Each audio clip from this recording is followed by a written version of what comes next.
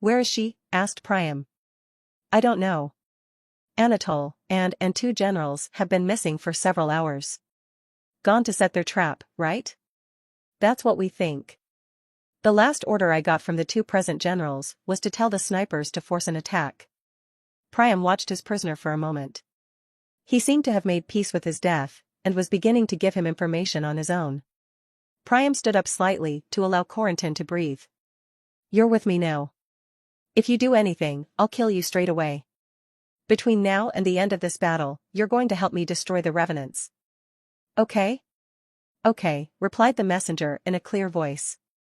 Either he's a good actor, or he's out for revenge and redemption. Swear on your potential that you will follow my orders to the letter and do your best to destroy the revenants. Corentin swore, and Priam relaxed slightly as he felt the concept's magic.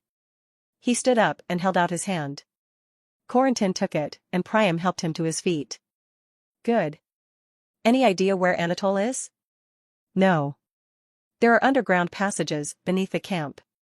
Some abominations have been specially created to dig the ground, but the entrances are hidden. Even though we're linked by a common cause and a desire to live, information is pretty partitioned. In case one of us decides to betray the cause, I suppose, Corentin sneered. Priam looked at him for a moment. The man in front of him was going to die, and he knew it.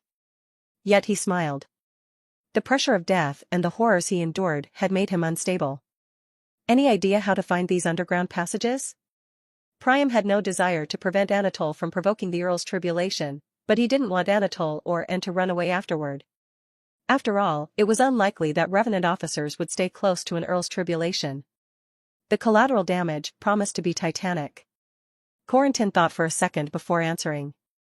There may be a way. There are 2 guest officers representing factions allied with ours. They've invested a lot of resources, weapons, and cores in this conflict. I suppose if they asked to see Anatole, the generals would lead them. Priam took only a moment to think. With every passing second, he risked being caught in the same trap as the Earl. I need information about their trap. Right.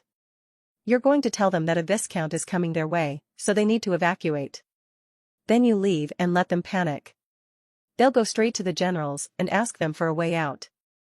Normally, one of them will warn Anatole, or he'll lead them to him. I'll just have to follow them.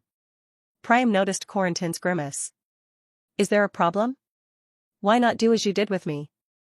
Threaten to kill them and tell them to ask the generals to take them to see Anatole? Because they come from a real faction, Priam explained. The difference between them and you is that aliens who have been enslaving people for thousands of years don't want their recruits to betray them. They've undoubtedly signed a contract, taken an oath, or are hypnotized not to betray their faction. Even if they wanted to, they couldn't help me. Corentin nodded. These factions are deceitful. The system made you promise to kill your fellow man, Corentin. It's this world that's deceitful. No time to lose. I'm watching you. Silvio Bianchi was biting his nails in his tent as he heard the howling in the distance. These were not the howls of men, but of animals. Thousands of animals were howling to their deaths as they fought the chimera of the revenants. He'd seen the monsters those madmen had created. Those abominations. The name suited them, and you'd have to be stupid to go near them. Anatole was insane, and Silvio wanted nothing to do with that kind of man. Unfortunately, his boss didn't think so. He'd gambled that the Lane de Randuo could take advantage of a schism in humanity created by the revenants. So Silvio had loaned them dozens of barren cores, as well as a rare treasure. A spiritual sapphire. Silvio had been sent here to check that the revenants were making good use of the sapphire. Someone's coming, said Gloria. Silvio looked up for a second at the woman sharing his tent. He wasn't too fond of his temporary roommate. She was gorgeous, but had firmly refused his advances. Silvio was honest enough to admit that this had hurt his pride. The tent flaps opened, and a messenger entered. Sir, madam, I've come to warn you that the abominations are overwhelmed. A Viscount has passed their surveillance and is heading this way. You should take cover, said the messenger before leaving the tent in a hurry. What? Wait. Silvio leaped to his feet. He rushed to the tent entrance to look out, but the messenger had disappeared. He's fucking with us, he exclaimed. No. The mist doesn't respond anymore, Gloria murmured. Silvio turned to his pale comrade. Gloria was a baroness and controlled part of the moon's ubiquitous mist. If her power was ineffective. Shit. We gotta go. Where?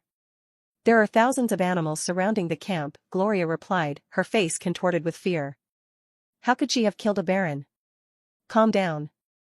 Anatole and his henchmen are preparing a trap thanks to the sapphire.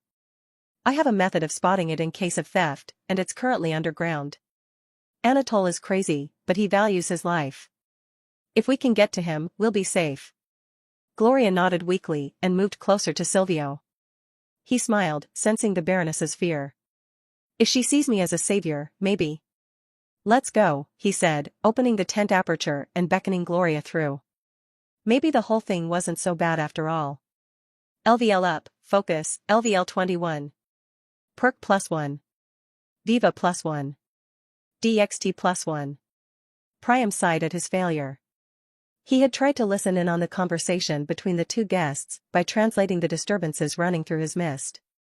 When he spoke, the man's voice was deeper than the woman's, translating into a different frequency. Priam was able to tell who was speaking by observing the mist vibrations. Unfortunately, even with a brief connection to his potential, he hadn't been able to translate the disturbance in his mist the sound into information.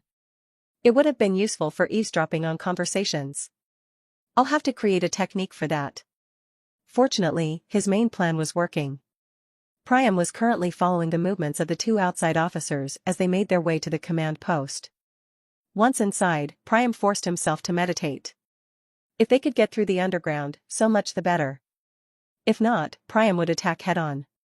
While the guests were demanding to be taken to Anatole, Priam spotted Corentin. The young man had picked up several grenades and was approaching one of the abominations guarding the camp. Moments later, the young Viscount closed his eyes and felt a sudden emptiness in his mist. One of the revenants was dead. Corentin had accepted the system's offer without imagining the consequences. Today, he had found the courage to refuse to sink any further into horror. 2 minutes later, the two officers emerged from the tent, accompanied by another woman. Priam concentrated as he watched them head for a makeshift hangar. They went inside, and Priam's consciousness followed. Suddenly, some of the mist in the hangar began to penetrate the floor. They've opened a hatch. Priam waited a moment for the hatch to close, then straddled the mist, appearing outside the hangar. He opened the door and came face to face with two soldiers. What? Without giving them time to say a word, Priam's spear quickly found their brains. Priam picked up the corpses and entered the almost empty hangar. He noticed a large trapdoor on the floor and a few tarpaulins to cover it. He camouflaged the bodies with the tarps and opened the heavy trapdoor. A black well appeared, along with a rope ladder. Priam jumped. His perception quickly became accustomed to the darkness, and Priam slowed his fall a dozen meters by activating kinetic control. The skill made him wince. He'd built up an incredible energy charge while training with Sphinx, and together, they'd discovered a limit to how much energy he could absorb. Priam wasn't sure how much power he had at his disposal, but he knew this ultimate attack would be cataclysmic. For the opponent, and for my meridians. Looking around, Priam found only a dark, horizontal tunnel, about 3 meters in diameter. A glimmer of light shone in the distance, and Priam cautiously moved forward. The open trapdoor at the entrance to the tunnel provided little light. 50 meters in, his perception was no longer strong enough to pierce the darkness.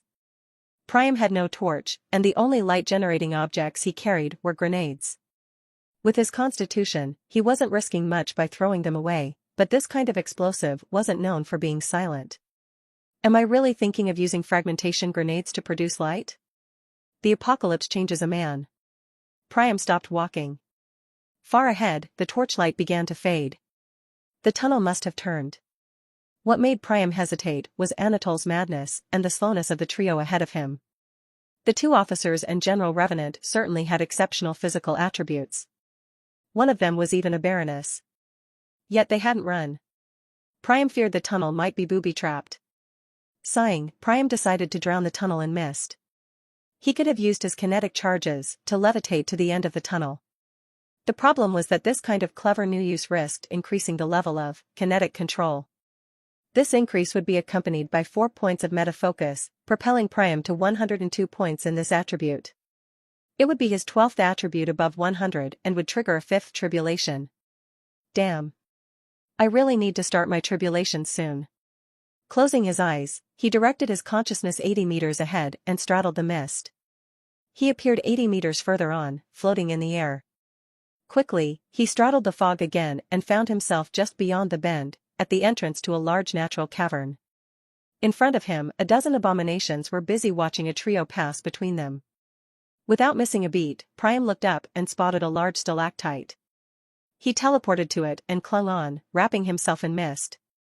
LVL up, stealth, LVL 15. AGI +1. Priam observed the cavern. It must have existed before the Revenant's arrival and was certainly why Anatole had chosen to set up camp here. In the center of the cavern was a small pond. Observing it, Priam felt, mirror of the soul, react. A fragment of concept had been scattered there. From the tremor of his talent, the fragment was pure. Very pure. The moon must be teeming with these kinds of treasure-filled caverns, and Priam thought back to his questions, the rewards of his achievements. Perhaps he could pick up a grid map and ask where the best place to get treasure would be. Later. Knee-high in the water, a man and a woman watched a precious stone, a sapphire, levitating a meter above the water. Priam instantly recognized the woman as Anne. The man's back was to the water, but Priam felt his stomach knot. He was pretty sure it was Anatole. Priam's fingers were itching. It would only take him a second to pick up his spear and pierce the man responsible for all this butchery. Priam stood still and watched as the trio he'd been following stopped at the bank. 2 other revenants were already there, observing the pond. "Your abominations are getting swamped," said the man in a thick Italian accent. "It doesn't matter," replied Anatole. "Your men up there are dying too." "It doesn't matter." The Revenant's icy tone sent shivers down Priam's spine. The master of the cult turned, and Priam gazed into his face for the first time. The man was handsome, tall and of multiple origins. His clothes were plain enough, and Priam understood that the Grand Master of the Revenants attached no importance to his cult or his men. He sought absolute power and knew that the fear or admiration of his fellow men were merely tools. In fact, his eyes seemed pensive. Anatole wasn't focused on his interlocutor. But what stood out for Priam was his aura. He exuded a terrifying sense of corruption. The depths. Priam squinted at the urn in his right hand. The object looked harmless, but Priam held his breath as he looked at it. It was not an object a man should possess. Anatole turned to the new arrivals. "The ritual is about to begin. The Earl will unleash his tribulation, and then I will attack him. Our pact obliges me to advise you to leave," says Anatole, pointing to another tunnel. "And the sapphire?" asks the Italian. Anatole shrugged. "The ritual will allow me to manipulate the Earl for a while. 1 or 2 seconds, in my opinion. All the components of the ritual will certainly be consumed. If there's anything left of the sapphire or this puddle at the end, feel free to help yourself. Now be quiet." Anatole turned and snapped his fingers. And placed her hands on the sapphire and began to chant. LVL up, stealth, LVL 16. AGI +1. LVL up, climbing, LVL 12. AGI +1. Priam began to think furiously. By manipulating the Earl, Anatole intended to accept the tribulation in advance. And knew how to control minds, and had already used her gift against Priam. But against an Earl, that wouldn't be enough. That was why Anatole had allied himself with the Italian's faction. He needed the sapphire and the concepts-infused pond to increase the power of his ritual. But even so, Priam couldn't imagine the lion bowing easily. Priam began to wait. A question was burning his lips. How did Anatole intend to finish off the Earl alone? Anatole quickly forgot about the 2 idiots behind him and faced Anne. Or at least the thing that used to be Anne. The manipulator had quickly realized that the ritual would destroy her consciousness. After all, even depleting part of the concept fragment from the pond and using the full power of the spiritual sapphire might not be enough to overcome the Earl's will. Fortunately, the urn had the answer to his problem. By sacrificing abominations, he could use some of their spiritual energy to strengthen the ritual. After all, the depths were naturally adept at manipulating spirits. And had no desire to be in contact with the depths, which Anatole could understand perfectly well. Yet he had left her no choice. The revenant now chanting was but an empty shell, a shadow of the manipulator she had once been. Anatole focused on the ritual. And skill, boosted by the ritual and her potential, created a sublime rune at the heart of the sapphire. Anatole delicately placed a Knazh pearl on the sapphire, which melted into the gem to fortify it. The rune's construction approached its climax as Anne's potential drained away. Anatole closed his eyes and took over. Deep connection. With one hand on the urn and the other on the sapphire, he connected with his abominations and used their deformed minds as spiritual armor. The next instant, he opened his eyes, seeing through one of his creations. The Viscount rank chimera was currently on the battlefield, devouring its enemies while confronting a colossal rhinoceros. Anatole looked away from the charging rhinoceros and up at the Earl. He stood regally at the center of the fray. No trace of blood marred his coat, and an invisible tornado swirled around him. This automatic defense was enough to cut through any approaching Baron-ranked abominations. Behind him, Anatole could feel his human troops fleeing. The battle had only been going on for a few minutes, but it would take a dozen revenants to defeat a single wild animal. Without the abominations to slow their charge, the camp would already have been reduced to rubble. The Viscount abomination was brutally thrown to the ground by the rhinoceros charge, and Anatole lost contact. The Viscount's horn must have penetrated the abomination's protective cage. Cursing, he connected with a second abomination and quickly stood back. He turned his gaze back to the Earl and manipulated his ether to link with the Earl's mind. A domain stopped his ether, and the lion came to a halt. Anatole concentrated on his urn and sacrificed a dozen abominations to create a surge of ether. For an instant, the domain folded, and Anatole sensed the Earl's spirit. Deep connection. Anatole connected the Earl to the spiritual sapphire and gave the order to Anne. The rune glowed, and the ritual was activated. The battle was a butchery.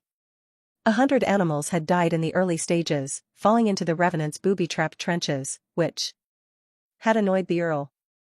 These were stupid losses that could have been avoided. If he hadn't been present and the revenants had had more time to dig out defenses, the battle's outcome might have been different. But there he was. An island of calm amidst the storm, the Earl advanced slowly, pushing back the enemy lines. A few abominations had tried to stop him, but to no avail. His tornado had also repelled several explosives, but nothing dangerous. He almost wanted to yawn. Of course, he wouldn't do that in front of his subjects, or he would cover the movement by miming a roar. Perhaps he'd reacted too quickly? The little man had frightened him by mentioning the spring, but the Earl saw nothing dangerous here. Suddenly, his domain tipped him off. An enemy? As the Earl tried to locate the intruder, a wave of intense pollution appeared before him. His domain bent, and he felt a spirit connect with his own. Mentally roaring, he used his domain to crush the consciousness of the insect that dared to defile his sacred spirit.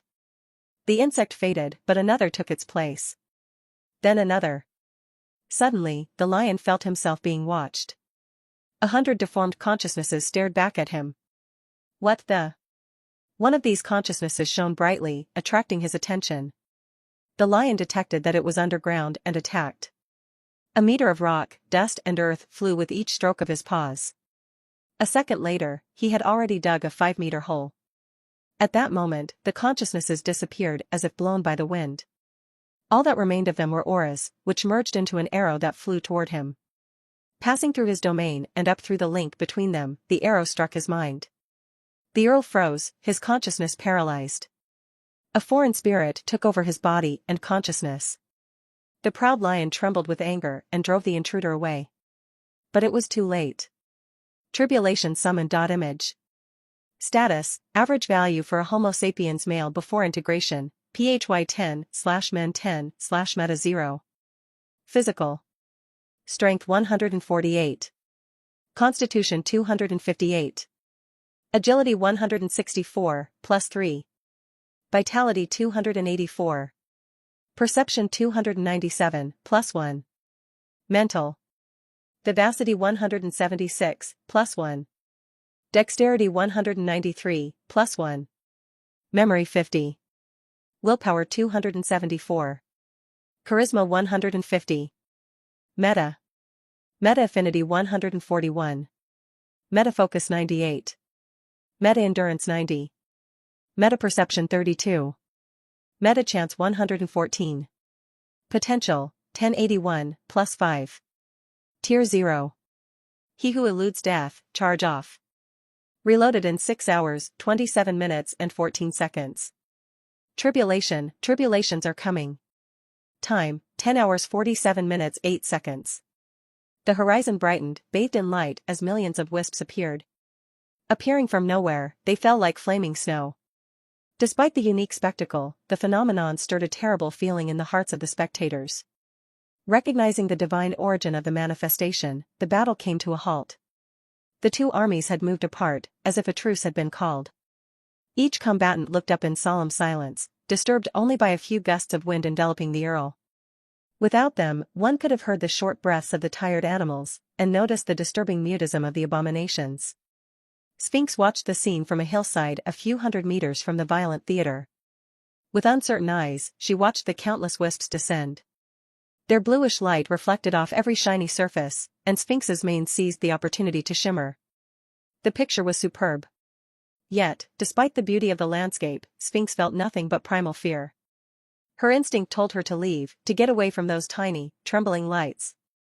They looked so frail, but promised great disaster. Like a snowflake, the first wisp landed near the earl. It touched the ground and dispersed noiselessly. A second flickering flame struck one of the earl's barons, a monkey whom Sphinx found unpolished. The baron was paralyzed for a moment, before blossoming like a fiery rose. Sphinx's eyes widened. 1 second, the monkey was a living baron. A second later, his body was fuel for an infernal pyre. The flame rose to a height of 5 meters, and the panicked animals scurried away. A large, empty circle formed around the immolated monkey, growing larger as his cries grew weaker. Sphinx instinctively stepped back, looking up at the sky. Millions of wisps were falling over a vast area, centered around the earl. At her level, the wisps were scattered enough to be easily avoidable. As Sphinx pondered whether to leave, should she wait for Priam? The surrounding ether began to move. Sphinx focused on the origin of the event, the earl. Proudly erect, the lion blew, and a gigantic air mass appeared. The aerial wave was colossal, more than capable of uprooting hundreds of trees. Half the sky seemed to move, taking countless wisps with it. It pushed hundreds of thousands of deadly flakes toward the revenants' camp. Within moments, the air tsunami crashed into and destroyed the enemy camp. A second later, thousands of men, women, and dozens of abominations were transformed into flying torches. The fire was so powerful that Sphinx had to momentarily close her eyes. She was glad she wasn't currently the earl's enemy. If he could manipulate such horrors. Looking at the furnace, Sphinx began sweating while feeling the heat from several hundred meters away. Sphinx turned her attention back to the earl, who was breathing heavily. The battle was won. Yet the earl's aura was weak. Sphinx squinted for a second before recoiling in horror. The burning monkey was rising. Nothing remained of it but a glowing skeleton sheltering a devouring flame. The former baron hurled itself at the earl in frightening silence. With a kick, the lion swept aside his undead adversary. Or was it an elemental? The monkey took off, crushing several animals in its path, which then burst into flames. A second later, it was back on its feet. Sphinx squinted as she saw the skeleton moving toward the earl again. A baron should have been reduced to ashes by the power of the blow. Identification rare. Simiiforms semi-elemental, tribulation touched, a former baron corrupted by a tribulation. The sacrifice of its life, potential, and body allows him to temporarily increase its power. Affected by the curse of St. Helens, it will transmit this plague to any living being too weak to resist. Transmission threshold, VIT plus const less than 400. Resistances and afflictions can modify this threshold. St. Helens only has eyes for the earl. The monkey lunged at the lion again, this time, its former master landed a devastating blow with his paw. If the first attack had been a reflex, the earl was now determined to crush his opponent. Literally. The monkey was pressed to the ground, and Sphinx heard its bones being crushed.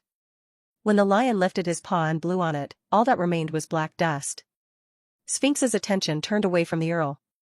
In the background, the revenants' camp was swarming. Or rather, a horde of flaming skeletons and abominations were heading for the earl. Sphinx swallowed hard. Either the wisps could curse beings more potent than the ape, or the abominations were weak against the tribulation. Either way, thousands of semi-elementals were advancing. Worse still, some abominations were merging, creating gigantic monsters of flame. Sphinx shivered. Watching the infernal legion gave her a feeling of dread. There was something deeply disturbing about a corpse walking in silence. The animals were as shocked as she was, and none spoke. There was a deathly silence floating on the deforested plain. The Earl roared, waking up the spectators, and sent wind blades toward the horde. The Earl's majestical silhouette was emerging against the burning horizon. He roared again. "My loyal subjects, we must fight. Let me be your guardian, your protector. Stay away from these creatures. Stone them, and together we'll win." As if hypnotized, the animals howled and began to help their master. Boulders, tree trunks, even corpses, the Earl's subjects, from the simple animal to the mighty Viscount, threw everything they could at the corrupted multitude. The situation quickly improved, reinforcing the animals' conviction. Between the wind blades and the dozens of projectiles crashing into the lines of revenants, the elementals were gradually pushed back. A human, even one burning up his potential, could do nothing against a tree trunk hurled by a giant moose. Despite this, Sphinx knew that the hardest part was yet to come. The infernal abominations continued to merge. On the front line, the tired Earl was doing a titanic job. Every corrupted being was destroyed as they approached his army. The few abominations that had not merged, barons or viscounts, were swept away, powerless in the face of the lion's monstrous strength. "We must flee." Sphinx turned to Blueberry. "What? But we're winning," Sphinx exclaimed. Blueberry shook his head. "Right now, we means me, you, and Priam. Moreover, look carefully. Every 2 or 3 seconds, a wisp sets an animal ablaze. In a few dozen minutes, there won't be anyone left," said Blueberry, pointing to the sky. Sphinx turned back to the battlefield and watched intently. Suddenly, she saw a flame. Then two. Regularly, animals spontaneously burst into flames. Their neighbors would quickly stone them before resuming the fight, not caring about what happened. Looking up, Sphinx turned pale. The firmament was full of wisps. Many had been spent converting the Revenant's army, but 3/4 were still quietly falling. It was hopeless. The Earl used one of his skills to manipulate his troops. "They no longer feel fear," explained the bear. "Why?" "I don't know, but he's planning to sacrifice our army." "His army? I guess it has to do with his tribulation." Sphinx growled and instinctively created a mental bridge to the Earl. For some unknown reason, she didn't meet his domain and activated the communication by touching the lion's mind. "Earl, order the retreat. Your subjects are dying because of the wisps." After a second of silence, an answer came.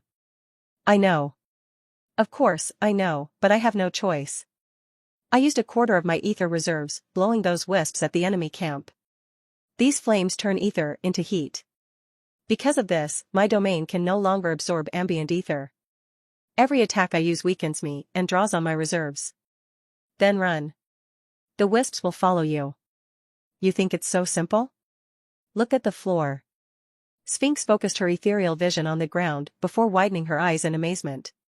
An immense rune, several hundred meters in diameter, had formed underground.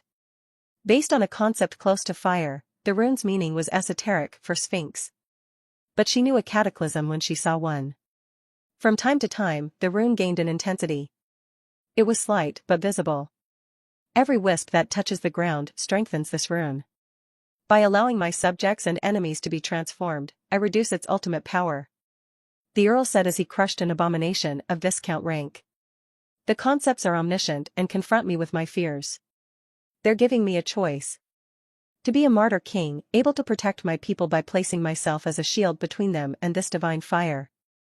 Or survive, sacrificing enemies and allies alike. Sole survivor, reigning over ashes." The lion paused, and Sphinx saw his head droop slightly. "I guess I'm afraid of death." Sphinx roared in anger. "I thought you were a real noble. That you wanted to become a king. It's the only thing I liked about you. Coward." The lion didn't answer, and his domain cut the mental bridge. Sphinx wanted to rip his throat out. Blueberry drew her attention with a growl. "It's dangerous, and we have other things to do. It's time to leave." "We must stick to the plan," he urged her. Sphinx hesitated for a second before turning to the Earl's army. She had one last thing to do. Karmic link, communion. Proud beasts, you have survived the arrival of the concepts. Your intelligence sharpens with each passing day, and your strength increases. Today, dumb animals, who can say what you will be tomorrow? But no one will know if you die. Sphinx's skills forced the Earl's army to listen. No matter how intelligent they were, every beast present understood the intention behind her words. Sphinx felt the animal's attention weigh on her shoulders. Your Earl knows this, but he feels your sacrifice is necessary for his survival. He's not fighting for you, he's fighting for himself. These flakes of death fall only around him. Flee, and you will be spared. Sphinx raised her head and turned around. She felt she had done her duty as a superior race. The Earl's Hayes was now null and void. Those who remained would do so of their own free will. The last thing she heard was the Earl's defiant roar. The abominations had finished merging and intended to punish the one who had accepted his tribulation.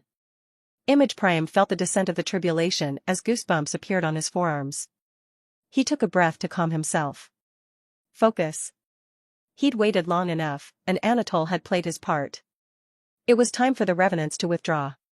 Feet first. Priam picked up his spear and threw it. Spear throw, kinetic control. His new skill enabled Priam to make a fluid movement adapted to his weapon. After all, a spear wasn't thrown like a stone. His skill was now specialized, and Priam felt his muscles tense up elastically and optimally. Boosted by a slight dose of kinetic energy, the weapon went off like a bullet.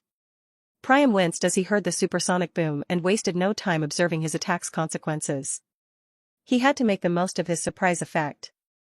Priam dropped from his stalactite and fell into the void. In the air, he grabbed 3 grenades from his belt and threw them at the revenant generals.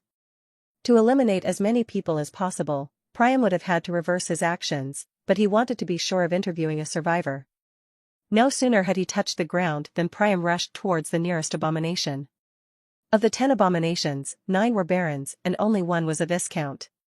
Reaching the chimera, Priam was surprised to find that the abomination was motionless. Perhaps Anatole's death had deactivated them? Teleporting his spear back into his hand, Priam attacked the abomination without missing a beat. Each one was different, and their protective cage was not in the same place. Their thick bodies prevented Priam from detecting the cages with ether perception. Despite this, Priam struck, his instincts guiding his arm. Strike, kinetic control. LVL up, strike, LVL 20. STR+1. Strike has reached level 20, its maximum level as a common skill. Depending on your background, 3 upgrades are available. Great Strike Rare, General Upgrade. No future upgrade possible. Potential cost, 5. Heavy Strike Rare, your strikes are capable of destroying Tier 1 materials. Future upgrades possible. Potential cost, 10. Spear Strike Rare, you have exclusively struck with your spear. You specialize and learn more about your weapon. Future upgrades possible. Potential cost, 15. His spear penetrated the abomination's flesh and muscles, barely slowing before destroying the cage protecting its cores. Like a disjointed puppet, the chimera crashed to the ground. Priam quickly validated his notification before continuing his work. You have selected the skill, Spear Strike Rare. Pot -15. Spear Strike Rare, you specialize in striking. Leaving behind other weapons and projectiles, you become more familiar with your bound weapon. Together, you can make your enemies tremble. Your bound spear becomes even more familiar. You feel your link growing stronger. An evolution is in sight. STR+2. DXT+1. Speeding towards another abomination, Priam saw it begin to turn. Too slow, it didn't have time to finish its move before Priam came to hand-to-hand combat. He attacked and, once again, his spear found the small bony cage within the huge mass of flesh. Priam frowned. It wasn't luck. Something was whispering in his ear and guiding his hand. Rushing towards the nearest monster, Priam felt a mental alarm go off. He stopped for only a moment before deciding to straddle the mist. Retreating, he reappeared high up, perched on a stalactite. A moment later, the abomination exploded. LVL up, battle flow, LVL 2. Perk +1. DEXT +2. Priam understood as he read his notification. His new fighting instinct did have a source. Without it, he would have been seriously injured, as the pollution of the depths was no small matter to solve. Further down, his grenades finally exploded, and the system informed Priam. First quest, soon to be reunited? Updated. Revenant General Talia the Reaper is dead. Keep up the good work. Priam closed the notification and directed his gaze toward the person who had blown up the abomination. Anatole had not moved and was looking in Priam's direction. An annoyed expression was painted on his face, but there were no scratches on him. Well, what have we here? Priam didn't reply. He had little to say to this madman and preferred to analyze the situation. How did he block my attack? You're not very talkative, are you? That's fine with me, less bullshit to talk about. I'll get right to it then. Get the hell out of here. If you refuse, I'll order Veracocha's revenants to massacre the whole dome. Image status, average value for a Homo sapiens male before integration, PHY 10/men 10/meta 0. Physical. Strength 152, +4. Constitution 258. Agility 164. Vitality 284. Perception 299, +2. Mental. Vivacity 176. Dexterity 196, +3. Memory 50. Willpower 274. Charisma 150. Meta. Meta Affinity 141. Meta Focus 98. Meta Endurance 90. Meta Perception 32. Meta Chance 114. Potential, 1071, -10. Tier 0. He who eludes death, charge off. Reloaded in 6 hours, 26 minutes and 46 seconds. Tribulations are coming. Time, 10 hours 46 minutes, 40 seconds. Priam's blood boiled at Anatole's words. The knuckles of his hands turned white and he had to hold back with all his might to avoid directly smiting the evil man facing him. Focus. Focus. Focus. Despite using his skill, Priam's thoughts remained disturbed. His anger prevented focus from truly calming his thoughts. Realizing his anger would not be easily quelled, he embraced it and redirected it. Anatole had to die. His threats were futile, and by doing nothing, his web would eventually suffocate all humanity.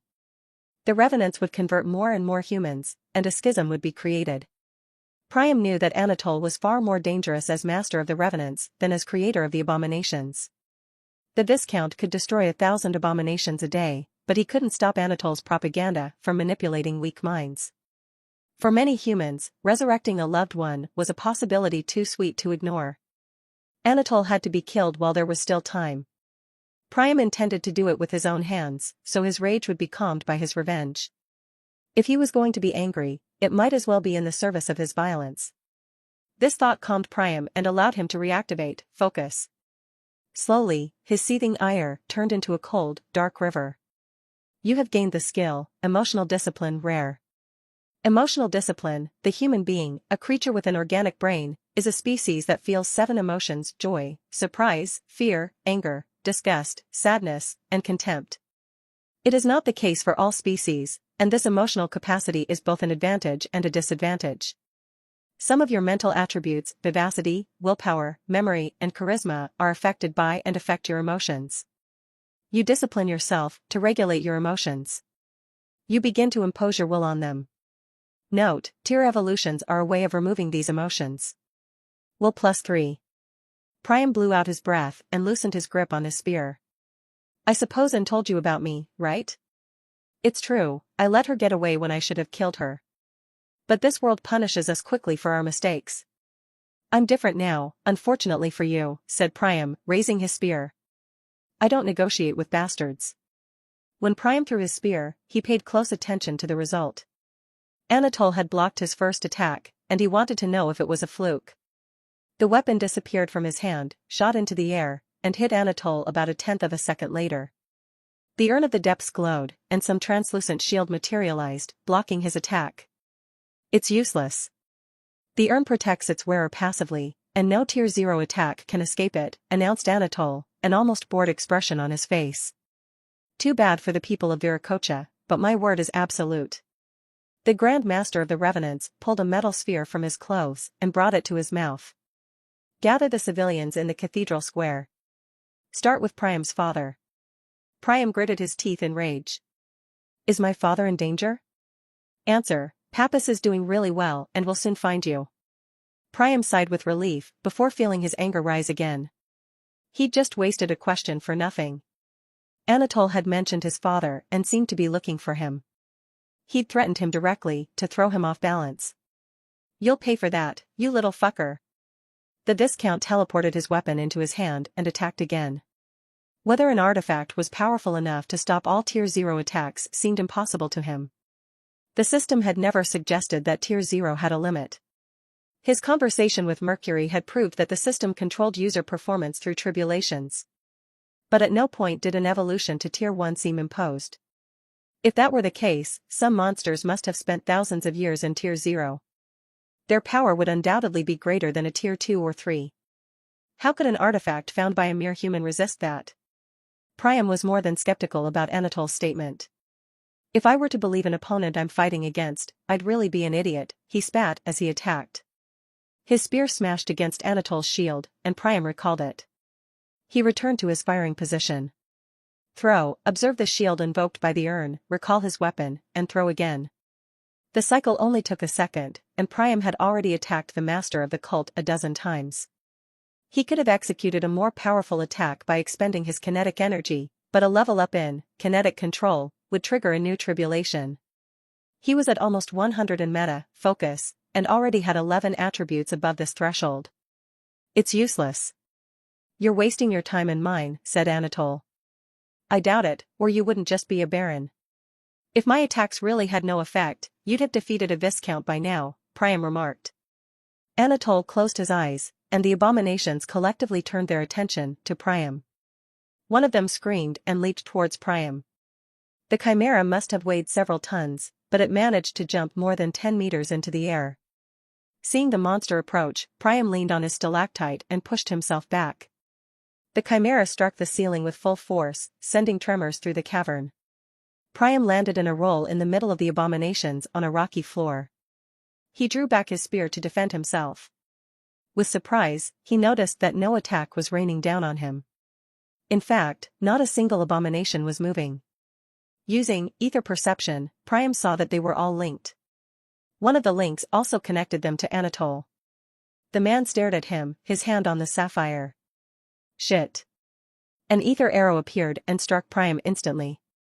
The world disappeared, a black veil covered Priam's eyes, and he lost control of his body. The Viscount panicked momentarily before sensing a presence trying to invade him. Brainless, allowed his mind to possess his entire body. Now, another consciousness was trying to manipulate his body. Fortunately, Priam's Tree of Merit allowed him to resist. Brainless, Tier 1, your mind is bound to your body. Any external manipulation on your mind must first pass the protection of your physical envelope.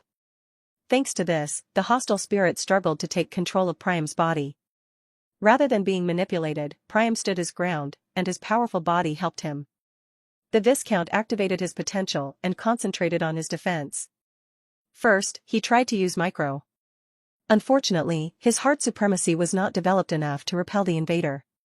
Right now, Micro only gave him information about his body, and the attack was mental. Priam hesitated to activate Bullet Time to gain time but changed his mind. It was too dangerous when a single level up would trigger a fifth tribulation. Priam then focused on formidable willpower and let his instincts guide him. He had accumulated more titles and more power than any other human. He would defeat Anatole. LVL up, manipulation resistance, LVL 3. Will plus 3. His rage and will found an outlet when the skill was raised to a higher level. Priam gloated, pouring his potential into the resistance. At last, he had the beginnings of a solution and hoped it would be enough. Priam felt defiled and violated as he waited for his natural resistance, racial talent, titles, and potential to fight the enemy. He tried to focus on his resistance, hoping to boost it with his will. He was unsuccessful. LVL up, manipulation resistance, LVL 4. Will plus 3. There was something profoundly terrible about leaving one's body to fend for itself, watching a war in which one could not take part. Is this really the case? The Phoenix's voice echoed in his head. Activating Mirror of the Soul, Priam rushed into his mental space. His reflection stared back at him, chained as usual. But a new chain was visible. Huge, but frail. Black but insubstantial. It connected his reflection to the sky. Looking up, Priam saw a purple swirl, reminiscent of the depths. Surely a tunnel connecting the chain to Anatole. Without missing a beat, he physically tried to free his reflection. His hands passed through the intangible chain.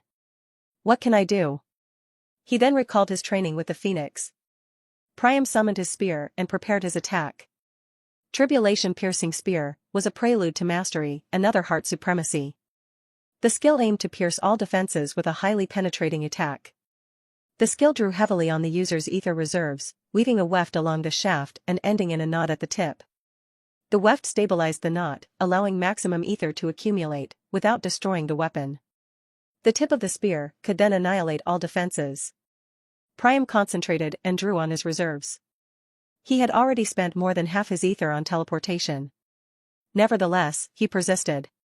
His ether pool must have been close to his mental space, for the ether only crossed one huge meridian, burning it in the process.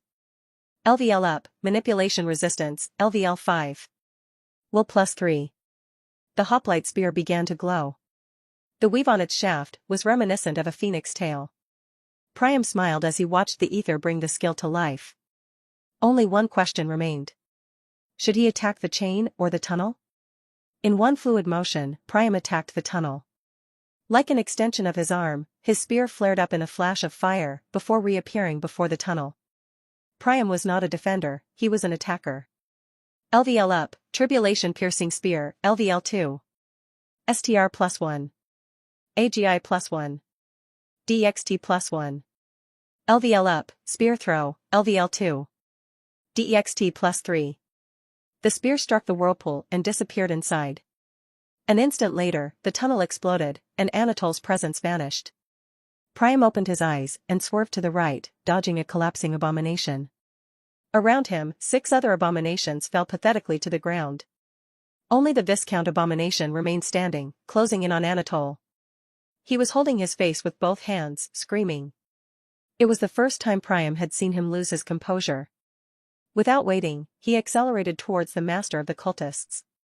Reaching the pond's edge, Priam prepared to jump before coming to an abrupt halt. Less than a meter from him, a sphere invisible to the eye but glowing with ether had just appeared. Priam had to absorb his own kinetic energy to come to an emergency stop. He analyzed the sphere with ether perception, as the abomination finally reached its master. The sphere was connected by a thin wire to one of the bodies that had been hit by his grenades.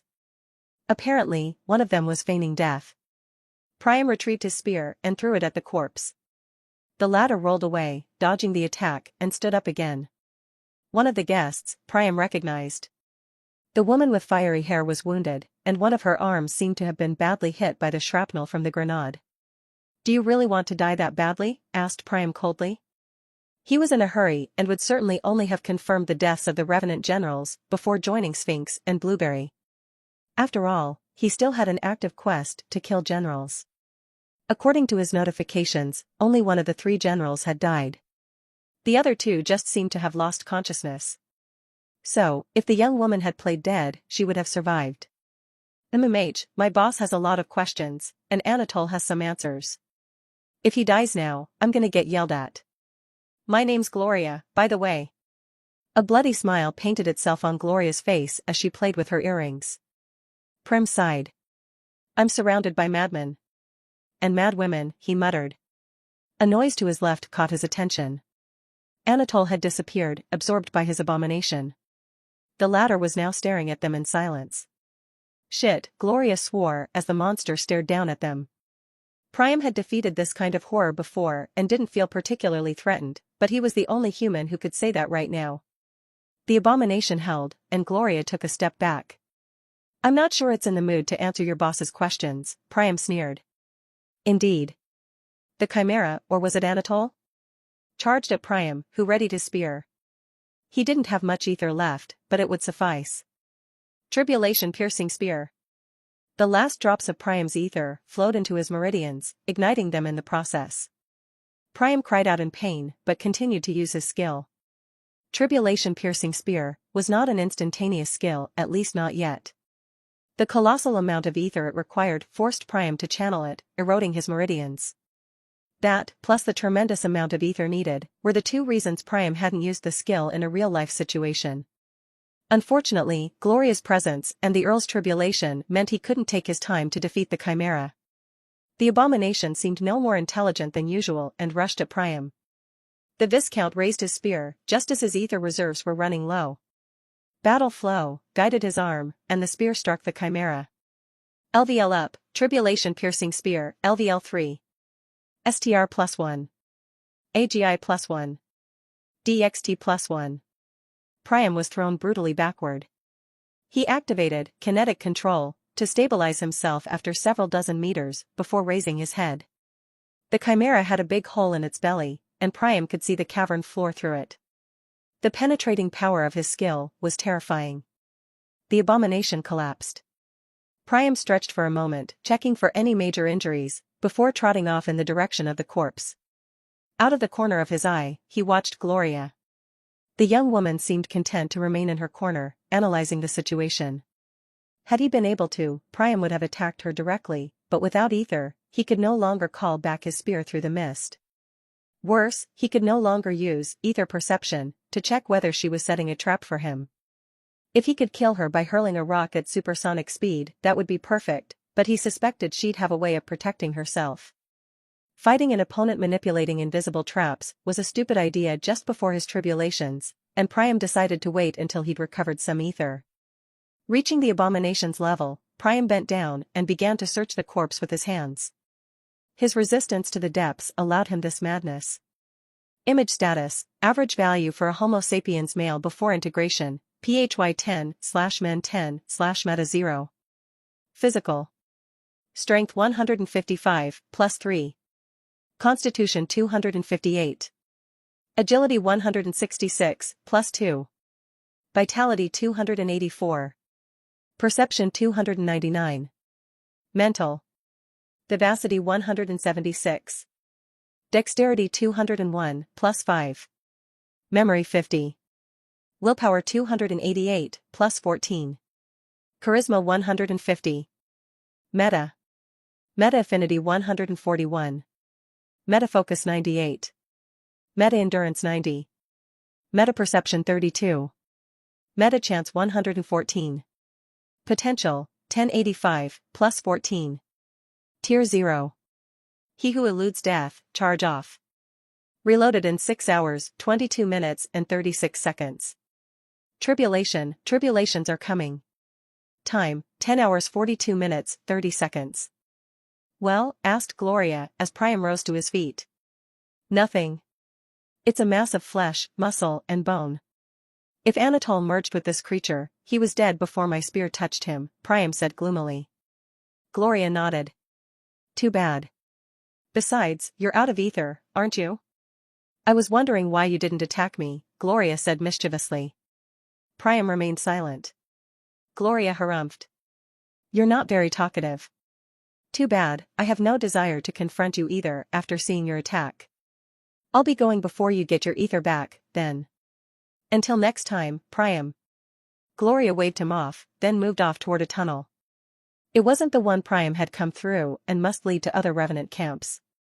The young Viscount turned his attention back to the corpse of the abomination. Anatole had run away. Or had never been there. It was the only explanation for the absence of a quest reward. Priam had contracted 2 quests calling for Anatole's death.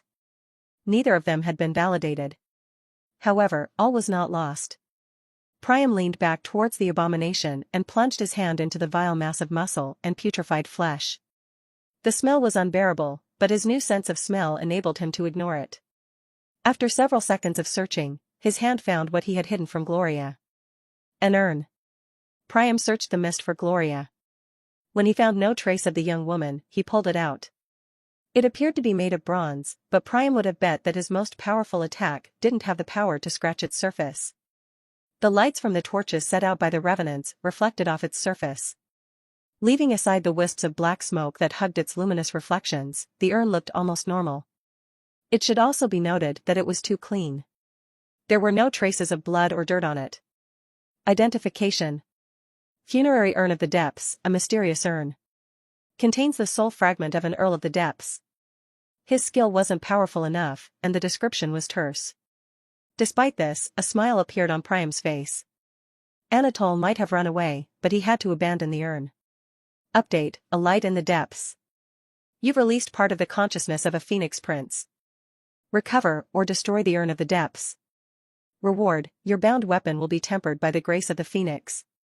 Priam smiled as the notification confirmed his conclusions. His spear appeared in his hand, and Priam felt a question coming from it. You can evolve, said Priam. His spear was slowly developing a consciousness. He'd realized this during his fights. It was becoming increasingly familiar to him, and he was handling it better.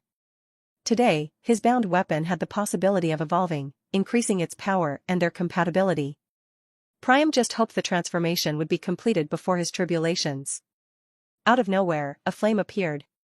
It seemed immaterial and gave off no heat. Yet it exuded a noble and potent aura. Winding around itself, the flame transformed, gradually taking on the shape of a phoenix. The mythical animal took to the air, circling the cavern before coming to rest before Priam. Quietly flapping his wings, it opened its mouth, and the hoplite spear levitated into it. The phoenix opened its copper-colored eyes, and time slowed down. Priam's heart had stopped beating, and only his consciousness now observed the spectacle before him. In his mind, a distant star, barely visible, began to shine. His talent, bound weapon, was resonating with the phoenix. The legendary bird changed color. Its flames evolved according to the wavelengths of the rainbow. From red, they became yellow, green, blue, and then violet. Without stopping, they continued towards the ultraviolet, and Priam's eyes adjusted. He felt a skill building up. Panicking, he connected to his potential to prevent its creation. You have gained the skill, Broad Spectrum V. Delayed. Pot -42. Priam would have sighed with relief if he'd been able to move. In a second, he would have winced. Apparently, blocking the creation of a skill was as costly as creating it. Unmoved by the Viscount's thoughts, the phoenix continued his transformation. Before long, it became invisible. Priam could still feel its presence. Ether perception was deactivated to save his ether, but his metaperception attribute enabled him to passively detect ether. After a time Priam couldn't measure, the phoenix reappeared. Its feathers were now incandescent white and Priam was blinded by its light. The phoenix opened its mouth and screamed. Moments later, the world began to spin again. Priam felt reality reconnect and regained his sight. In front of him, floating a few centimeters above his hands, there was a long spear. Its shaft, about 2 meters long, was silvered.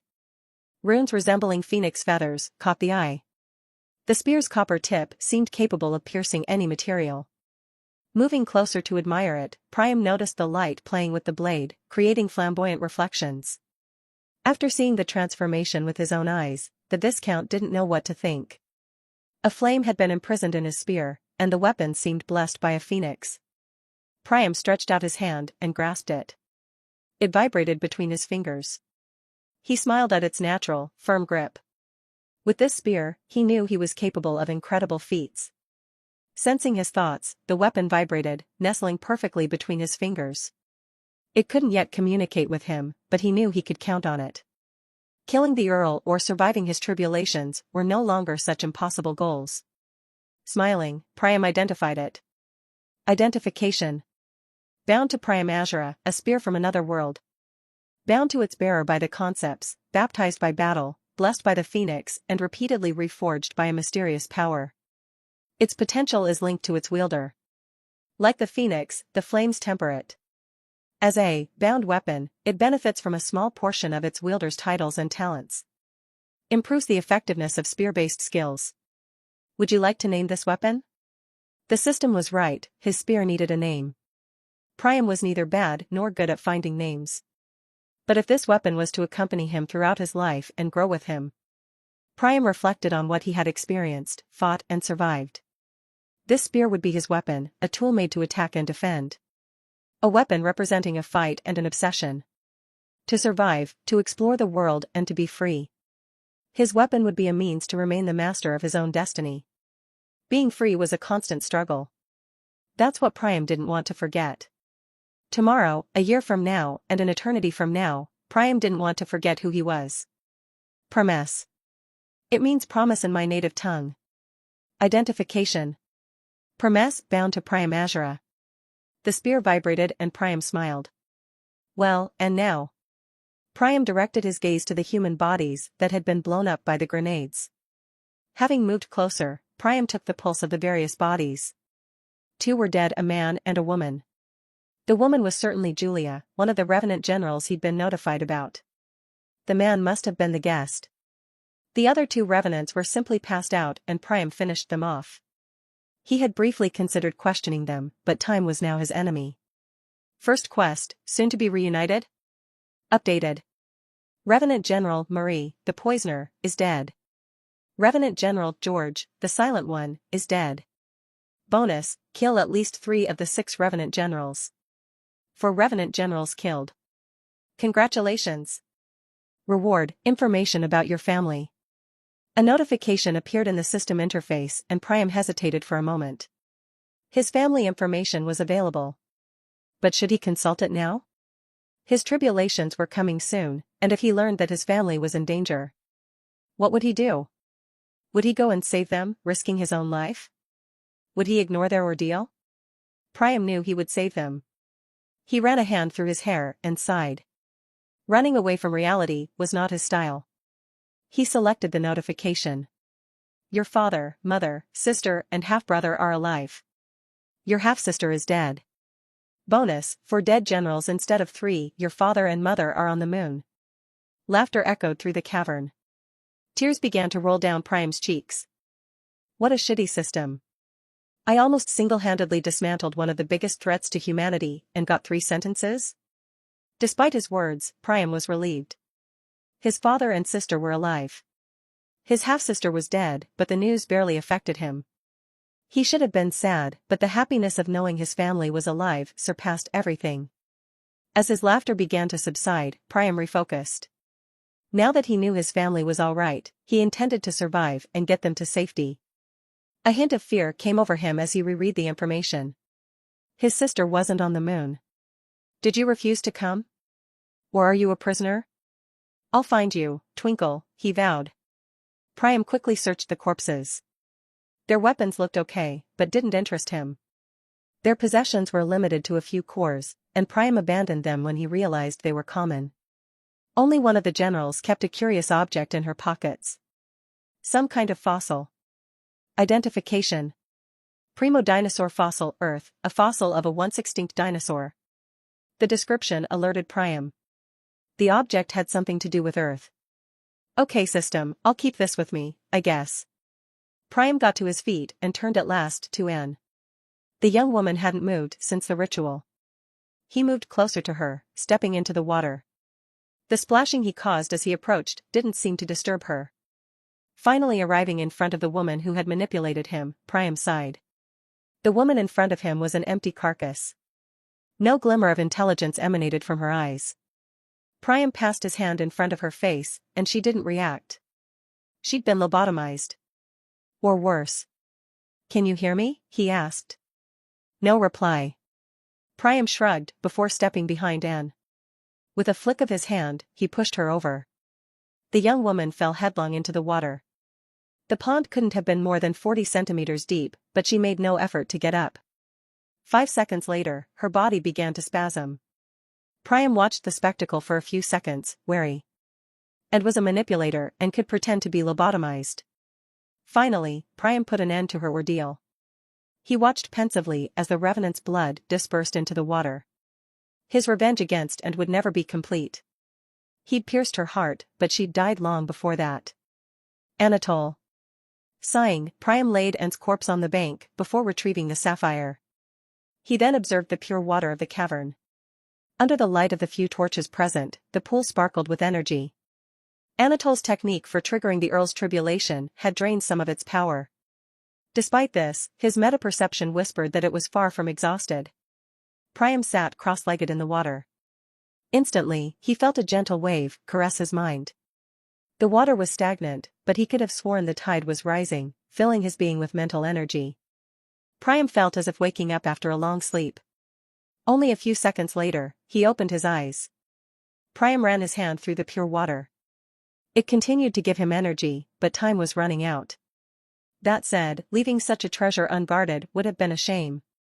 Priam was not one to see such a marvel soiled by greedy men. He briefly connected to his potential. You have plunged into the heart of a natural pond infused with ether. By the grace of the concepts, your mind has rested. Presence of a concept fragment, mental stamina. Capture the fragment? Cost, 130 potential. Absorb the fragment? Cost, 260 potential. Priam decided to absorb the fragment. Mirror of the Soul was an instrumental talent and he felt he had everything to gain by strengthening it. Without the concept fragment, improving this talent would cost him a lot. At the center of his being, his reserve of potential split into two parts. The smaller piece created a tunnel to somewhere else. Like the first time he'd absorbed a fragment, an infinite consciousness descended briefly.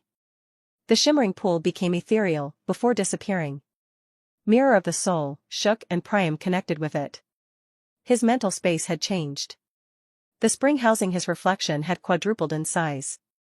The chains impeding his movements were clearer and their origin more obvious. But above all, the reflection was smiling. If the chains had gained in clarity, he had gained in strength. Priam met his own gaze and smiled. Time to raise the curtain. Image. Seraphine pushed aside a last branch and grumbled. She had finally arrived.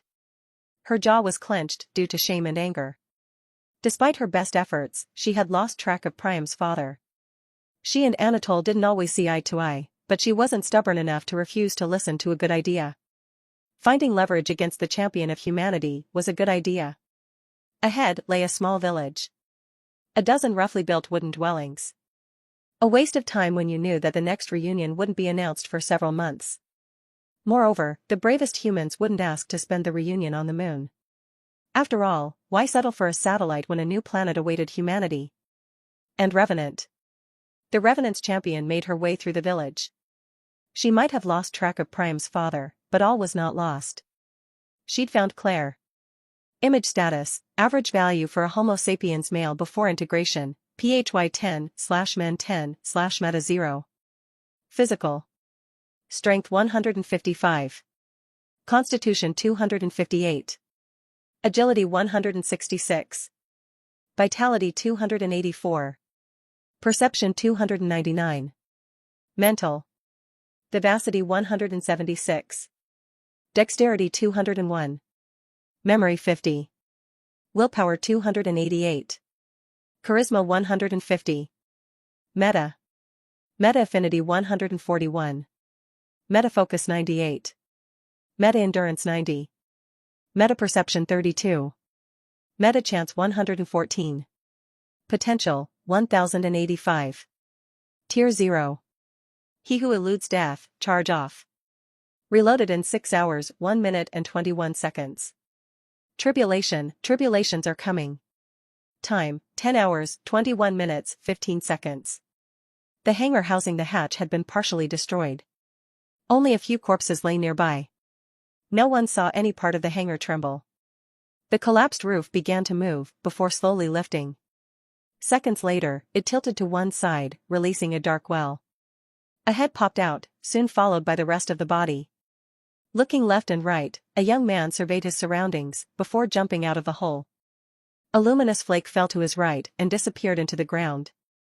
Blinking, Priam raised his head to contemplate an unknown meteorological phenomenon. Hundreds of thousands of snowflakes were falling all around him. Yet there were no clouds at all, but a rather strange aurora borealis. Priam reached out to grab one of the little lights, but decided against it. His instincts told him this was a bad idea. Suddenly, he felt a wave of heat. Priam turned toward the forest and his eyes widened. Only a few hundred meters away, the Earl was confronting a flaming titan. Their battle was terrifying. The lion moved gracefully and swiftly, while the fire monster was slower but developed colossal power behind each of his attacks. The Earl often dodged, seeming to dance around his enemy. Priam hadn't sensed their fight until a wave of heat a Titan's attack reached him. The choreography of the two giants took place in absolute silence. The cause was apparent. The Earl had banished the air around them in an effort to stop the Titan's flames. It worked partly, as the monstrosity's flames found no hold on the lion. "We have to help him." Priam turned and smiled. For once, he had sensed the animal's arrival, but chosen to ignore it. His high perception and the presence of mist were beginning to pay off. Detecting his surroundings through the fog had become an automatism for Priam. The eagle was one of the viscounts in the lion's court. Yet he hadn't come to the Earl's aid during the early stages of the fight. The coward had waited for Priam's arrival before daring to show his face. "I'm sure he'll want me to go first." Priam didn't waste a second thinking. Sphinx and Blueberry were waiting for him, and he had no intention of wasting time confronting a viscount. "Of course. I've just improved my spear and think I can seriously wound the Titan. But I need a good angle of attack." "Could you drop me above him?" asked Priam. The eagle looked at him for a moment, and Priam gave him his most innocent smile. "Human heads are weird. Your beak is deformed." "It's so ugly," commented the eagle. Priam blinked. Did I really just get insulted by a bird? The ground shook again, and the eagle gazed toward the titanic battle before nodding. "I don't want you to ride me, but I'm willing to take you in my claws," he said. Priam nodded. It slightly altered his plan, but it was a concession he was willing to make to appease the raptor. The eagle took off, and Priam jumped. With his left hand, he grabbed one of the eagle's talons. The bird gave a mighty flap, and Priam almost let go of his grip because of the acceleration. Within seconds, the two viscounts were several hundred meters high. Priam looked around him, smiling like a child. The new moon looked magnificent from the sky. The eagle had first chosen to move away from the battle so as not to collide with the wisps. Above them, the sky, half hidden by the eagle's body, was sublime. The atmosphere was thin, and the black sky allowed the stars to shine brightly. In the background, the earth stood out against the sidereal void. Priam looked at his home planet, smiling fondly. He would return there one day. Despite this thought, he knew he might not recognize anything. The earth was constantly changing. No doubt thanks to the system, nature was reclaiming its rights at a surprising speed. Priam's perception enabled him to see as if through binoculars. He could make out continents, oceans, forest fires, titanic storms, abandoned cities, and even what appeared to be a plane. The plane looked at him. Priam's eyes widened. A creature with a wingspan of 100 meters was crossing the sky, flying over the Atlantic Ocean. A dragon? That seemed unlikely. If the phoenix was such a rare animal, a dragon couldn't already be present on Earth. But the reptile certainly had draconic blood. The next reunion was shaping up to be an eventful one. Suddenly, Priam felt a tug. The eagle was changing direction, about to fly over the Aurora Borealis, the source of the wisps. "Get ready," said the eagle in a voice weary from his ether consumption. At their altitude, the atmosphere was not thick enough to support conventional flight. The bird was expending a great deal of energy to soar higher and higher. They must have been almost 8 kilometers high, and the moon's atmosphere must have stopped at around 10 kilometers. "I wonder if there's a title for the first human to reach it."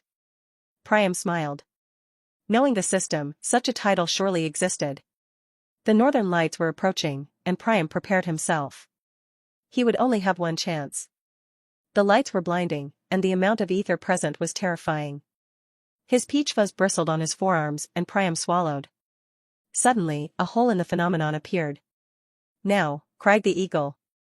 Priam let go of the claw and turned in the air. The two viscounts were less than 10 meters apart. Priam cocked his arm and prepared a tenth of his accumulated kinetic energy. He concentrated on Promes, their connection, and spear throw. His muscles snapped, and Promes left his arm. Towards the eagle. The eagle's eyes widened as he saw the attack coming, and he tried to dodge. Unfortunately, the weapon was too fast, and he had no time to maneuver. Like a comet, the spear of fire streaked across the sky before striking the eagle. The Viscount must have specialized in agility and perception. His constitution didn't allow him to tank the attack, and Promes passed through him, piercing his heart. Priam mentally recalled his spear. Update, Predator, Viscount. The peasant fears the Baron, but the Baron fears the Earl. Do you fear the Earl?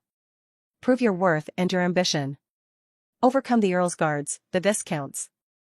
Alphalia, the Lion's Wings, is dead. Reward, potential plus 50. Participation, 100%. You have eliminated a Moon Viscount without help. An outstanding performance. Bonus, potential plus 20. Skill, friction resistance. You have gained the skill, friction resistance, common. Friction resistance. Friction is an interaction that opposes the relative movement of two bodies in contact. The etheric composition of your skin changes slightly to reduce the electromagnetic interactions it exchanges with its environment. As a result, the conversion of your kinetic energy into thermal energy is lower. You'll run and swim faster. Soon you'll be flying faster too. Are you really planning to make an atmospheric entry without a parachute?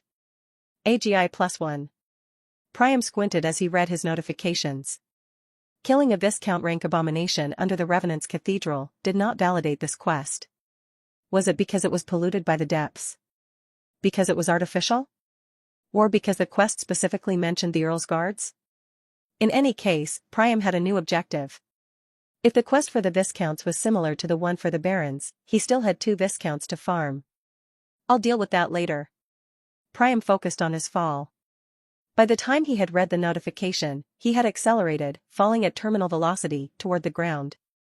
Calculating such a speed in an alien atmosphere was complicated. Before the tutorial, Felix Baumgartner had jumped from the stratosphere at a height of almost 39 kilometers. During this jump, which lasted 4 minutes and 19 seconds, he reached a speed of 373 meters per second, thus exceeding the speed of sound. Indeed, at a certain height, atmospheric pressure was too low to really limit the speed of a man's fall. To give an order of magnitude, Priam recalled that the maximum speed of a man in free fall after jumping from an airplane was 70 meters per second. Currently heading for a hole in the destructive northern lights, Priam was laughing. Without knowing his exact speed, he knew he was falling at over 400 meters per second. Passing through the hole in the Auroras Borealis, he entered the domain of tribulation. Now he had to watch out for the wisps. The wind was ruffling his hair, creeping up his body and beginning to slow him down. Far below him, the Earl was battling a titanic abomination. Thousands of animals were uselessly helping their leader. Regularly, some would burst into flames, but they remained united. Priam contemplated the forest, which stretched for dozens of kilometers. In the distance, immense domes stood out against the horizon. The dome, Viracocha, and the others. His father was certainly waiting for him in one of them. A wisp lay beneath him, and Priam dodged it using a small kinetic charge. For now, he was determined to survive. To have fun. A few moments ago, Priam could almost have touched the boundary between the moon and outer space. One day, he would leave the atmosphere and explore other worlds. For now, he was skydiving from 10 kilometers up, looking down at his target. Not the Earl or another Viscount. Priam was looking at the Jubaco, 8 kilometers below him, and 10 kilometers to his right. LVL up, friction resistance, LVL 2. AGI +1. Priam had accumulated a lot of kinetic energy and decided to use some of it to redirect his fall. The aim was to fall diagonally. For every meter closer to the ground, he had to move 1 meter to his right. Unfortunately, he couldn't use the kinetic energy of the wind caressing his skin. In the moon's frame of reference, Priam was moving, but the air molecules were almost immobile. The sensation of wind against him was, therefore, artificial. If Priam had tried to absorb their kinetic energy in his frame of reference, the wind molecules would have stopped moving. Priam would have hurtled at over 400 meters per second into a wall of air. An excellent way to commit suicide. Priam jotted it down in the back of his mind. It could earn me a lot of levels. It was always good to have a few ideas for committing suicide when you were immortal. Remembering his own mortality, Priam began to use his energy to slowly shift to his right. The operation went smoothly, and Priam smiled as he turned his head slightly. Behind him, Promes was beginning to catch up, linked to him by his talent. Priam refocused on his maneuver. He was gradually increasing his horizontal speed, but his vertical speed was decreasing due to the air. Indeed, atmospheric pressure increased as he fell, and Priam's eyes widened as he realized what was about to happen. At 5 kilometers altitude, when he was almost halfway down, the concentration of air molecules reached a critical threshold. LVL up, friction resistance, LVL3. AGI +1. Priam felt resistance building up in front of his face. He quickly closed his eyes. A second later, he thought he was plunging into the water. The storm noise that had deafened his ears until then had disappeared. Suddenly, the world was silent. Or close enough, as Priam could still hear the rapid beat of his heart and the blood rushing through his brain. Tidal 1. A notification sounded, but Priam ignored it. He had just broken the sound barrier. With a huge grin on his face, barely distorted by the colossal air currents holding him back, Priam laughed. He realized he couldn't hear himself laugh, and giggled harder as he felt the tremors in his ribcage, caused by his laughter. For kilometers below, most of the surviving army looked up. Thunder echoed across the desolate plain. In the sky, the Earl briefly made out the silhouette of a man against the sidereal blackness. Behind him, a sort of cone stretched out. The abomination attacked, and the Earl refocused. For Priam, the attraction only lasted a few moments longer. Air friction became more pronounced, and Priam lost speed. A moment later, the sound returned to reality. LVL up, friction resistance, LVL4. AGI +1. The Chewbacca was getting closer, and Priam prepared to slow down. 2 kilometers from the tree, Priam had an idea. Leaning headfirst towards his target, he began to slowly absorb the kinetic energy of the air molecules beneath him. A surfer could glide on water because friction was greater between the board and the liquid than between the athlete and the air. In the same way, Priam artificially increased friction with the molecules beneath him to slide naturally toward the Chewbacca. He was now falling diagonally. You have gained the skill, Glide, common. Glide, a skill common to many animals. Rarely found in humans. Modifies your positioning to ensure the best aerodynamics. One day, you'll fly. Maybe. Bravo, you're on the same level as a dodo. AGI +1. Priam altered the application of kinetic control and his positioning slightly to better glide toward his target. 500 meters from the tree, Priam began to make out certain things under the canopy. Sphinx and Blueberry were having what appeared to be a heated discussion with 2 Viscounts. They were guarding the spring and preventing Blueberry from approaching. Priam knew they'd have to kill them. Blueberry was undoubtedly waiting for Priam to do just that. Indeed, the bear seemed to think one of the Viscounts could temporarily control the Chewbacca. If so, they'd have to kill them without giving them time to retaliate. Priam had no desire to confront an Earl tree hundreds of meters tall and possessing a domain. Priam looked back one last time and had an idea. There might be a way to defeat both Viscounts simultaneously. The plan was perilous and would seriously injure him, but the spring would heal him if he succeeded. Now was the time to take risks.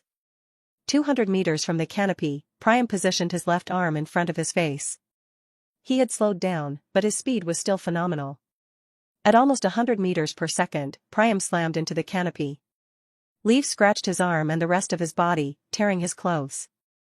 2 small branches lacerated his belly and tore off part of his scalp. Priam grunted in pain and reopened his eyes a quarter of a second later. He had broken through the branches and was looking down at the 2 Viscounts below him. With a final burst of kinetic control, Priam corrected his trajectory. His target, a sort of gorilla, looked up at him. Priam smiled at him and readied his knees.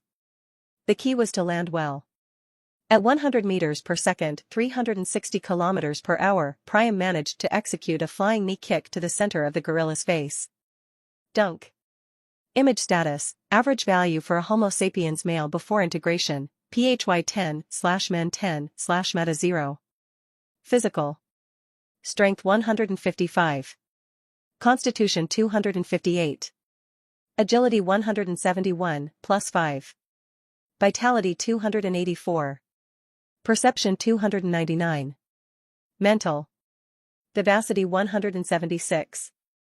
Dexterity 201. Memory 50. Willpower 288. Charisma 150. Meta. Meta affinity 141. Meta focus 98. Meta endurance 90. Meta perception 32. Meta chance 114. Potential, 1160, plus 75. Tier 0. He who eludes death, charge off. Reloaded in 5 hours 48 minutes and 38 seconds. Tribulations are coming. Time, 10 hours 8 minutes 32 seconds. Sphinx was annoyed. The two viscounts in front of her refused to let them pass. At first, she had returned with Blueberry to secure the spring. Unfortunately, the Earl was a paranoid old lion who'd thought to put a guard on his treasure. After seeing the Earl's tribulation, Sphinx told herself he was right to be paranoid. But he couldn't have known that before. Unless one always had to be paranoid while preparing for the worst? That sounded downright tiresome.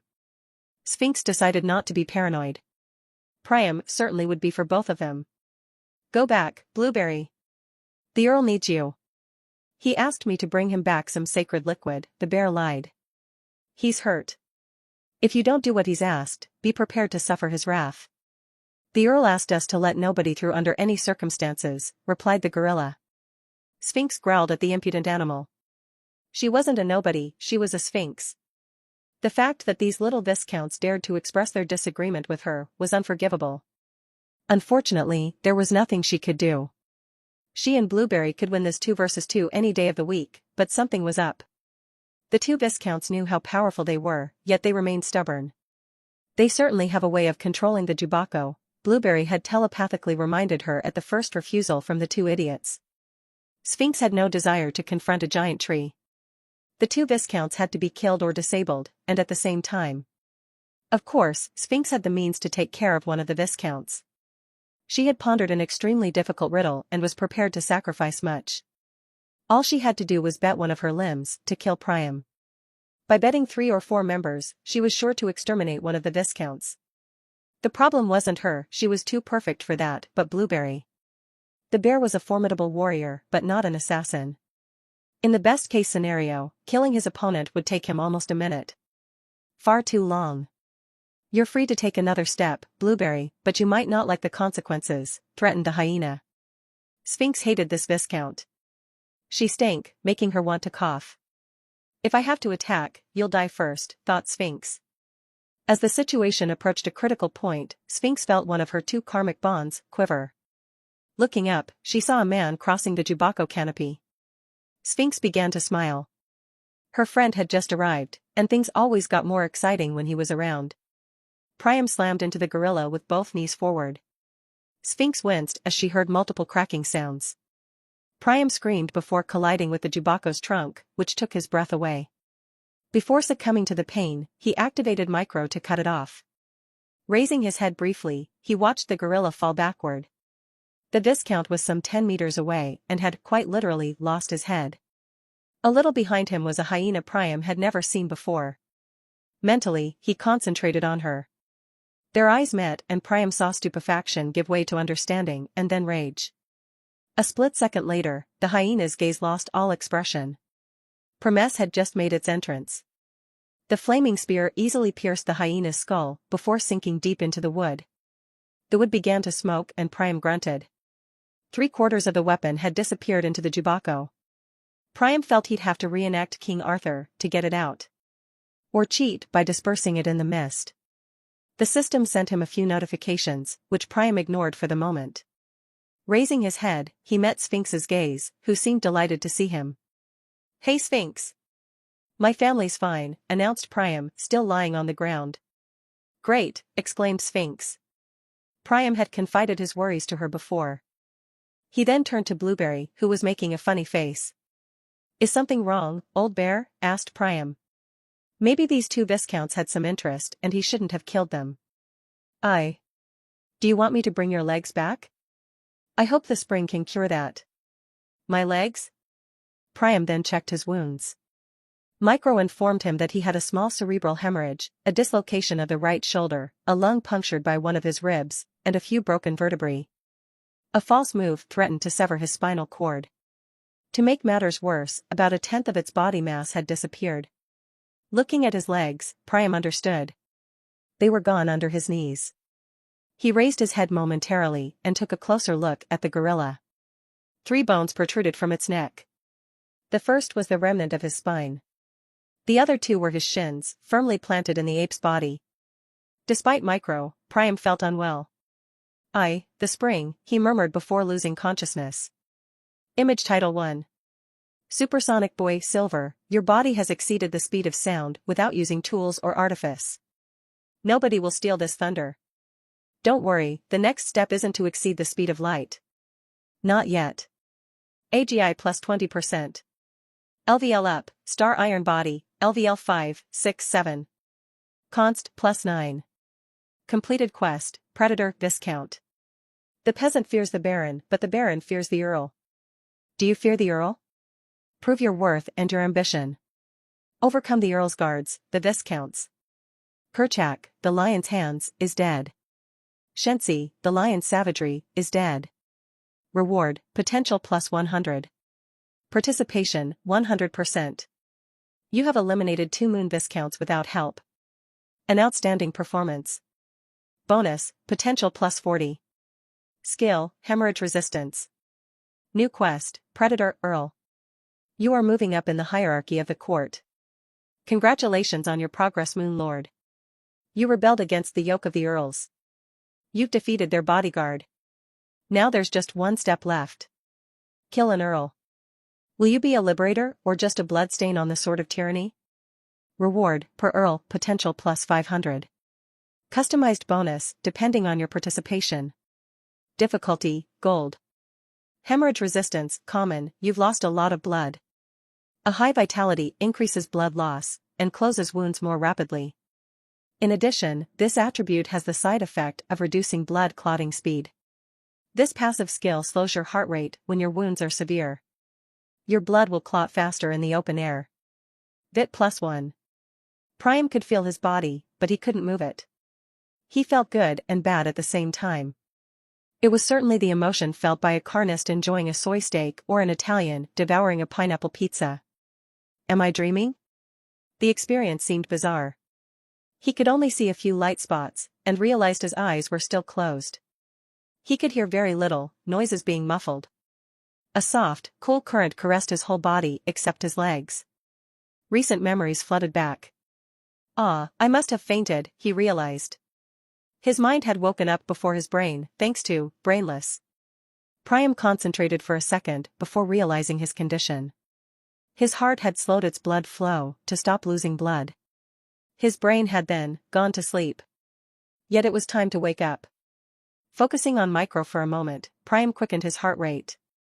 A few seconds later, his brain was oxygenated again. He opened his eyes with difficulty. Pain flooded in, and he activated his supremacy to silence it. Priam remained inert for a moment, staring into space. In his entire life, he had only fainted twice. An average person might panic on regaining consciousness, but Priam remained serene. Finally awake, Priam looked around. He was currently bathing naked in a small pond. The spring. Priam tried to sit up before realizing the stupidity of his action. He sighed and saw Sphinx appear in his field of vision. He greeted her. Hey. Oh, Priam's awake already, exclaimed Sphinx. Priam wasn't concentrating on his friend. Through his haze, he was watching his legs. Blueberry was in the process of extracting them from the gorilla's head. Unfortunately for Priam, they looked like mush. The gorilla was an actual Viscount, and his constitution was far superior to Priam's. The ultraviolent shock had enabled Priam to kill him instantly, but his body had suffered severe injuries. Of course, he could have avoided this injury by activating kinetic control to absorb the aftershock of the attack. But this kind of ingenious use of his skill would surely have caused a level up and, thus, his death. Still, I could have used Micro to constrict my blood vessels and stop the bleeding. Priam berated himself for a moment.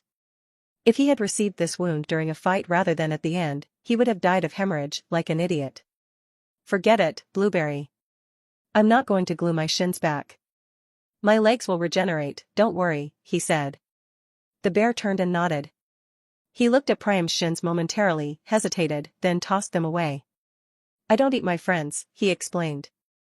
That's very kind of you. Taking a deep breath, Priam calmed down. He was now bathing on the surface of the spring, and could feel his wounds closing on their own. His legs were also starting to grow back. His title, Axolotl or Hydra, allowed him to restore his entire body. All he needed was time and energy. Unfortunately, Priam was running out of time. "Will it take you long to regenerate?" asked Blueberry. "I wouldn't want to rush you, but the Earl could finish his tribulation any minute. Not sure he'd appreciate you taking a dip in his spring." Priam nodded. "My regeneration speed is more than tenfold thanks to this liquid, but it's not enough. I'll improve my title."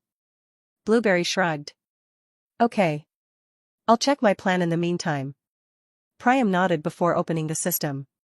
Axolotl or Hydra is ready for evolution. Presence of a catalyst detected. Use 2786 spring drops to trigger evolution. Can I improve my title without triggering a new tribulation? Priam still had 12 now questions for the council of his doubles. His vitality could jump to over 300 if the title increased it further. He'd rather lose a question than die stupidly. Answer: ask for the Hydra's power rather than its vitality. Priam validated the evolution. His brain disconnected again, but his mind remained conscious.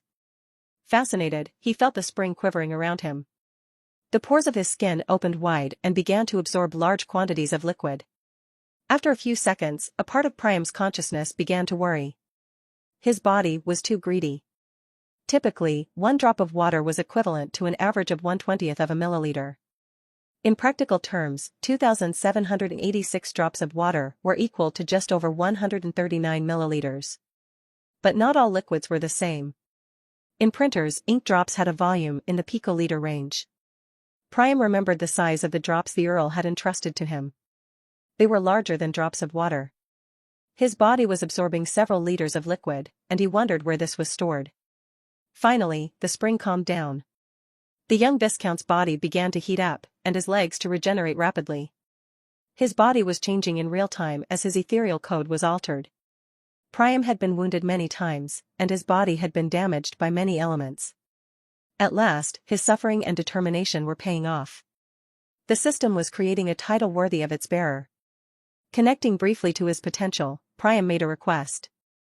"Hydra's power. Hydra's power. Hydra's power." Continuing to heat up, Priam's cells began to multiply. A great power invaded him. Axolotl or Hydra is evolving into two-headed Hydra. Synergy detected with your talent, humanity adapts.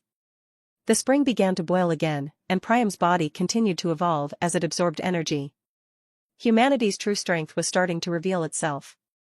Compared to many mythical and legendary races, humans were weak. Sphinx was more powerful than humanity's champion, and only a few days old. Yet, despite the gifts and talents these races received at birth, humanity had one talent that shone over the long term. Becoming the 8th concept, attaining divinity, or simply evolving between each tier wasn't a sprint. It was a marathon. Priam accepted the challenge. A small vortex formed around him as liters of precious liquid disappeared into his body. Thanks to Micro, Priam could feel some of the changes taking place within his body. His skin was becoming more elastic.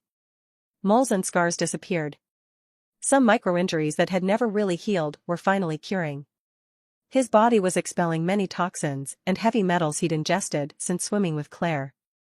The spring began to vibrate, and Priam felt the Jubako move. The tree was warning Priam. Had he still fully controlled his body, the young Viscount would have broken out in a cold sweat. Unfortunately, he couldn't stop, even if he wanted to. A domain descended on Priam, trying to crush him unsuccessfully. The evolution of his title protected him for the time being. Priam was even willing to bet that this adversity was strengthening his body. Suddenly, the domain disappeared. The tree had withdrawn its presence. Priam sighed with relief and focused on the changes affecting his body. After about 10 liters, its pores began to close. The spring regained its calm, while the influence of the system disappeared. Priam's body was restored to its optimal state. His legs were as good as new. Priam opened his eyes and smiled. Const +7. Your body has been purified. Your affinity for the concepts has increased very slightly. Title upgraded. Three-headed Hydra Silver, congratulations. Three-headed Hydra Silver, in mythology, the Hydra of Lerna was defeated by Heracles. Its powers of regeneration were mythical, and its blood was poisonous. Sound familiar? Beware of demigods. A newborn hydra has one head. At 1 year, they acquire a second. At 10, a third, and so on in multiples of 10. You're as strong as a 10-year-old orphan hydra. Each new head increases the hydra's power tenfold. Time is its best ally, but it is your worst enemy. Your vitality allows you to restore any body part as long as you have the time and energy. You can regenerate a limb or organ once a day, extremely quickly. Your blood is already poisonous, so this title increases its lethality. VIT plus 10%. Impressive, said Blueberry. Priam is unkillable, exclaimed Sphinx. Maybe not, but it will come, laughed Priam as he rose to his feet. Then he remembered he was naked and glanced furtively at Sphinx. The mythical animal smiled at him and Priam laughed, relieved. I suppose it's like showing myself naked to a cat. Did you feel the Jubako getting angry, by the way? He asked. Sphinx nodded. Yes, the trunk opened above the spring and vines approached you. I think it wanted to eat you, she explained. Priam shuddered. Being digested by a tree might be an excellent way to die, but he had no desire to try it today. And? Blueberry had the idea of throwing the bodies of the 2 viscounts into its giant mouth. The offering calmed it down, Sphinx replied cheerfully. Priam gave the bear a thumbs up. The bear looked at him strangely, questioningly. That means you've done a good job, explained Priam. I already know I'm doing a good job, replied the bear. Well, what do we do now? Kill the tree? The Earl? The Dome Lord? Now we're asking ourselves the right questions, Priam replied. He had 12 questions left, and he'd found the perfect one. Image status, average value for a Homo sapiens male before integration, PHY 10/men 10/meta 0. Physical. Strength 155. Constitution 276, plus 18. Agility 193, plus 22. Vitality 286, plus 2. Perception 299. Mental. Vivacity 176. Dexterity 201. Memory 50. Willpower 288. Charisma 150. Meta. Meta affinity 141. Meta focus 98. Meta endurance 90. Meta perception 32. Meta chance 114. Potential 1307 plus 147. Tier 0. He who eludes death, charge off. Reloaded in 5 hours, 4 minutes and 28 seconds. Tribulations are coming. Time, 9 hours, 24 minutes, 22 seconds. Survivor tips, you can ask 20 questions to an assembly over the next 24 hours. This council is formed by an infinite number of hypothetical priams who have just survived their tribulations. These questions must concern your survival. Each answer will consist of a single short sentence. Sitting on one of the huge branches of the Jubako tree, Priam reread his reward description. He didn't want to leave anything to chance, or rather, he tried to leave nothing to chance. Waiting for his new pants, a gift from Blueberry whose provenance seemed bloody, to dry, he was thinking of a trick.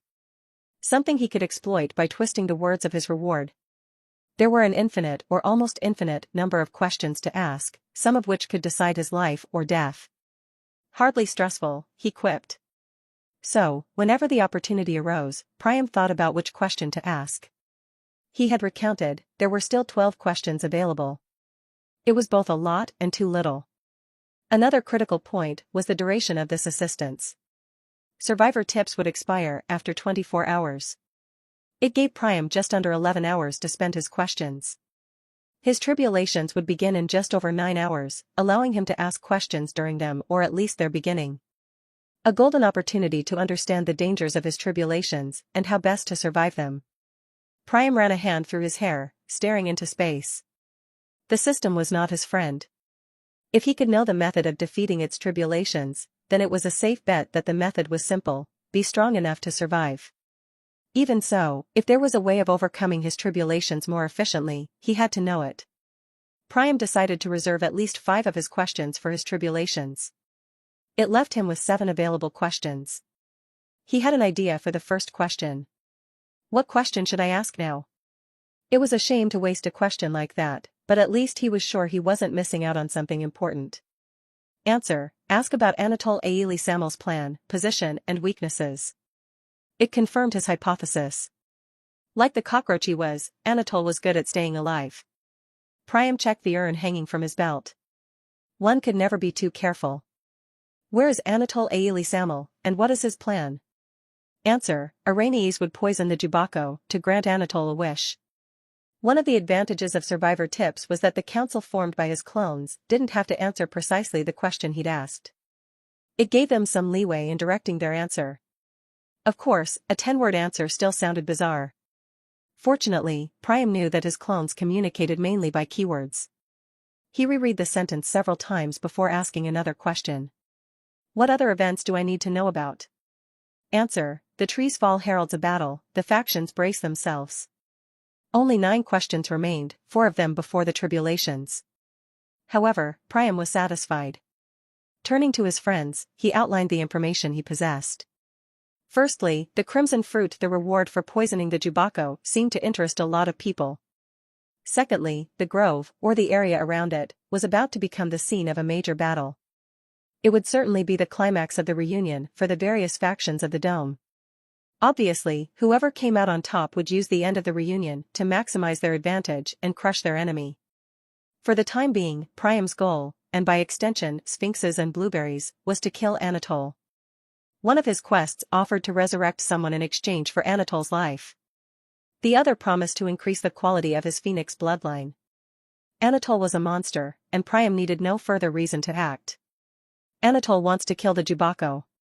So he must be close by, said Priam. Sphinx and Blueberry agreed. How did you intend to poison the tree? A few days ago, the Earl sent me to destroy some fungi that were parasitizing and poisoning some of the trees in the grove. They reproduce at an astonishing rate and love the sequoias. I was thinking of throwing some spores of this fungus into the spring. The pond would make them overgrow the tree in a few minutes, Blueberry explained.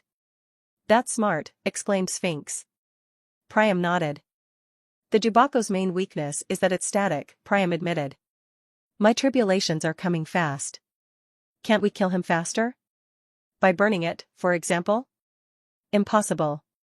The forest is weak against fire, but most trees develop resistance to this disaster when they become ennobled. I'm not saying it can't burn, but it would take extreme temperatures.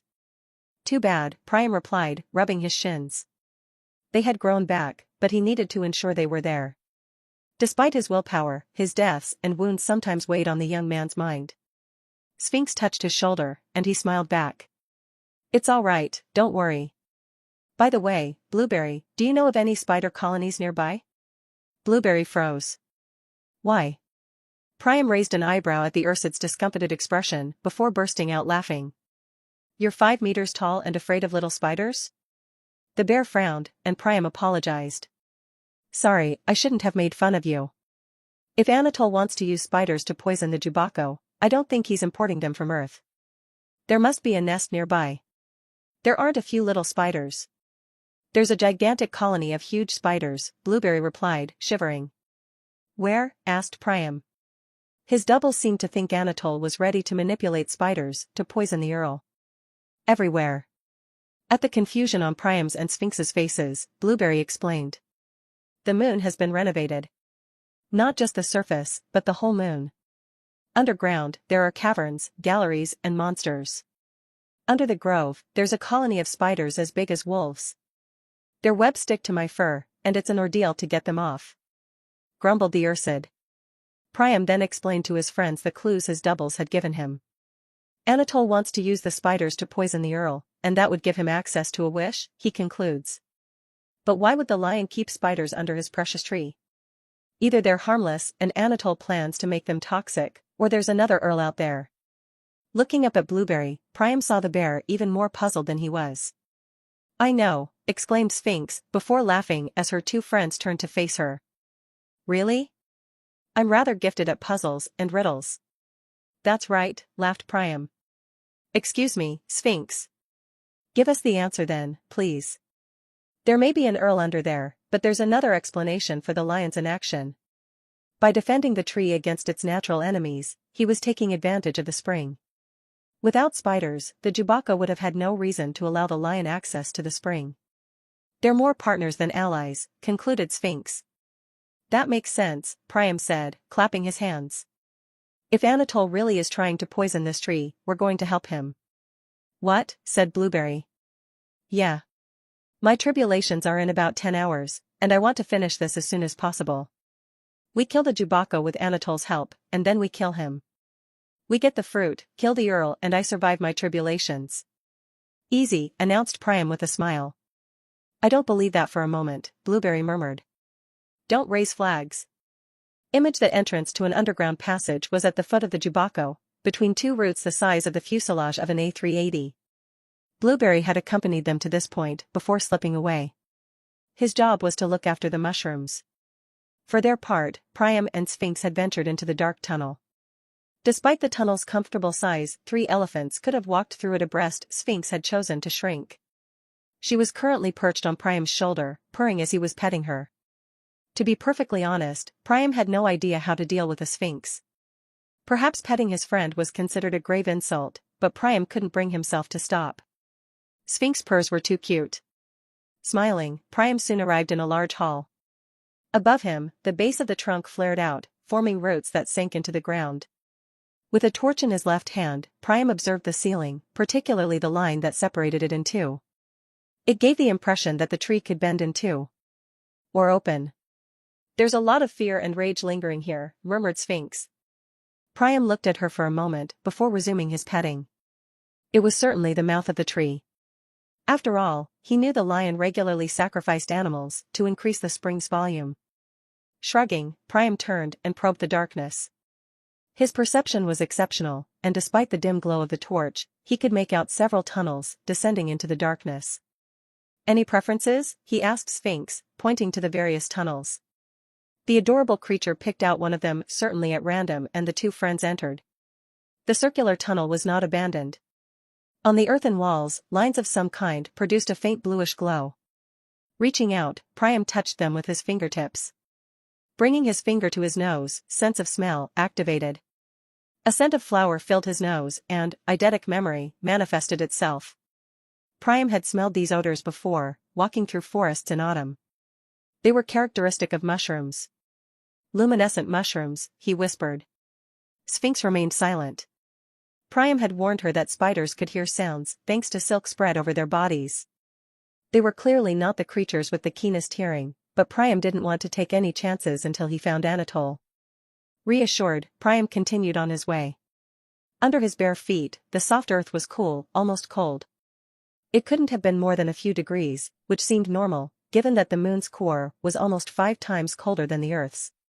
The ground was slightly sloping, moving away from the surface, as the spider colony was certainly hiding outside the Jubako domain. After about 10 minutes of walking, Sphinx raised her head and Priam stopped. In front of them, stretched across the middle of the tunnel, was a thin silk thread. It was Sphinx who had alerted him. Despite his keen perception, Priam wouldn't have noticed it until he touched it. Well done, Sphinx, he murmured, observing the wire. The low luminosity made it more or less invisible to the naked eye. Consulting his ether reserves for a moment, Priam decided to reactivate ether perception. The thread began to glow. A skill had undoubtedly been used to place it here. Any careless adversary would have broken it while walking, alerting the entire spider colony. Which might come in handy soon. His tribulations would be triggered in less than 9 hours. By then, Priam intended to finish off the spiders. What could be better than intentionally setting a trap to lure in his enemies?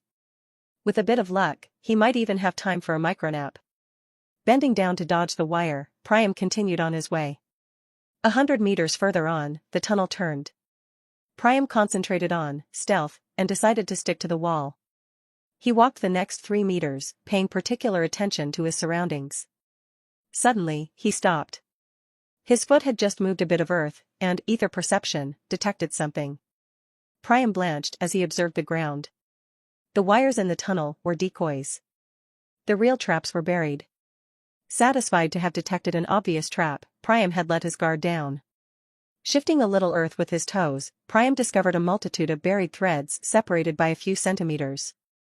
Sphinx stirred on his shoulder and Priam bent down. Priam. Wait. Placing the torch on the ground, Priam gently lifted the earth beneath his feet. His right foot had crushed and broken 3 wires. Priam, Sphinx repeated. 1 second.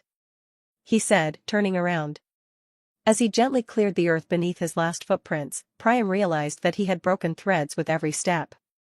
Certainly, from the start. Sighing, he straightened up. You're smelling spiders, right? Yes. I've been trying to tell you for 10 seconds already, Sphinx frowned.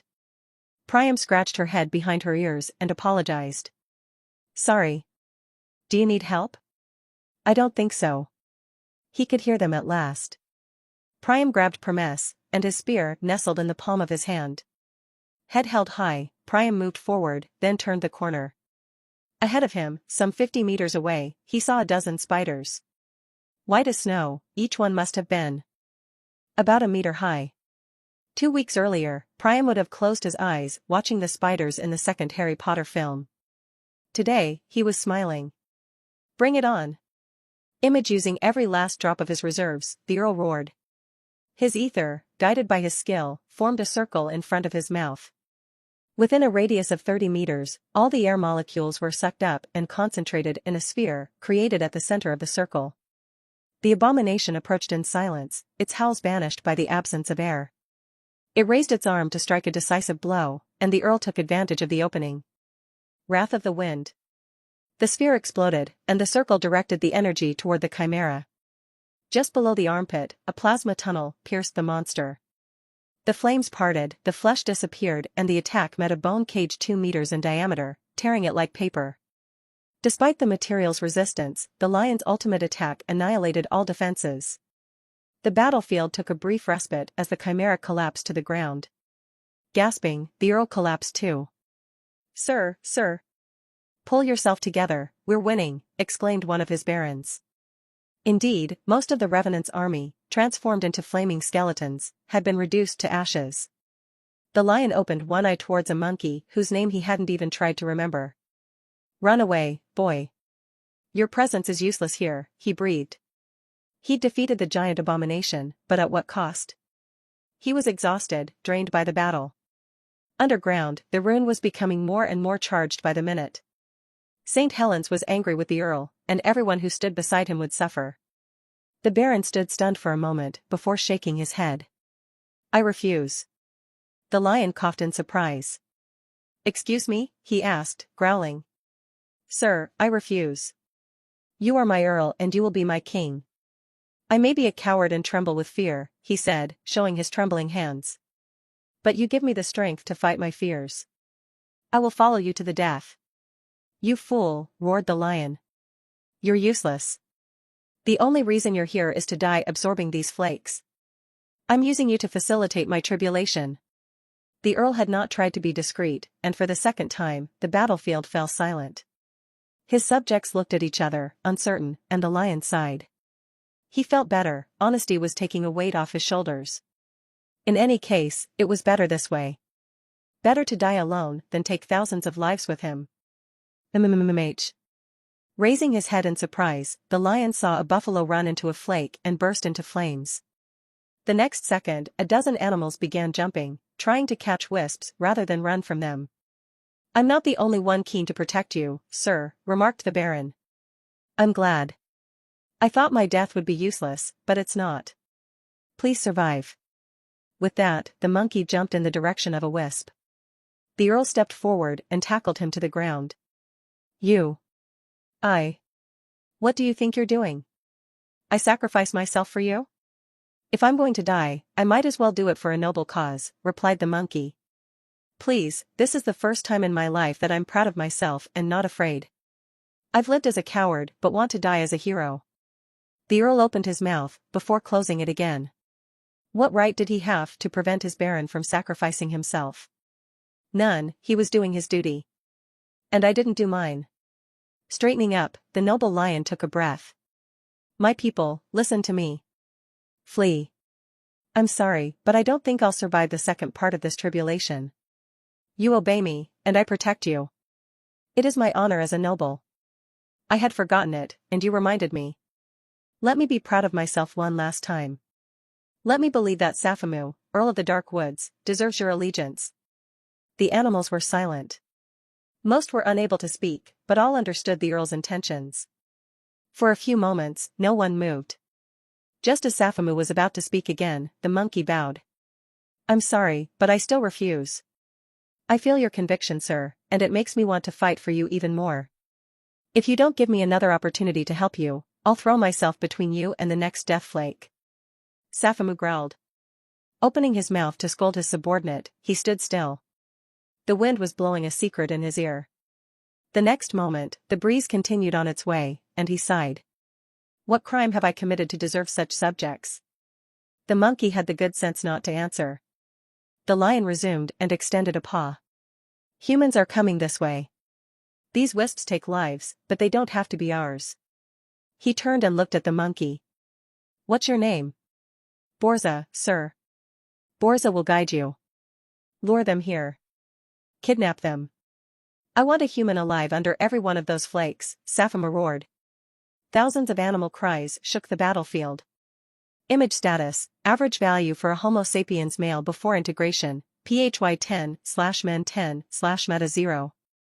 Physical strength 155. Constitution 276. Agility 193. Vitality 286. Perception 299. Mental vivacity 176. Dexterity 201. Memory 50. Willpower 288. Charisma 150. Meta affinity 141. Metafocus 98. Meta endurance 90. Meta perception 32. Meta chance 114. Potential 1307. Tier 0. He who eludes death, charge off. Reloaded in 4 hours, 27 minutes and 39 seconds. Tribulations are coming.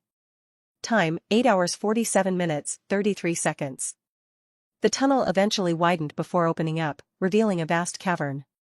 Several hundred meters underground, the giant cavity was home to hundreds, perhaps even thousands, of cocoons. Clinging to the rock walls, their white color contrasted with the surrounding darkness. About the size of a soccer field, the cavern must have been almost 10 meters high. At this depth, the only light available was the bluish glow of the mushrooms.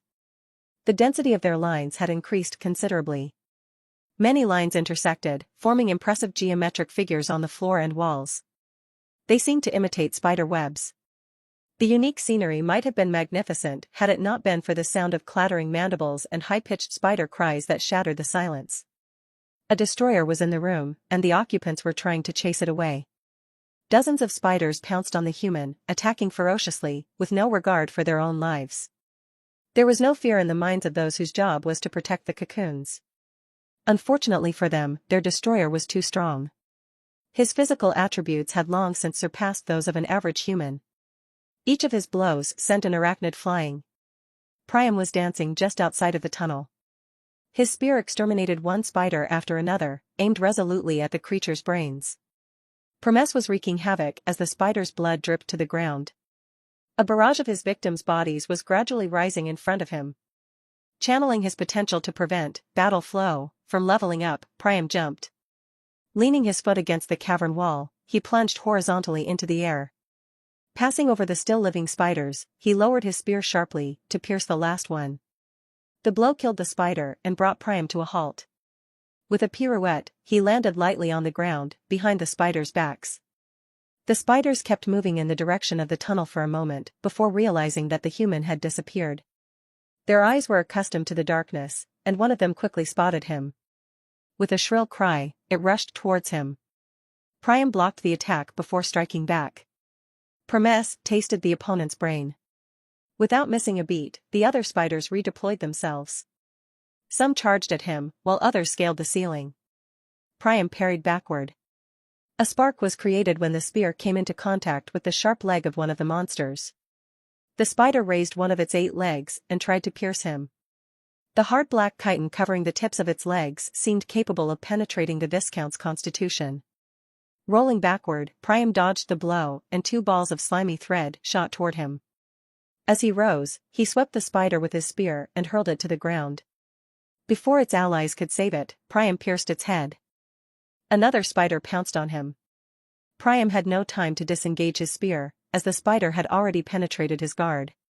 He raised his left arm and touched the spider's leg. Discharging some of his kinetic energy, he catapulted the monster. Its carapace exploded against the wall, its blue blood covered the rock. Freeing Promes, Priam dodged another swipe before counterattacking. With a thrust, his weapon penetrated the spider. The creature froze before collapsing to the ground. Behind it, 5 others awaited their turn. Their paws clicking on the stone floor informed Priam that he was surrounded. A distinctive noise was heard above him. Looking up at the last moment, he saw the bright ceiling darken, hidden by a spider's falling body. Pulling out a grenade, Priam straddled the mist the next instant.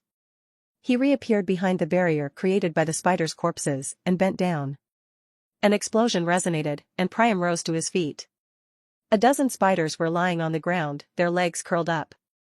The monsters had made the mistake of charging into the spot he had occupied only moments ago. Looking up, Priam counted 3 more adult spiders. Hundreds of babies were waking up and tearing open their bags prematurely. The sound of a grenade exploding near them must have disturbed their dream. Priam raised Promes and whistled. The 3 spiders came running as the Viscount retreated into the tunnel. A second after him, each carried on 8 legs, they approached at full speed.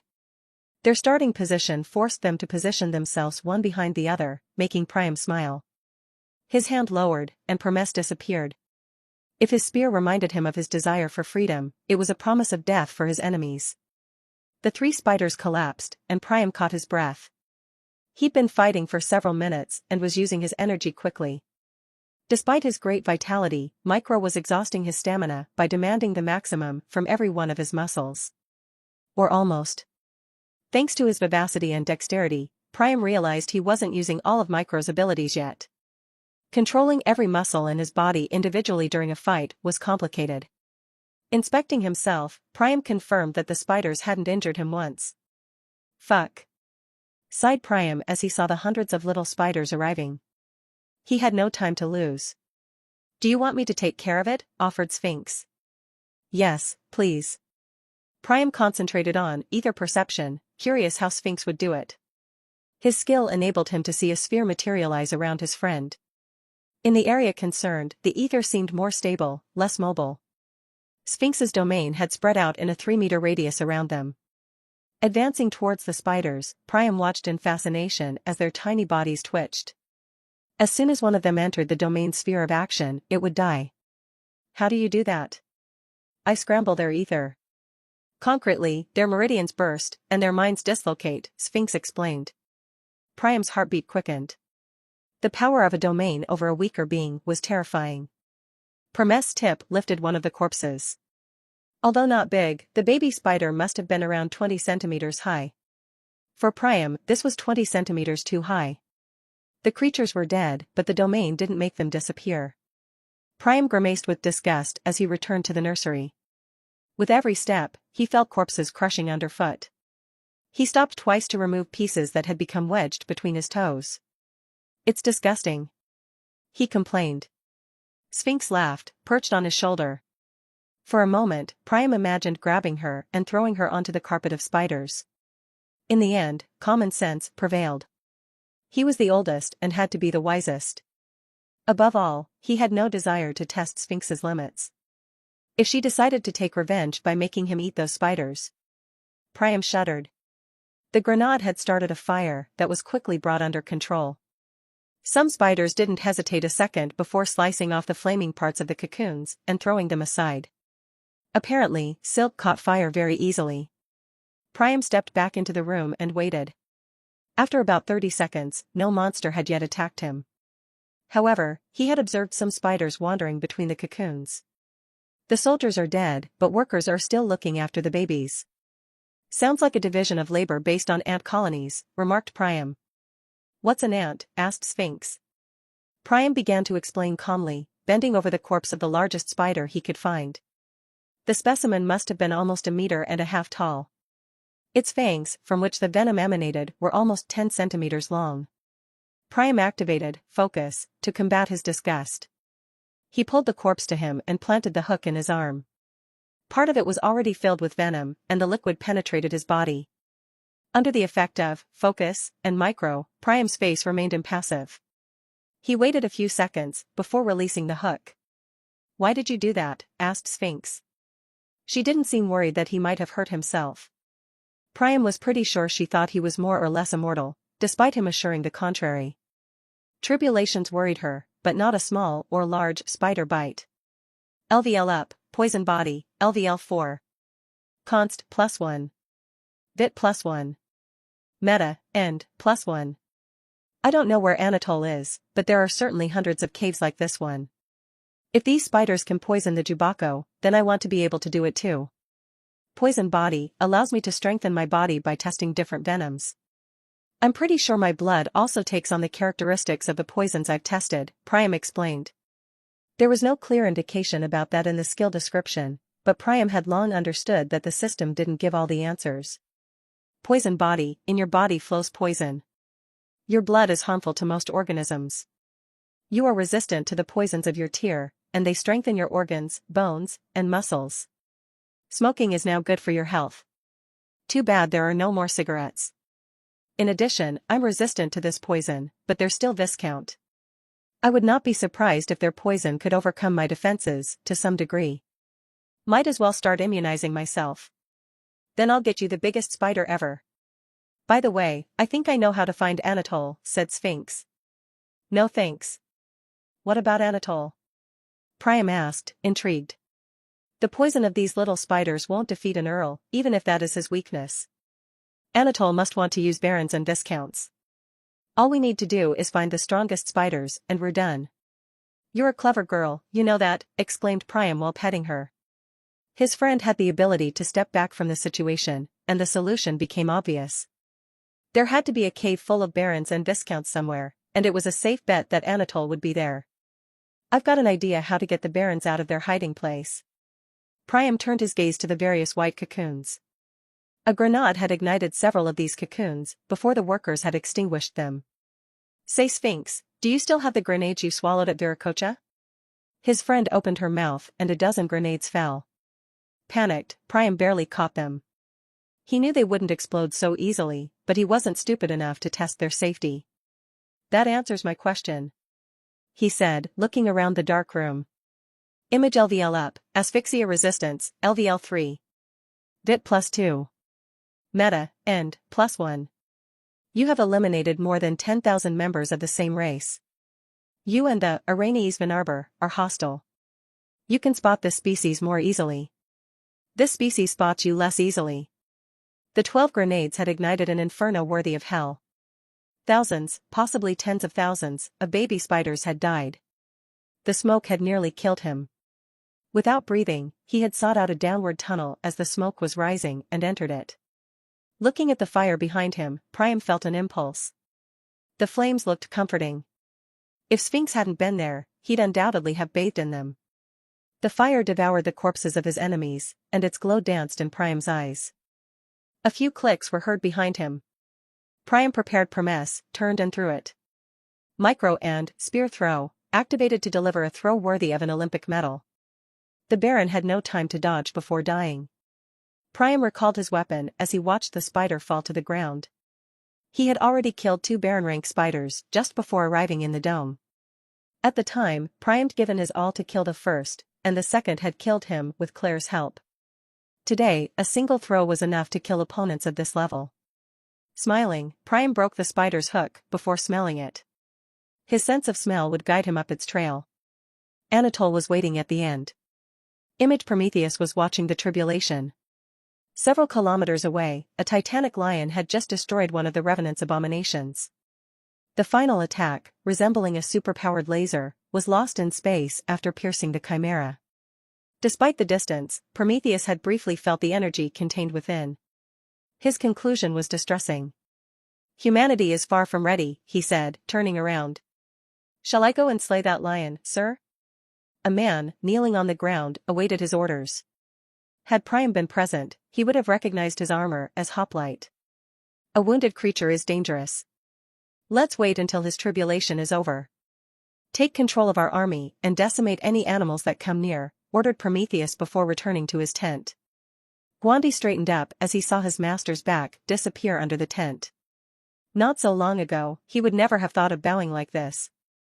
But Prometheus was more devoted to humanity than any other man. The warrior was proud to serve a fighter as powerful as he was just. Part of him, the part that loved war and chaos, wanted to face him again. Guandi wanted to measure himself against what he knew to be one of humanity's greatest fighters. Maybe he could win this time. Just this morning, he had unlocked a second supremacy mastery. Almost 70 years of daily martial arts practice had proved their worth. Prometheus General used his greatsword mainly for fighting. He liked its length, but also its power. The weapon's long blade enabled him to multiply the power of his blows with a simple lever effect. Archimedes had said, "Give me a lever long enough and a fulcrum on which to place it, and I shall move the world." Guandi's only wish was to shake his enemies and those of the divine king. But before that, he had a mission to carry out. He turned to look at his brothers and sisters in arms. An army of 100 men and women was waiting near the tent. Each of these fighters had been spotted and trained briefly by powerful factions. Each had enormous potential. Prometheus had freed and assembled them. Guandi commanded them. "Attention, comrades! The Earl's army is coming. I want 10 teams, 5 in defensive position and 5 in attack. No one goes near the Earl or the tribulation," thundered the general. His 200 points in strength allowed him to shout loudly when needed. "Bring me back some cores." The army saluted before dispersing. The creme de la creme of humanity was under his command, and Guandi was proud to be the best of them. Yet he didn't want to be overconfident. He had seen humanity's rival civilizations with his own eyes. For his armor, he had paid the price of blood. Humanity was destined to bleed. But the man in the tent behind him could change everything. His name was Prometheus. Guandi closed his visor. In the distance, he had spotted a Viscount. It was time to show this Priam Azura that he was not alone at the top. Image status, average value for a Homo sapiens male before integration, PHY 10/men 10/meta 0. Physical. Strength 155. Constitution 277, +1. Agility 193. Vitality 290, +4. Perception 299. Mental. Vivacity 176. Dexterity 201. Memory 50. Willpower 288. Charisma 150. Meta. Meta affinity 141. Meta focus 98. Meta endurance 92, +2. Meta perception 32. Meta chance 114. Potential 1311, +4. Tier 0. He who eludes death, charge off. Reloaded in 4 hours 7 minutes and 37 seconds. Tribulations are coming. Time, 8 hours 27 minutes, 31 seconds. LVL up, poison body, LVL 5. Const, +1. Vit +1. Meta, end, +1. LVL up, sense of smell, LVL 9. DXT +1. Every 100 meters or so, side galleries opened onto the main tunnel. At each junction, Priam stuck his nose to the ground, trying to catch the scent of the spider. Inevitably, it was coming from the front. The tunnel went deeper and deeper into the darkness. Finally, after some 20 minutes, he reached the end. Before him lay a dark well. For a spider, the path simply continued vertically. Priam leaned over the edge and peered down. To the naked eye, almost nothing was visible. The lines of luminescent mushrooms continued, but giant webs quickly obscured the light. "Shall we burn them?" asked Sphinx. Priam thought for a second before shaking his head. "No. I'd rather not warn Anatole of our arrival. If he dominates the spiders, he knows an intruder is coming, but he has no way of knowing it's me." "Except by divination," says Sphinx. "Yes, except by..." Priam suddenly stopped. It had been several hours since he had received a level up from his divination resistance. The climax of the reunion was approaching, so it was more than strange, it was suspicious. "Sphinx, protect me for a few minutes, please," he asked. Sphinx nodded as she leaped from his shoulder and grew to almost 4 meters tall. In these narrow tunnels, she could defend one side against hundreds of spiders. Priam sat cross-legged on the floor and closed his eyes. Activating focus and meditation, he reviewed his memory. He was pretty sure there was a problem. Eidetic memory obeyed, and Priam slowly went back in time, scrutinizing his memories. The fight against the spiders, the descent into the tunnels, the discussion with Blueberry and Sphinx, the questions to his clones, and the questions. Answer: ask about Anatole Aili Samel's plan, position, and weaknesses. Where's Anatole Aili Samel and what's his plan? He had asked. Priam gritted his teeth. His clones left nothing to chance, yet he hadn't listened to them, he hadn't asked for Anatole's weakness. He hadn't even thought about it, despite his inhuman memory. There was only one possible explanation: he had been briefly manipulated. It was undoubtedly one of the only times as Priam's titles, trees of merit and talent synergized to increase his resistances. Trying to control him was a very complex undertaking, and he doubted any human had the strength and finesse to do it. Unless it's not a human, Priam murmured. He closed his eyes and invoked, Mirror of the Soul. His reflection looked back at him, a mocking smile on its lips. It took you long enough, he seemed to say. Priam winced as he saw the chain that crowned his head. It was attached to a jar. Or rather, an urn. The chain was a metaphor, symbolizing Anatole's power over Priam. Gritting his teeth in rage, the Viscount activated the purifying power of his talent. The pond that held his reflection flickered for a moment, and the water receded a bit. The chain linking him to the urn shattered into 1,000 pieces. Pot -8. LVL up, manipulation resistance, LVL 6, 7. Will +6. LVL up, divination resistance, LVL 12, 13. Meta, AFFI, +6. Priam was torn between anger and relief. Had it not been for Sphinx's intervention and his clone's phrase, he might have walked into a trap. According to eidetic memory, the urn or Anatole had been very thrifty. To prevent Priam from resisting manipulation, they had only manipulated him twice. The first time, so he wouldn't question Anatole's weakness. The second, so that he wouldn't notice the increase in his resistance. I would have realized it straight away if I dived into Mirror of the Soul. From now on, I'll be checking my reflection at least once an hour, Priam swore to himself. His talent was mighty, but it couldn't shine in the hands of an idiot. Taking the urn between his fingers, the Viscount admonished himself.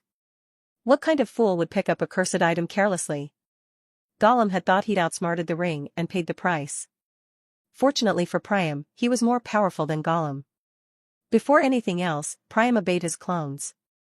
What's Anatole's weakness?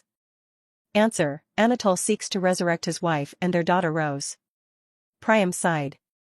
As usual, love was the cause of great sacrifice. A man like him, capable of creating chimeras by merging people, loves his family? The idea seemed ridiculous, but if Pablo Escobar could burn thousands of bank bills to warm his daughter, then anything was possible. The urn in his hands glowed darkly, and Priam wondered for a moment if Anatole had always been mad. If a well-known ring could corrupt its wearer, why not the urn? Observing the corrupted object from every angle, Priam refocused. Now was not the time for guesswork, but for action. He began by raising Anatole's danger level in his mind. The man was an outstanding manipulator, but above all, he was an incredible magician. Watching and manipulating someone from kilometers away was impressive. But perhaps he could be caught at his own game? Priam closed his eyes, keeping the urn in his hand. He projected himself back into Mirror of the Soul and invoked the image of his jar. If Anatole had been able to monitor and manipulate Priam through the urn, perhaps it wasn't just a receiver. The Grand Master of the Revenants certainly had to check regularly that Priam remained a good puppet. If that was the case, if the urn could communicate with Anatole, it had to be able to find him. Connecting to his potential, Priam observed his reflection. Using eidetic memory to recall the shape of the chains, he visualized them. The potential invaded his mental space and he materialized the chains again, crowning his reflection. They were projections, but their power was real. Priam nearly forgot the danger represented by Anatole. Only a surge of willpower prevented him from innocently continuing on his way. Pot -15. Priam wished to continue observing the chains without succumbing to their power. Looking at his reflection, he had an idea. His potential vibrated, and the mirror image trembled for a moment. A weight lifted from Priam's shoulders. The chains still existed, but they now exclusively chained his reflection. The reflection and Priam were temporarily disconnected. The disadvantage was that if an enemy manipulated him again, his image would not be chained. Thus, Mirror of the Soul would no longer warn him when his freedom was hindered. It was a dangerous decision, but Priam had to take risks to deceive Anatole. However, it did have one considerable advantage. Mirror of the Soul was powerful because it did not concern itself with the link between cause and effect. In practical terms, the reflection was chained by the urn, and thus under Anatole's yoke. By restoring the chains, Priam had restored Anatole's skills, so he would see no change. He would manipulate the memory of Priam's reflection, thus increasing his resistance, without affecting the real one. But it gets even better. Back in the real world, Priam analyzed the cursed urn. By channeling his potential into ether perception, the jar revealed a kind of thread, so fine it was almost invisible. LVL up, ether perception, LVL 11. Meta, perk, +3. Pot -3. The wire was taut, disappearing into the ground and connecting the urn to another point below Priam. Moving the urn from left to right, he watched the immaterial thread follow the movements. Bingo. LVL up, ether perception, LVL 12. Meta, perk, +3. Pot -4. Sphinx, no need to be discreet after all. I found our friend. Is Blueberry here? No, I'm sorry. I mean, I found Anatole. He's our enemy, but I call him friend ironically. Why? Asked Sphinx. For a moment, Priam was tempted to tell her to forget their conversation, but he remembered that she was very young. Sphinx had no parents to explain such things to her, and if he wanted to be a good friend, he had to help her. Well, it was ironic. Simply put, we humans love to laugh, as it makes us happy. There are several mechanisms for making someone laugh. One of them is to say the opposite of what you think. It marks a contrast between reality and what you're saying. When it's done on a subject that's not very funny in the first place, it's often ironic, he explained. Get it? Not at all, you're explaining it extremely badly, Sphinx replied in a neutral voice. Then I'll find an example, Priam said, scratching his head. Suddenly, Sphinx burst out laughing and Priam looked at her, dumbfounded, before understanding. Okay. That was pretty good, he laughed. It wasn't really irony, but it was funny. I must be an excellent teacher. Sphinx laughed harder and Priam smiled before squinting. Wait, that wasn't ironic, though. Sphinx's laughter echoed through the tunnel. The shaft went down for almost a kilometer. Titanic cobwebs covered it, and Priam had to destroy them regularly with Promes. Fortunately, no web remained clinging to the tip of his spear for long. The Phoenix's blessing enabled him to summon small flames along the weapon's length, burning away the accumulated threads. For the moment, the flames were too weak to be dangerous, but this could change in the future. Clutching Promes in his right hand, Priam tried to communicate with it. Indeed, until it lit itself, he had no idea of its ability to ignite. The system's description didn't mention it. Perhaps there were other techniques hidden at the heart of his spear. If so, Priam wanted to find out. Unfortunately, the weapon only sent him a happy feeling. It was glad to fight and be with him. That's already something, Priam comforted himself. The end of the shaft soon appeared, and Priam carefully placed his foot on the ground. 4 tunnels were visible, but Priam didn't hesitate for a moment. The wire linking Anatole to the urn pointed toward one of the tunnels, and his instincts told him that his enemy was relatively close. Without missing a beat, Priam began to run. Using micro and athletics to the maximum, he shot like an arrow. Sphinx was on the lookout for possible traps, and he was no longer afraid of being spotted. Indeed, the rock had replaced the earth beneath his feet. Spiders could no longer place alarms every centimeter. After a few minutes, he saw the end of the tunnel. Slowing down, Priam concentrated on stealth's directions. Crossing the last few meters in a crouch, he stopped at the edge of a cliff. The young Viscount's eyes widened. Before him was a gigantic hall, larger than 100 soccer fields put together and almost a kilometer high. Oval in shape, the top of the hall was occupied by a titanic root. Priam stood at the edge of a tunnel that opened halfway up the cavern. The walls were lined with spider cocoons. At the very bottom of the cavern was a veritable army of arachnids. Some were gigantic and exuded powerful auras. So many nobles are packed here. Gigantic silk threads enabled the spiders to traverse the room both vertically and horizontally. The room's brightness was very low, and all Priam wanted to do was create a spark. Perhaps there was a title for killing hundreds of thousands of enemies? But first, he had to take care of Anatole. LVL up, stealth, LVL 17. AGI +1. Lying on the tunnel's edge, Priam watched the spiders move about. The urn in his hands indicated that his enemy was below. Priam had no way of getting there without being spotted. Even if he was the most invisible, there were too many threads stretched out on all sides to dodge them. Suddenly, all the spiders came to a halt at once. An order had been given. The next instant, the largest specimens began to climb the cave walls toward the root. Behind them, their fellow creatures followed. Priam retreated into the tunnel and surrounded himself with mist, camouflaging his presence. Seconds ticked by, as spiders continued to climb en masse. Seconds gave way to minutes, and Priam stood still, attentive. Finally, the stream of spiders dried up. The ground shook as if an earthquake of great magnitude had been unleashed. The tunnel cracked, and fissures appeared. The epicenter was in the spider cave, and Priam stepped forward again to inspect the damage. The ceiling was now covered with these vile creatures. Under the carpet of spiders, Priam could barely see the root of the Jubako. Suddenly, a few spiders jostled each other, and he understood. The tree had moved. Or rather, the root had moved. The spiders were biting the earl en masse, and it seemed powerless to stop them.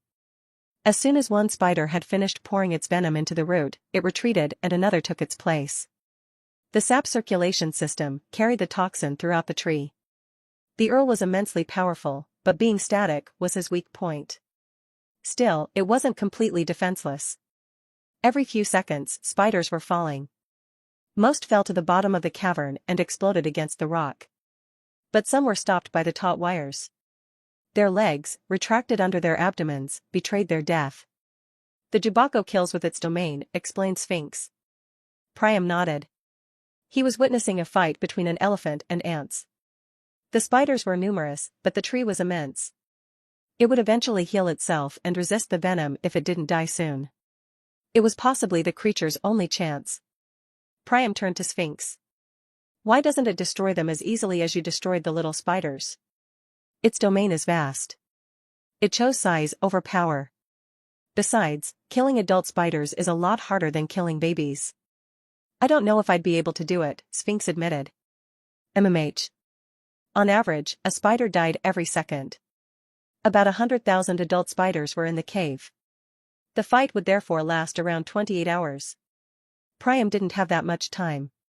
Taking advantage of the raging battle, he decided to find Anatole.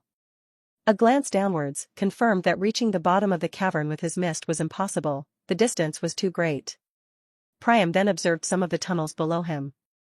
It should be possible to reach Anatole in several jumps. Unfortunately, most of the tunnels produced spiders every 10 or 20 seconds. Choosing the wrong tunnel would instantly reveal him. Priam swore. He lacked an opportunity to descend undetected by hundreds of thousands of spiders. With 8 eyes each, the Viscount wasn't sure of his chances of reaching the bottom of the cave unseen. Suddenly, an opportunity presented itself. A massive spider fell from the ceiling, and no wires were in its path to stop it. Priam quickly placed Sphinx on the ground. Wait here. Okay. With a wink to his friend, Priam straddled the mist. He reappeared a meter below the spider and clung to its back. The monster was quite hairy, and Priam pressed himself against it, almost disappearing into its fur. Turning his head, he ignored his disgust and watched the ground rapidly approaching. 20 meters from the end of the fall, he teleported behind a cocoon. A second later, a disgusting noise informed him of the fate of his means of transport. Priam shivered at the thought of the monster he'd just hugged and looked into the urn to find Anatole. Anatole was right underneath him.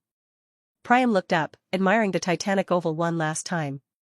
500 meters above, his eagle eyes caught sight of Sphinx, shaking one of her paws in greeting. Priam smiled as he returned her greeting. She really is adorable. The bottom of the cave was covered in cocoons. Priam couldn't take a step without crushing spider eggs and decided simply to stand still. After all, his mist could tell him a lot about the geometry of the place. Priam found the passageway in a matter of seconds and teleported there. A sort of perfectly circular shaft lay at the center of the cavern. The walls were smooth and cocoon-free.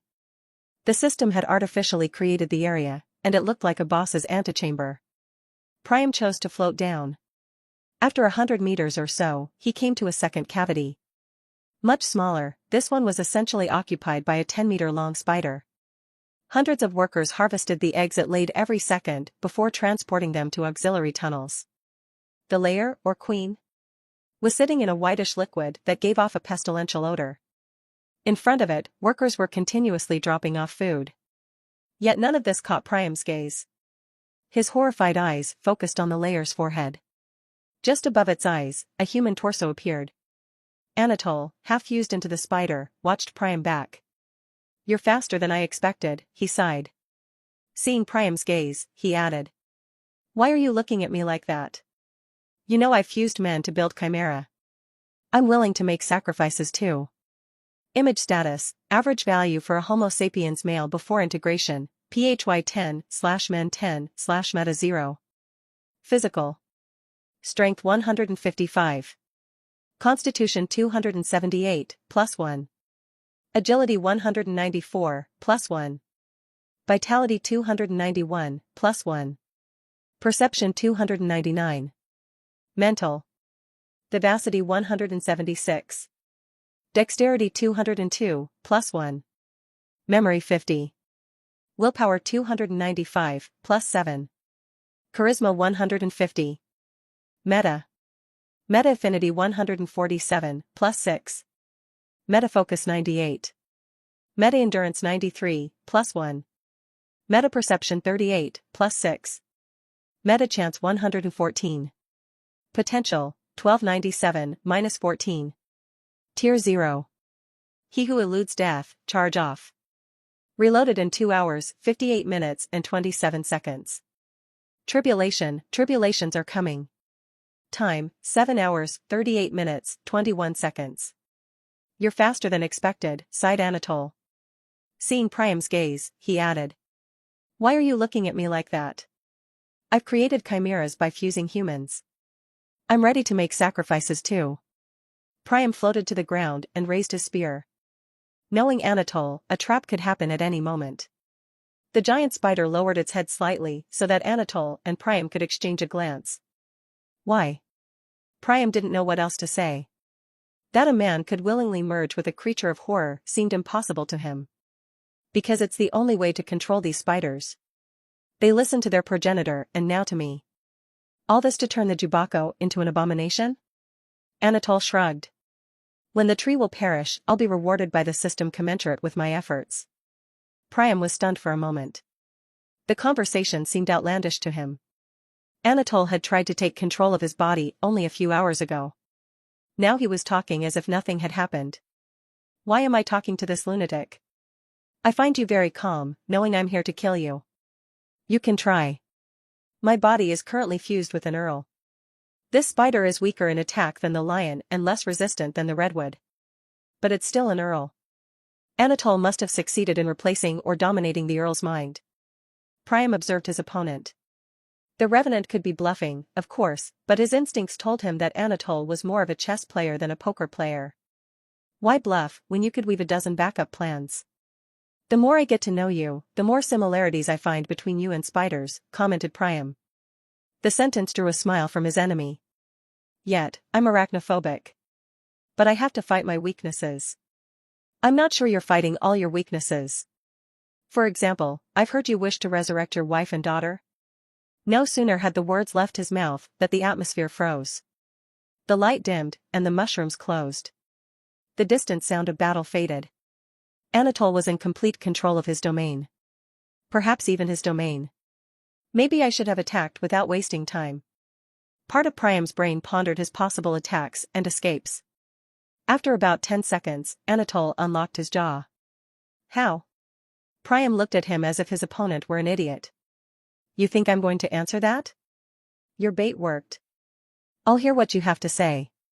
Think carefully about your words. Silence filled the room as the workers withdrew. In the distance, the high-pitched cries of spiders could be heard.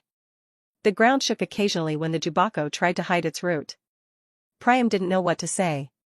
His clones had given him Anatole's weakness, which must have been complicated to find.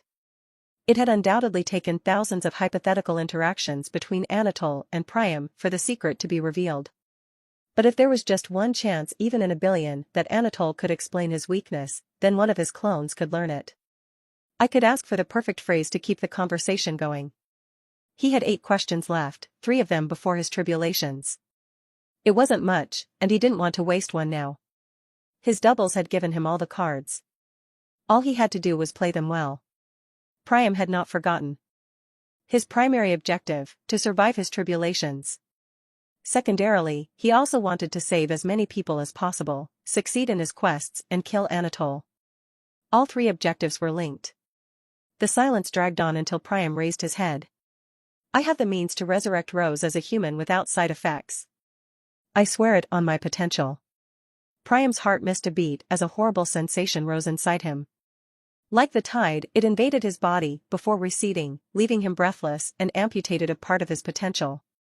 Pot -50. His oath was accepted by his potential. After all, he was telling the truth. The system had offered him an excellent quest reward. First quest, soon to be reunited? Eliminate as many revenants as possible. Next reward, depending on your participation. Bonus, kill Anatole Aili Samel, the Grand Master of the Cultists. Reward, you can choose one soul to resurrect. For a moment, Priam wondered if everything had been planned. His instincts told him no. The concepts gave young civilizations a great deal of freedom, certainly in the hope of a miracle. Anatole's eyes widened. How? Let's be honest, yeah? What's your interest in destroying the Jubako? Of course, being in command of a Viscount-rank spider army and having an Earl to protect his base was positive for Anatole. However, the man hadn't done all this to accumulate some little power. Above all, he wanted to resurrect his family. The Grand Master of the Revenants remained silent for several seconds. The news seemed to have disturbed him greatly. I want to use the Jubako to kill Safamu, the Lion Earl, that spider, and then kill the Sequoia. Killing 3 Earls would create enough of a feat for the concepts to give me a personalized reward. I'd like to resurrect Rose. Anatole's voice was so soft as he spoke his daughter's name that Priam surprised himself with compassion. The man was a monster, but his love seemed genuine. Priam took some time to ponder the revelation. On his 3rd achievement, the concepts had interceded to modify his reward and increase his chances of survival. So, Anatole might have been telling the truth, certain feats made it possible to formulate a wish. But would that be enough? You're not sure it'll work, Priam realized. Faced with Anatole's silence, Priam continued. Even if killing those 3 Earls would allow you to resurrect your wife or daughter, there's little chance you'd succeed.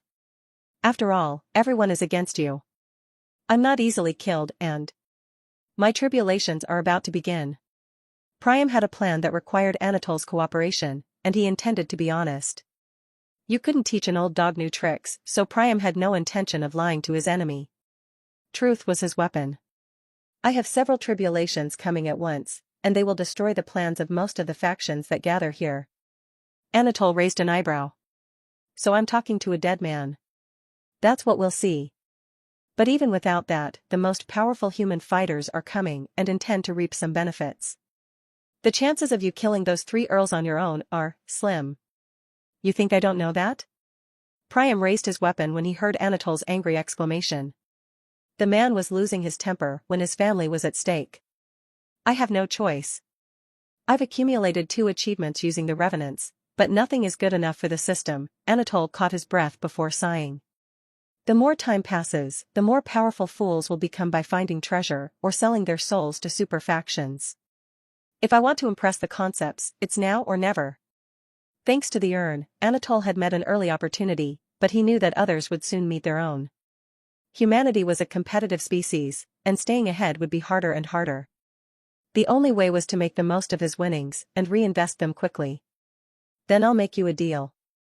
You help me, and I'll resurrect your daughter in exchange. Rose will enjoy life once again. Priam felt dirty using a little girl's life to achieve his ends. Anatole's appearance suggested a man in his 40s. His daughter must have been barely in her teens. Anatole watched him for a moment, and Priam took the opportunity to review his plan. The decision was not a hasty one.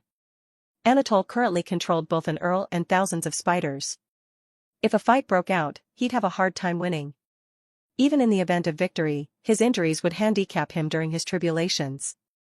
Priam was not a fool, blinded by the presence of an enemy. Anatole was a monster who deserved to die, but Priam had no intention of sacrificing himself to avenge strangers. "How can you be so sure it will work?" Anatole asked at last. "Well, I swore on my potential and—" Anatole cut him off. "It means you think it will work. Not that it will work. It's a quest reward. Kill Anatole Aili Samel, the Grand Master of the Cultists. Reward, you can choose one soul to resurrect," read Priam. Anatole looked him straight in the eye, and Priam tightened his grip on Promes. After several intense seconds, the man smiled. "Good." "What?" "Good. What do you want in return?" smiled Anatole. "You're sure?" asked Priam. Perhaps this was yet another trap set by his enemy. "My family is the most important thing to me. I know I have little chance of resurrecting them myself. Almost none, in fact. Some super factions are waiting for the lion to show any sign of weakness. Your proposal assures me of resurrecting my daughter. I'm glad to accept." A smile lit up his face, and he continued. "My wife would die of grief without her baby, so better resurrect my daughter." "Perfect then," replied Priam after a pause. Anatole seemed capable of dying for his daughter, but something was fishy here. Perhaps he had a way to resurrect himself? If so, Anatole would be disappointed. By pissing on the statue of Viracocha, Priam had acquired a particular skill. There is no heaven was capable of damaging the souls of his enemies. Priam had no desire to let his enemy live a third time. "Let's make a contract to bind us," proposed Anatole. "That's what I was going to suggest. Image LVL up, ether perception, LVL 13, 14, 15, 16. Meta, perk, +12. LVL up, ether manipulation, LVL 3. Meta, perk, +1. Meta, AFFI, +1. Meta, focus, +1. LVL up, poison body, LVL 6, 7, 8, 9. Const, +4. Vit +4. Meta, end, +4. LVL up, fitness, LVL 11, 12. STR +2. A spider approached and sank its fangs into Priam's forearm. Its venom invaded his bloodstream. The toxin was magical, its purpose being to burst the victim's meridians. Priam was careful to inject only small doses. Tribulation was coming, and he needed to be in top form. The spider backed off, and Priam started doing push-ups again, with Sphinx lying on top of him. Her miniaturization skill wasn't reducing her mass. Sphinx was constantly using a skill that allowed her to manipulate gravity to reduce her weight. At the moment, Priam felt as if an elephant was sitting on him.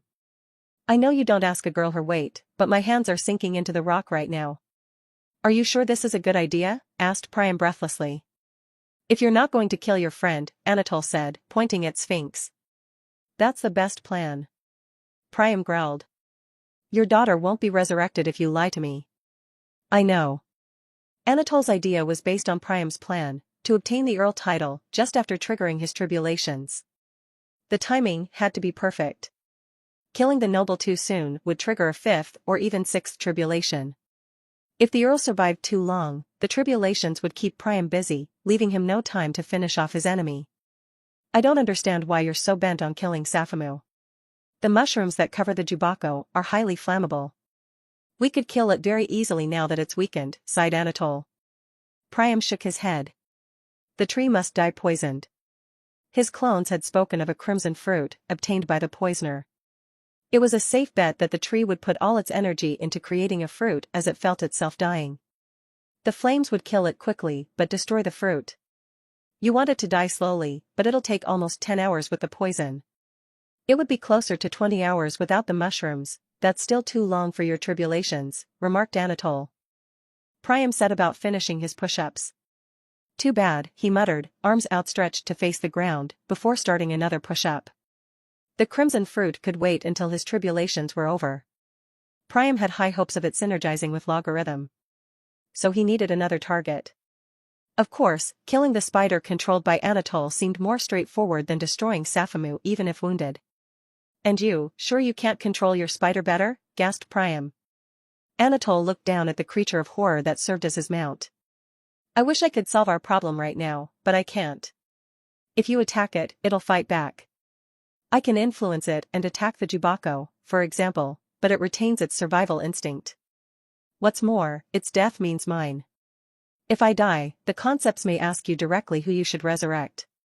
I don't want my daughter to be surrounded by hundreds of thousands of giant spiders. She's arachnophobic," he explained. "Like her dad." "Yes," smiled Anatole before recovering himself. "Which leaves us with the lion. I'm keeping an eye on his tribulation. We'll come up as soon as it nears the end. To kill him directly if his tribulation is too dangerous or to ambush him," Priam finished. LVL up, fitness, LVL 13. STR +1. "Okay, that's enough," he declared. Sphinx jumped down, and Priam sat cross-legged. "Show me the exercises again, please," he asked Anatole. Priam had been waiting for nearly 3 hours, but hadn't rested. The first thing he had done was to fetch Sphinx to witness their contract. The mythical creature told him she could create the contract herself, and Anatole agreed. The terms were simple. Anatole would do everything in his power to ensure that Priam survived his next tribulation. In exchange, Priam would kill Anatole a few moments before triggering his tribulations.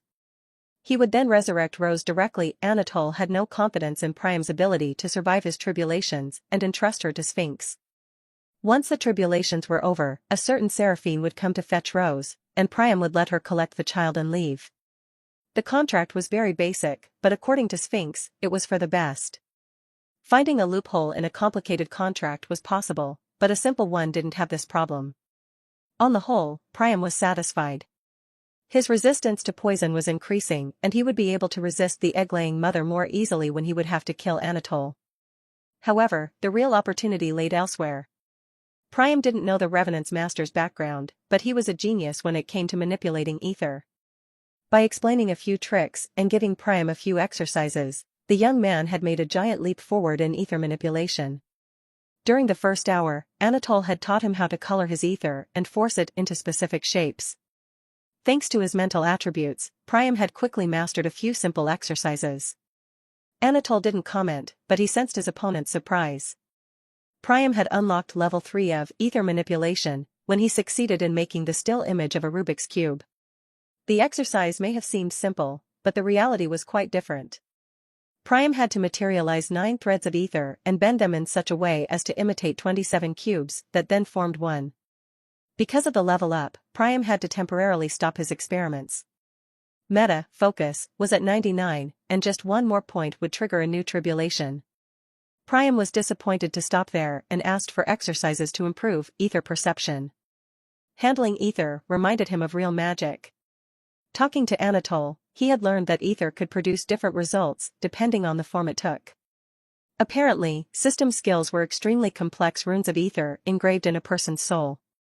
The master of the Revenants and Priam had exchanged theories on ether, the system, the 8th concept and even various hypothetical titles or achievements.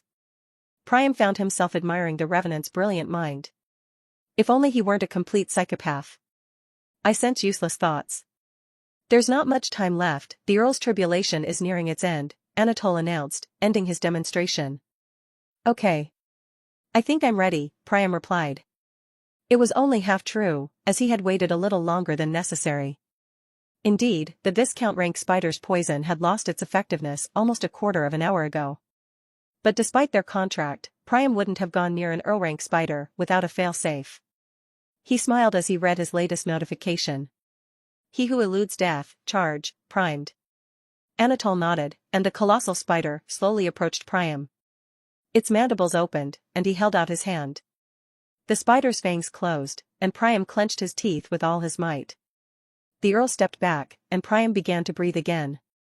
He ran his tongue along his teeth. One of his molars had cracked under the effort.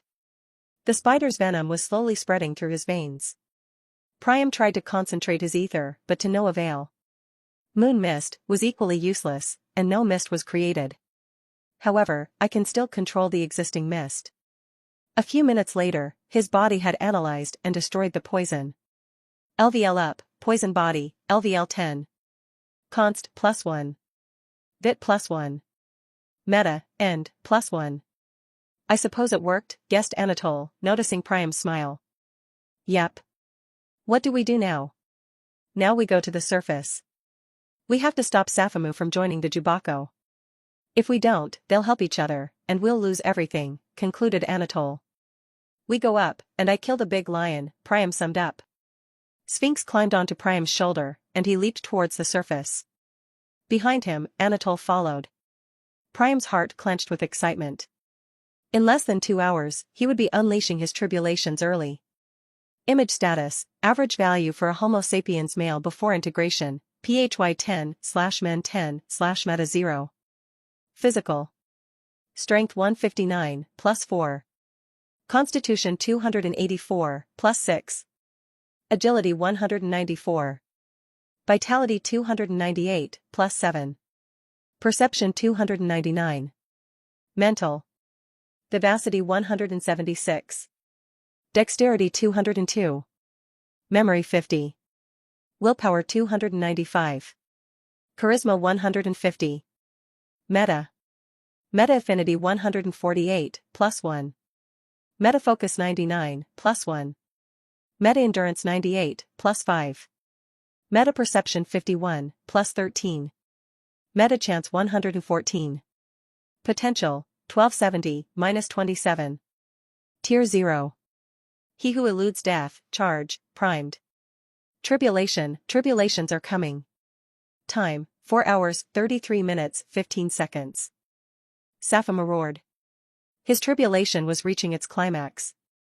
As proof, the northern lights were beginning to disperse, and the last of the wisps were falling like cursed snowflakes. Unfortunately, most of them were touching the ground, reinforcing the final rune of the tribulation. The Earl felt both enraged and hopeful. 3 different human armies surrounded him.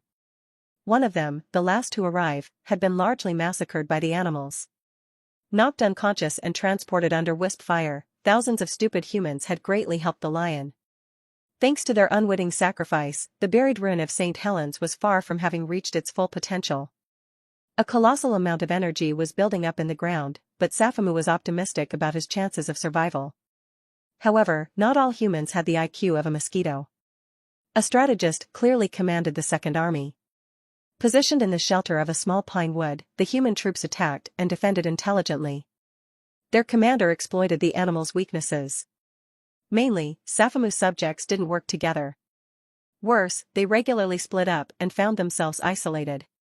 In addition, their physical advantages often made them careless. Many were lured into rudimentary traps, camouflaged holes lined with stakes, snares placed on the ground, or thin ropes stretched between 2 trees. Their mobility was reduced, and their attacks blocked. Most humans were individually weak, but 1,000 wounds would eventually overcome the animals. Nevertheless, some of the animals were thinking things through and managed to make the army bleed in return. The survivors would also be wary of traps in the future, which was positive from the Earl's point of view. Unfortunately, there was a third army, the source of the lion's rage. Made up of around 100 men and women, this group really wreaked havoc. The red and gold-clad warriors moved in small groups and effectively eliminated his troops. Each human was individually strong, and some were of barren rank. Faced with their teamwork, the animals didn't stand a chance. Safamu turned to his last Viscount. The latter was wreaking havoc in the ranks of the First Army. Whispering to the wind, the lion ordered his subordinate to change targets. He would have taken care of it himself, but the humans were far from his tribulation. Suddenly, the ground shook. The last wisp had disappeared. The tribulation was coming to an end. The lion stood up proudly and roared. Crouching on a branch, Guandi threw down his scabbard and grabbed his greatsword. A smile spread across his face as he saw the monster approaching rapidly. Some giant crocodile was planning to take one of his teams by surprise. The beast was nearly 10 meters long and could have swallowed 10 men without flinching. Guandi had no intention of letting him get away with it. The commander had never killed a Viscount alone, but his 2 supremacies gave him the confidence to try. The wind rushed through the trees and blew in his direction. No scent would betray his ambush. The swordsman held his breath as the animal approached the fighting group. His men moved stealthily through the forest without concern for the Viscount. The reptile had good camouflage and must have thought himself invisible. When the beast was no more than 20 meters from his men, Guandi turned his sword, catching and reflecting a ray of sunlight. The beam was lost in the canopy. The sword continued to turn, changing the angle of the reflection until it reached the beast's eye. The beast blinked, a basic reflex. Sun rush. Transported through the beam, Guandi reappeared a meter away from the Viscount, his greatsword falling like an executioner's axe. The weapon must have weighed close to 100 kilograms and came down with all the warrior's power. Heavy strike. His strength exceeded 200, and the result was bloody. The blade sank almost 20 centimeters into the crocodile's eye.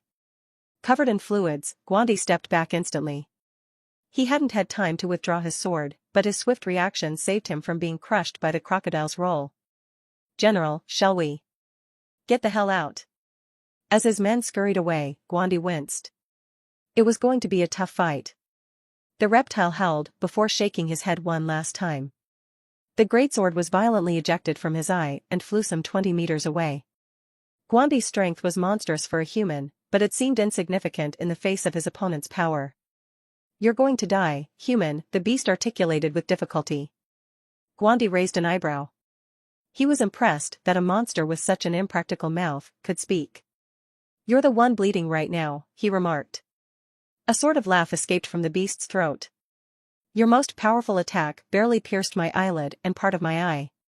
I wonder how you intend to penetrate my scales," laughed the Viscount. Guandi shrugged and walked towards his greatsword. The crocodile stepped aside, and Guandi began to run. 10 meters from his weapon, the Viscount seemed to accelerate magically and almost teleported between the sword and its owner. Steel call. The sword shot toward its owner before striking one of the crocodile's hind legs. It was one of Guandi's most deadly techniques. The blade failed to pierce the reptile's scales. Shit. Sun rush, sun rush. Using his rectilinear movement skill twice to get behind his enemy, Guandi retrieved his weapon. He moved into a defensive position just in time. The crocodile's tail was about to lash out at him. Micro. His leg muscles protested as Guandi jumped. The tail passed beneath him before slamming into a tree. The pine trunk burst into pieces, offering no resistance to the Viscount. Guandi knew that a single blow like this meant death. The Viscount charged at him with supernatural speed, and the general used sun rush to hurry backward. Without moving at the speed of light, the skill allowed him to follow a ray of sunlight. When the air temperature was constant, this meant moving quickly in a straight line. Unfortunately, each use of his skill cost him around 1/20th of his ether reserves. The crocodile attacked again, and Guandi dodged, using micro to fully exploit his body. It was dangerous, as his attributes were relatively inhomogeneous. His strength and agility were over 200, but his constitution could not exceed 200 without triggering a third tribulation. Therefore, each movement under micro threatened to rupture his muscles or ligaments and break his bones. Guandi couldn't do anything about it at the moment. He was ambitious, but not crazy. Braving a double tribulation would guarantee him a bright future. Perhaps, for his next tribulation, he could even face a triple one before reaching Tier 1. The Viscount's next charge exploded 8 trees of a respectable diameter. The difference in attributes between the two adversaries was ridiculous. The crocodile's physical attributes must have approached the 500 mark. "I can't wait anymore." As the crocodile advanced once more, Guandi closed his eyes. Natural focus, great battle flow, warrior trance, mastery, greatsword. The world slowed down, and Guandi's useless thoughts disappeared. Micro was a terrifying supremacy that allowed him to feel his body and command it finely. His body was a weapon, and mastery turned that weapon into a nuclear bomb. A crimson aura covered his blade. Guandi imagined it capable of slicing through the world. Opening his eyes, the warrior detected a movement and raised his sword. Blood spurted. Without giving the crocodile time to understand, he took a step forward and lowered his weapon again. The crocodile stepped back too late to dodge completely. The greatsword sank into its snout like a hot knife through butter. The crocodile disappeared briefly before reappearing 20 meters away, snout bloody, tail shortened and short of one eye. Guandi smiled as he confirmed the effect of mastery greatsword. His will was now superimposed on his blows, making them as sharp as his mind would allow. The reptile's constitution was not up to the task. The two adversaries stared at each other for a second. The crocodile's able-bodied eye moved for a moment to look at the piece of tail he had lost, and Guandi took advantage of this. The alligator panicked as he saw his opponent approaching and opened his mouth. Hundreds of water pellets shot out, each projected at the speed of a bullet. The bead shattered a tree trunk before continuing toward the warrior. Guandi planted his sword in the ground and crouched behind it. Bulwark. A giant ghostly sword superimposed itself on his blade. Reinforced by mastery, the skill stopped the Viscount's attack. A second later, Guandi straightened up and burst out laughing. The reptile was fleeing. Time to hunt. Image Priam and Anatole were seated about a kilometer away from the lion. The two men watched in fascination as the grand finale loomed. The underground rune was accumulating energy and seemed to follow some blueprint. The more energy it absorbed, the more complete and deadly it became. Sphinx slept peacefully in Priam's massive hair. Her heritage, combined with her age, meant she had to sleep a lot. Priam coughed and thanked Anatole when he handed him a handkerchief to wipe up his blood. Usually, coughing up blood wasn't good news, but Priam wasn't worried. He had created the situation himself by asking Sphinx to attack him physically. Not being a masochist, there was a reason behind this request. Priam intended to kill Safamu in one shot. If one of his tribulations caused him to lose consciousness or made him vulnerable in any way, the lion had to die before. So Priam had overloaded kinetic control again until one of his meridians had failed. Fortunately, his vitality and a few drops borrowed from the spring were healing him. "I feel like I've overeaten," he said. Anatole shrugged. "I've calculated that you've racked up about 1 billion gels. That's about 1/50,000th of little boy, the atomic bomb dropped on Hiroshima. Concentrated in a single piercing attack, I wouldn't put much stock in the lion's skin. That's 240,000 calories. The equivalent of 184 kilograms of cooked white rice." "You bet I feel full," said Priam. "I don't know what amazes me more. That it's true, or that you thought to do the math." Priam smiled but didn't comment further. Kinetic control wasn't exactly a secret, but he wasn't foolish enough to confirm Anatole's assumptions by answering his roundabout questions. Priam had read enough books to know that bragging, even to a soon-to-be dead man, could be dangerous. "It's about to start." "You're right. I could hardly dream of a more beautiful sight before I die." Priam frowned for a few seconds, before asking a question that was burning his tongue. "You're a genius, Anatole. You could have helped humanity, especially in these difficult times. Instead, you decided to destroy it to save your family. Was it worth it?" Anatole materialized an ether Rubik's Cube before answering. "My daughter loved this kind of game. She was very clever. She was our pride and joy with Nora, my wife." He turned to Priam. "You must have dreamed of your soulmate, right? Someone who understands you in an absolute way. Who supports you, motivates you, and pushes you to excel. Someone you'd love without limits and for whom you'd be ready to give everything, without it even being an effort for you." Anatole's eyes gazed into the past. The melancholic smile on his face was for people who were already dead. "I didn't believe in all-consuming love. I was resolutely rational. I thought that unconditional love could only be one way. That love without limits was dangerous. Yet Nora was my soulmate." Anatole looked at Priam with an intensity that shocked the young man. "For them, I'm capable of anything." Priam swallowed. Dialoguing with a fanatic was impossible. He knew he'd kill him soon and Anatole knew it too, but he wanted to understand. "Honestly, I hope to meet someone like that someday. But deep down, I also know this soulmate would hate it if I sacrificed billions of lives to save her." Anatole remained silent for a few moments before turning to the oncoming tribulation. Priam thought he wouldn't answer, but a soft voice surprised him. "You're right. That's why I'm glad to die. I don't want my daughter to know what I did to buy her resurrection." The sky turned red, and the earth began to tremble. Nature's wrath was gathering momentum before exploding. Priam asked one last question. "Do you regret your actions?" "Ha ha ha." Priam turned to Anatole, who was laughing. His heartfelt laugh almost made Priam forget the crimes he'd committed. "Not in the least, Priam," he finally smiled. There wasn't a trace of cruelty in Anatole's eyes. Before his family, the rest of humanity was just worthless. I wanted to resurrect my daughter, and I succeeded. Without my actions, without my crimes, the system wouldn't have asked you to kill me. By killing myself, I resurrect my daughter. The concepts have kept their word. Priam's eyes widened. What? The world exploded. Image the cloudless sky allowed Safamu to see the earth. His birthplace. He was born a simple lion, with no real intelligence. He snorted.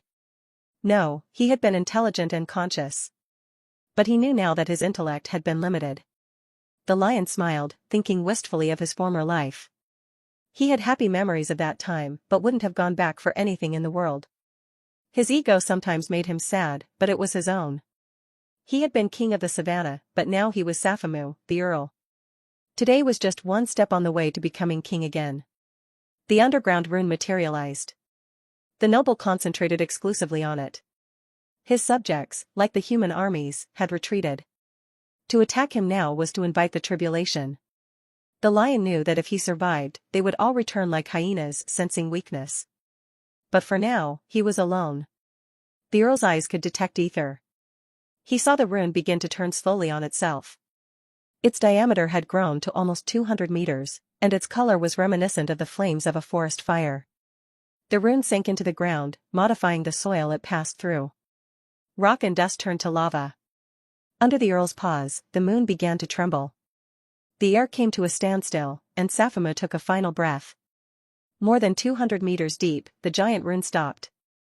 Esoteric writings began to appear, their white color blinding the lion's ethereal perception momentarily. He blinked. Suddenly, the mental chains that had been holding him back gave way. At last, he was free to flee. But it was too late. End of the tribulation.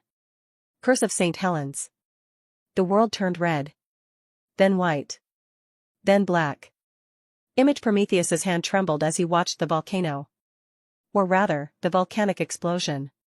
He'd never seen an atomic blast, but it had to look like this. Debris, magma, and ash were projected on a vertical axis only. A column 200 meters in diameter was the stage for absolute destruction. A pillar of black clouds soared skyward. Galloping faster than sound, the ash billows were occasionally overtaken by red, orange, and white blazes. At the center of this spectacle, a blood moon seemed to have risen, mixing magma, explosion, and rage. St. Helens glared down at her prisoner.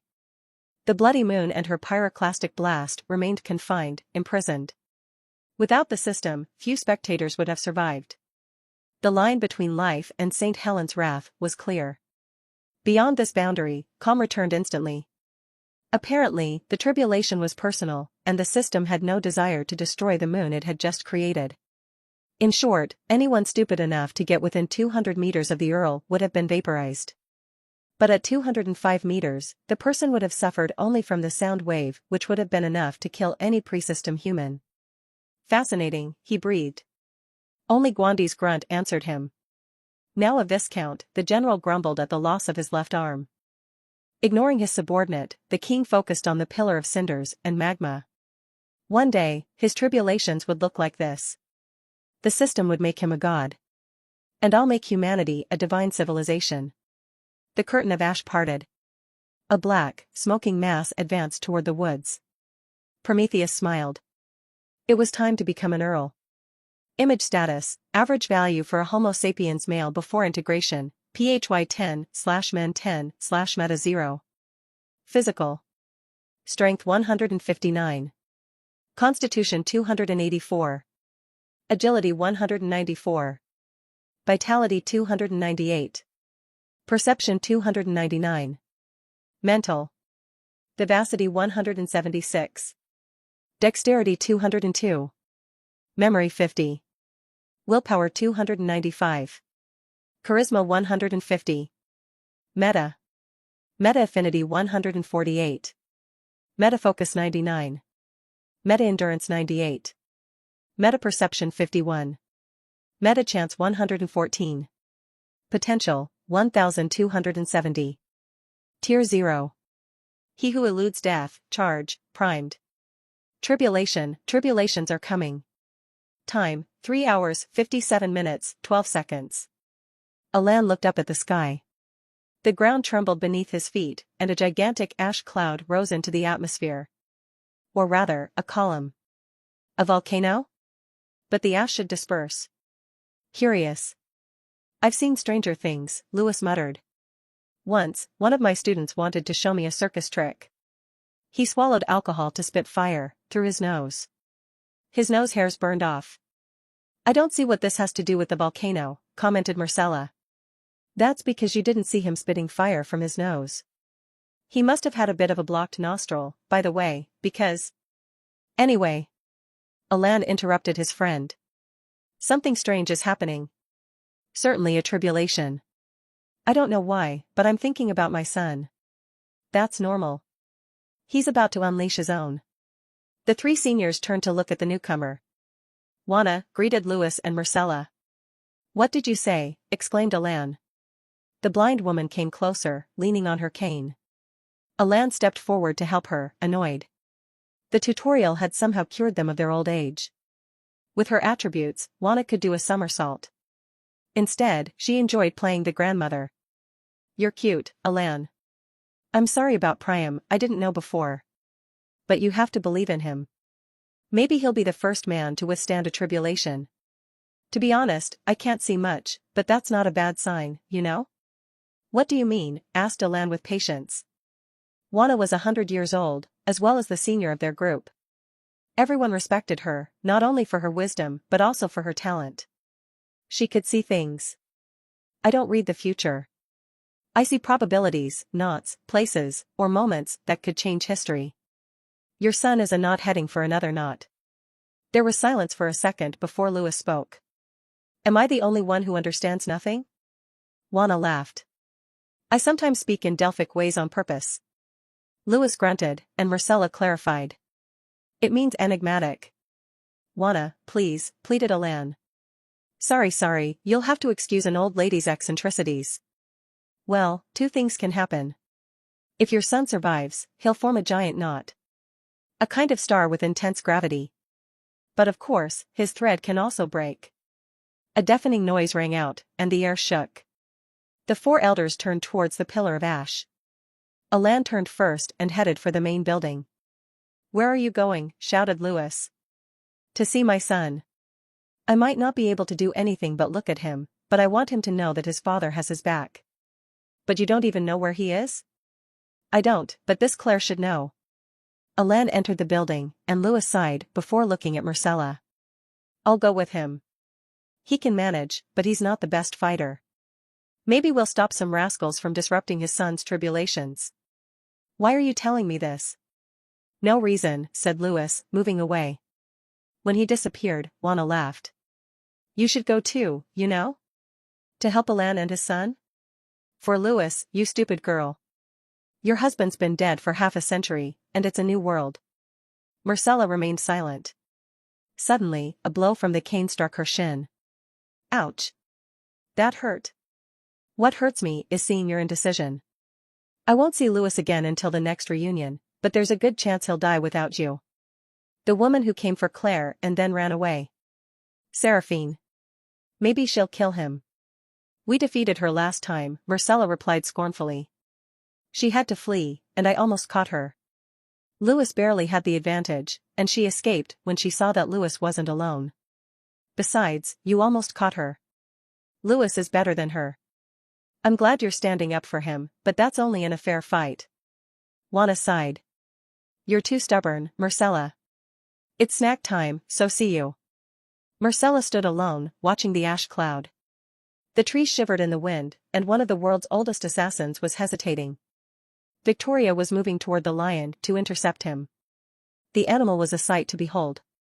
His fur was totally burnt, and his flesh had been ravaged by the flames. A layer of ash stuck to his skin, which surely made him suffer terribly. By some miracle, he had managed to save one of his eyes. Noble despite his wounds, the boss headed for the forest. The leader of the alliance knew that, despite his injuries, he remained a dangerous adversary. Victoria had no problem pouncing on the wounded animal. Pity was a fatal weakness in this new world, and Victoria knew how to adapt. She wasn't the only one. On her left, a man was running parallel to her. She had heard of Prometheus, the divine king. His army was extremely well-trained, and his second-in-command had just become a viscount. A phenomenal feat. However, she was confident. A king was only as powerful as his subjects. Victoria was not a queen but a leader. That was why she was here. To prove to the Alliance and humanity that men and women could progress. That the human race could win and prosper. 50 meters from the Earl, she raised her sword. Mastery, sword, dash. Reappearing a meter from the beast, she slashed. Her sword bit into the lion's muzzle, and he seemed almost surprised to see her. The tribulation appeared to have genuinely exhausted him. I'll make this quick. Victoria stopped before finishing her sentence. A force was pushing her toward the ground. Turning her head slightly, she noticed Prometheus leaning on her shoulder to jump. The king leaped towards the lion, throwing Victoria backward. This bastard. The man's sword was relatively simple, but descended with the fatality of death. The point of the blade was aimed at the lion's glabella, and Victoria gritted her teeth. If Prometheus possessed mastery, the sword would pierce the lion's brain, and that would be the end. Suddenly, Victoria's instinct screamed. She brought her shield against her, but she knew it wouldn't be enough. Statue. The world went dark for a second. Opening her eyes again, the Alliance leader realized she was over 50 meters high. Her skill had absorbed the instant damage, but the attack had propelled her a long way. Despite his fatigue and injuries, the beast remained monstrously powerful. Below her, the Earl continued his walk toward the forest. Redirection. Her trajectory changed, and Victoria charged toward the lion. Prometheus had disappeared, certainly blown away by the wind attack, and the field was clear. The title was hers. Gathering all her willpower in, mastery, sword, Victoria prepared to pierce the beast's skull. Just as she was getting near, the beast looked up at her resignedly. At that exact moment, a notification appeared in Victoria's field of vision. Announcement to humanity. A moon earl died by the hand of humankind. Humanity will be rewarded for this achievement. Zone announcement. Congratulations to Priam Azura for finishing his own guardian. Sachp, the Queen Mother, has passed away. Humanity will receive a bonus at the end of the reunion for this achievement. You humans don't give us a chance, do you? The Earl said. Averting his gaze, the lion raised his mouth and roared with all his might. Victoria urgently plugged her ears with cotton. She had come prepared. Less than a meter from the lion, she held up her sword to deliver the fatal blow. The Earl made no attempt to defend himself. Suddenly, the world turned red. Liters of blood and cerebrospinal fluid showered over her body. An instant later, thunder cracked, rattling her eardrums despite the protections. A terrible gust of wind pushed her back for the second time. In the air, Victoria recovered her balance thanks to Micro. The ground was approaching and she rolled to cushion her landing. Quickly wiping her eyes, she observed the carnage. Some 30 meters away, the noble lion had almost disappeared. Zone announcement. Congratulations to Priam Azura for finishing his own guardian. Safamu, the noble lion, has passed away. Humanity will receive a bonus at the end of the reunion for this achievement. The crushed grass was red with the animal's blood. Pieces of bone, skin, and organs were scattered over a wide area. The animal's legs were still more or less intact, but far apart. A projectile had gone right through the animal's body. The ground shook and Victoria saw a cloud of dust form in the distance. The shot had hit the ground a few kilometers away. Despite not being a ballistics expert, Victoria turned in the direction the lion had looked before dying. Her enhanced eyes immediately detected the author of the kill steal. About a kilometer from her position was a young man who physically matched some of the reports she'd read. Tall, rather muscular, with tan skin and messy hair, Priam Azura had a striking face. Clearly not the most handsome man Victoria had ever seen, it was undeniable that his face had character. The champion stood perched on the corpse of some kind of horrible spider. Another Earl. Suddenly, he opened his eyes, and their eyes met. For a moment, Victoria's rising anger subsided. His eyes didn't seem arrogant. They were complex, and his lips moved. Victoria frowned and concentrated. She could read lips, but he was far away. Fly? No. Priam repeated the word, and Victoria understood. Flee? A nod. But why? Thunder rumbled, and the sky darkened. For the second time that day, Victoria's heart sank. Image. Priam stood up and swallowed. The explosion had totally absorbed him. He was about to unleash his own tribulations at any second, and the thought terrified him. The volcanic blast would have reduced him to ash. Literally. He had a bonus life, but the concepts would take this into account. Moreover, he would have to survive not one, but 4 tribulations. Of course, they were customized. His would therefore be easier than the lion's. At least, he hoped so. The ash curtain opened, as Saphamus stepped forward. Behind him, a vision of hell briefly appeared. Fire. Ashes. Destruction. As he was returning from the underworld, the Earl's wounds were critical. Priam turned to Anatole. It was time to move on to the next part of the plan. Time to die, said Priam. His tone was light, but he was on his guard. If anything was going to happen, it would be now. Anatole chuckled. Now's the time, yes. 2 last things. The first is my name and, therefore, my daughter's. If the system ever wants you to know the name of the person you're resurrecting, he clarified.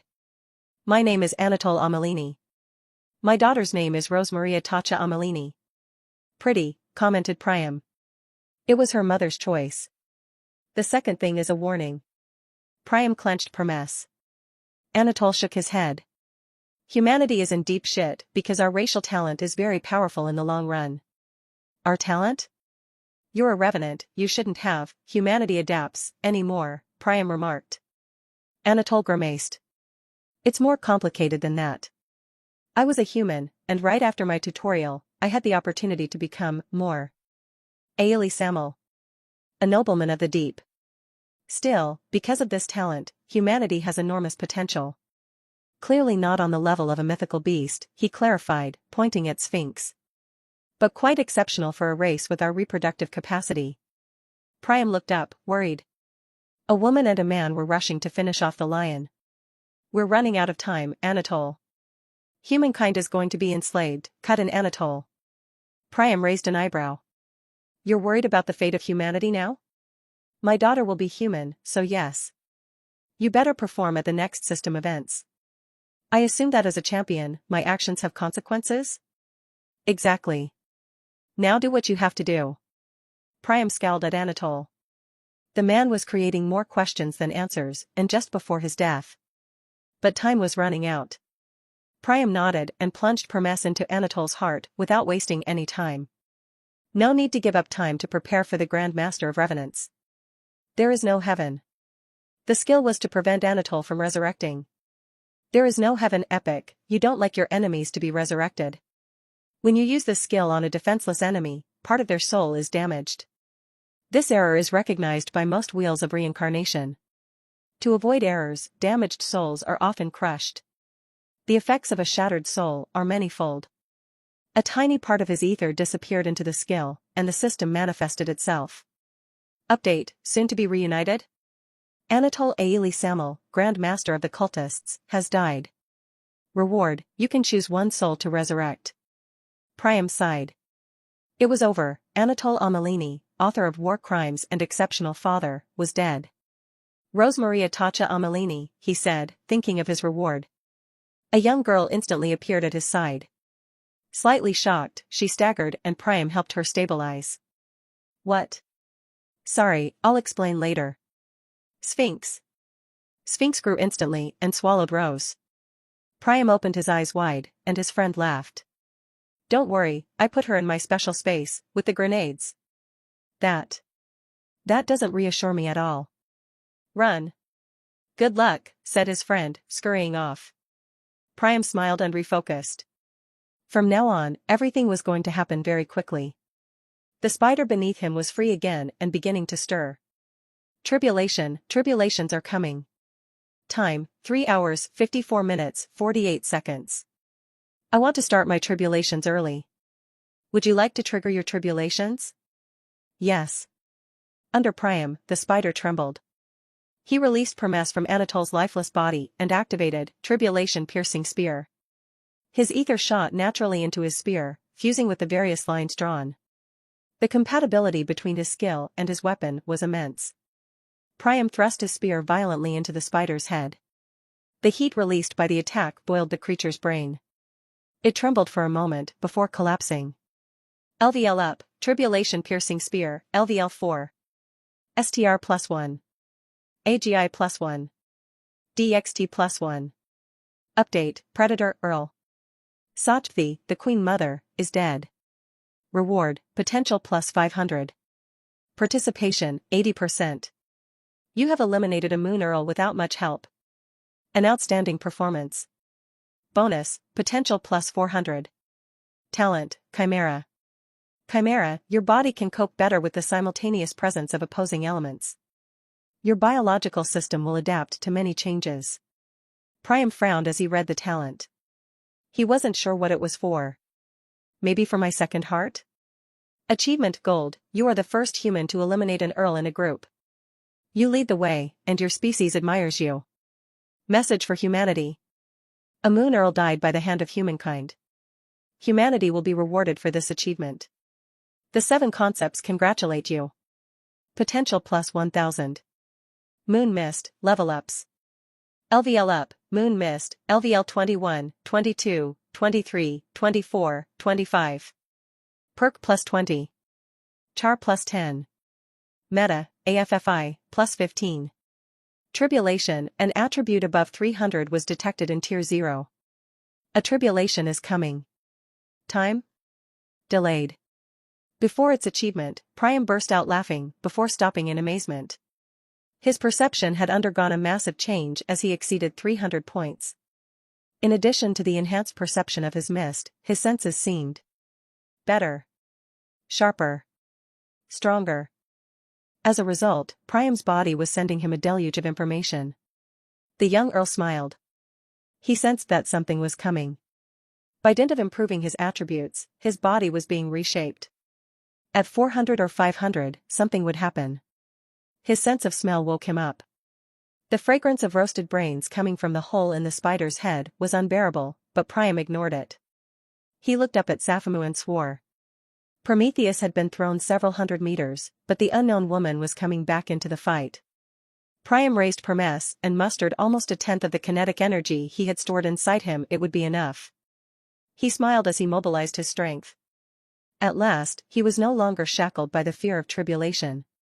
He could go beyond his limits and increase his attributes and skills. The battle ahead would be challenging, but Priam was ready to give his all. Smiling, he met the Earl's gaze. The lion roared, and Priam roared back. Kinetic Control. LVL Up, Kinetic Control, LVL 24, 25. Diva +4. DEXT +6. Meta, Focus, +8. LVL Up, Spear Throw, LVL 3, 4, 5. DEXT +6. Tribulation, 12 attributes above 100 were detected in Tier 0. A tribulation is coming. Time? Delayed. The spear disappeared from Priam's hands with the lion's final roar. Permes, bearer of death, swallowed the distance between the two adversaries. By now, the weapon weighed around 20 kilograms, and its speed reached 2 kilometers per second. It took half a second for it to hit Sapphemu. The lion exploded, and Priam grunted in pain. His meridians were burning atrociously, and he took the opportunity to drink from his gourd. The spring's liquid flowed down his throat, and its freshness soothed Priam. LVL Up, Erosion Resistance, LVL 19. Meta, End, +3. Update, Predator Earl. Sapphemu, the noble lion, is dead. Reward, potential +500. Participation, 21%. Bonus, potential +60. Title upgraded. Moon Earl Gold. Congratulations. Moon Earl Gold, you have participated in the elimination of several Earls. The sum of your participation is greater than 100%. For this outstanding performance in the reunion, you are promoted to Moon Earl. You are now one of the most powerful nobles of this reunion. Be proud of your achievements. To stop running for a second is to lose the race. Mist is everywhere you are. You are a representative of the moon. Its blessing is with you. Can you sense it? His skill had changed. More than the various rewards, his new proximity to the mist pleased him. Priam could feel it all around him, ready to obey his every command and thought. At last, Priam sighed as he read the notification. His plan had worked. All he had to do now was survive his tribulations. He met the young woman's gaze, who seemed angry at not being able to kill the Earl. "Sorry," he mouthed. "You should run." Seeing her discomfited expression, he simplified his message. "Flee." She nodded, and Priam looked up at the dark sky. The rain began to fall.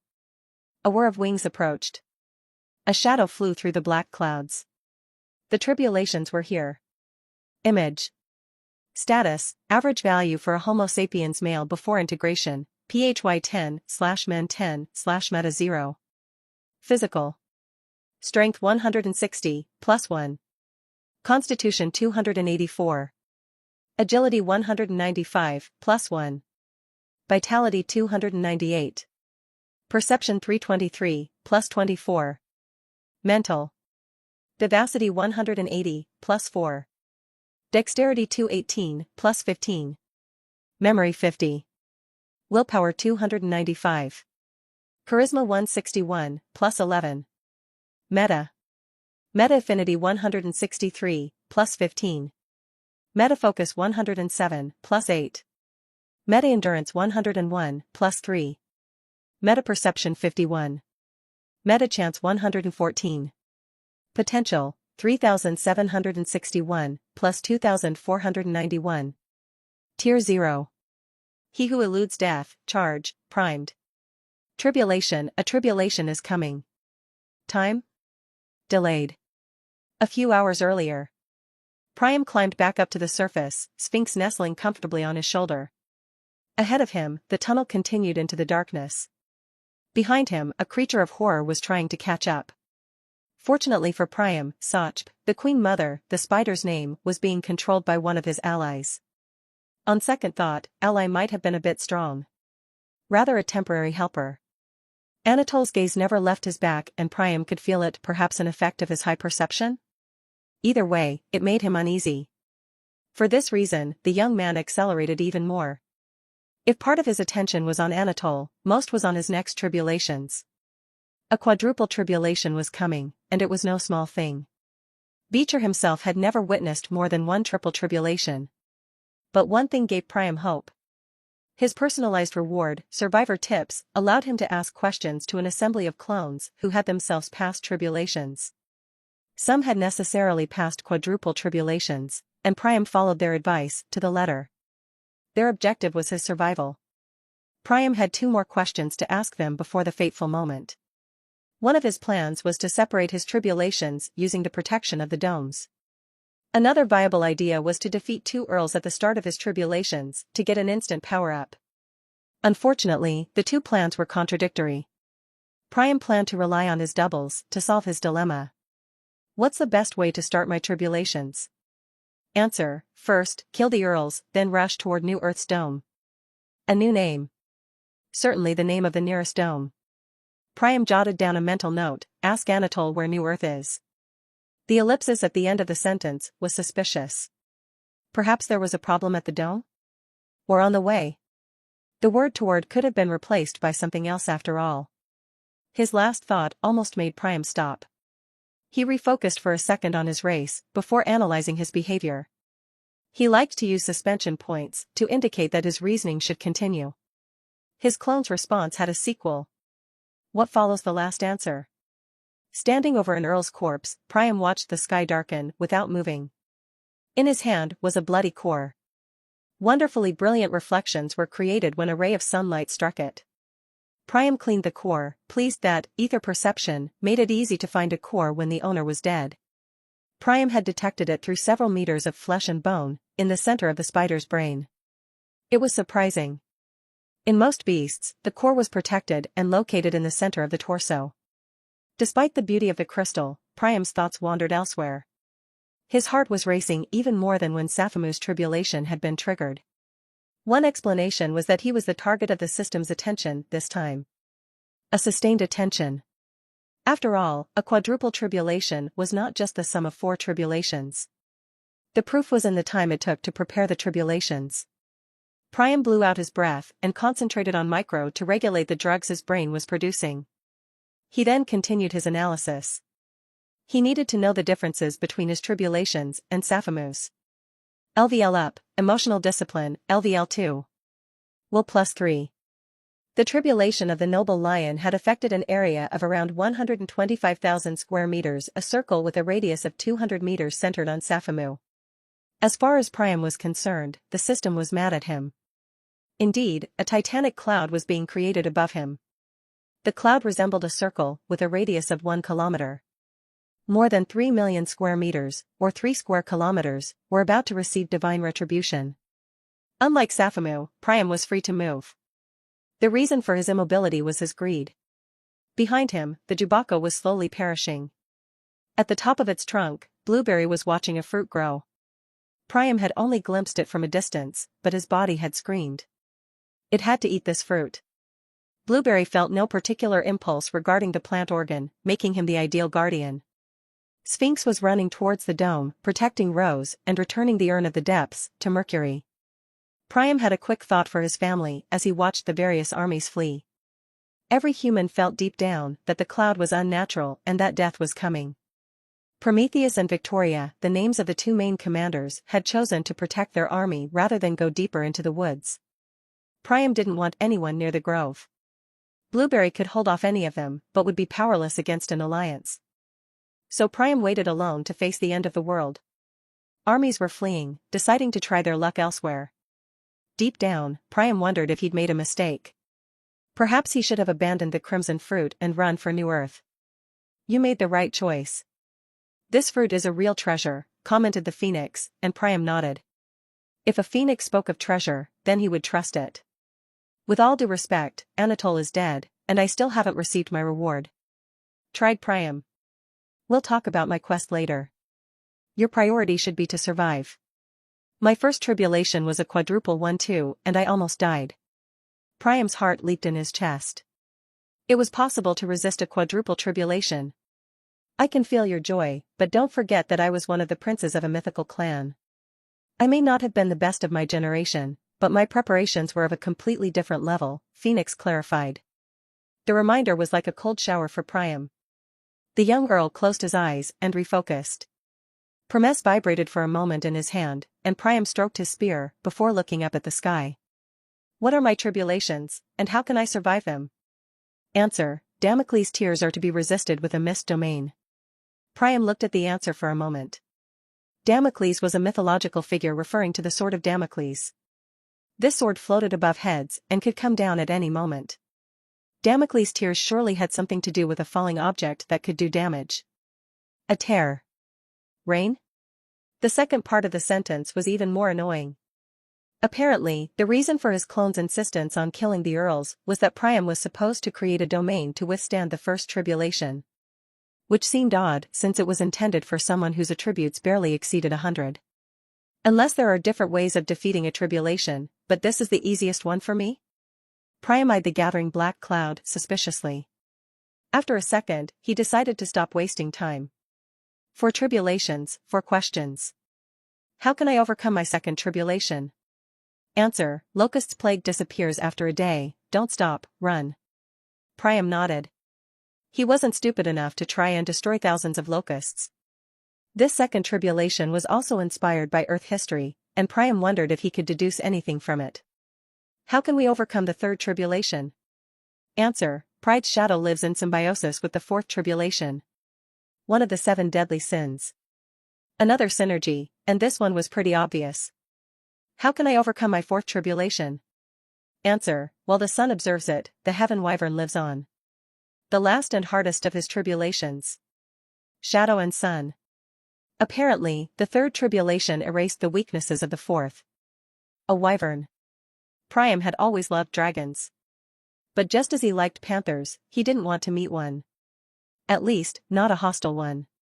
Just like that, Priam had only 2 questions left. Looking off into the distance, he saw the armies disappearing behind the hills.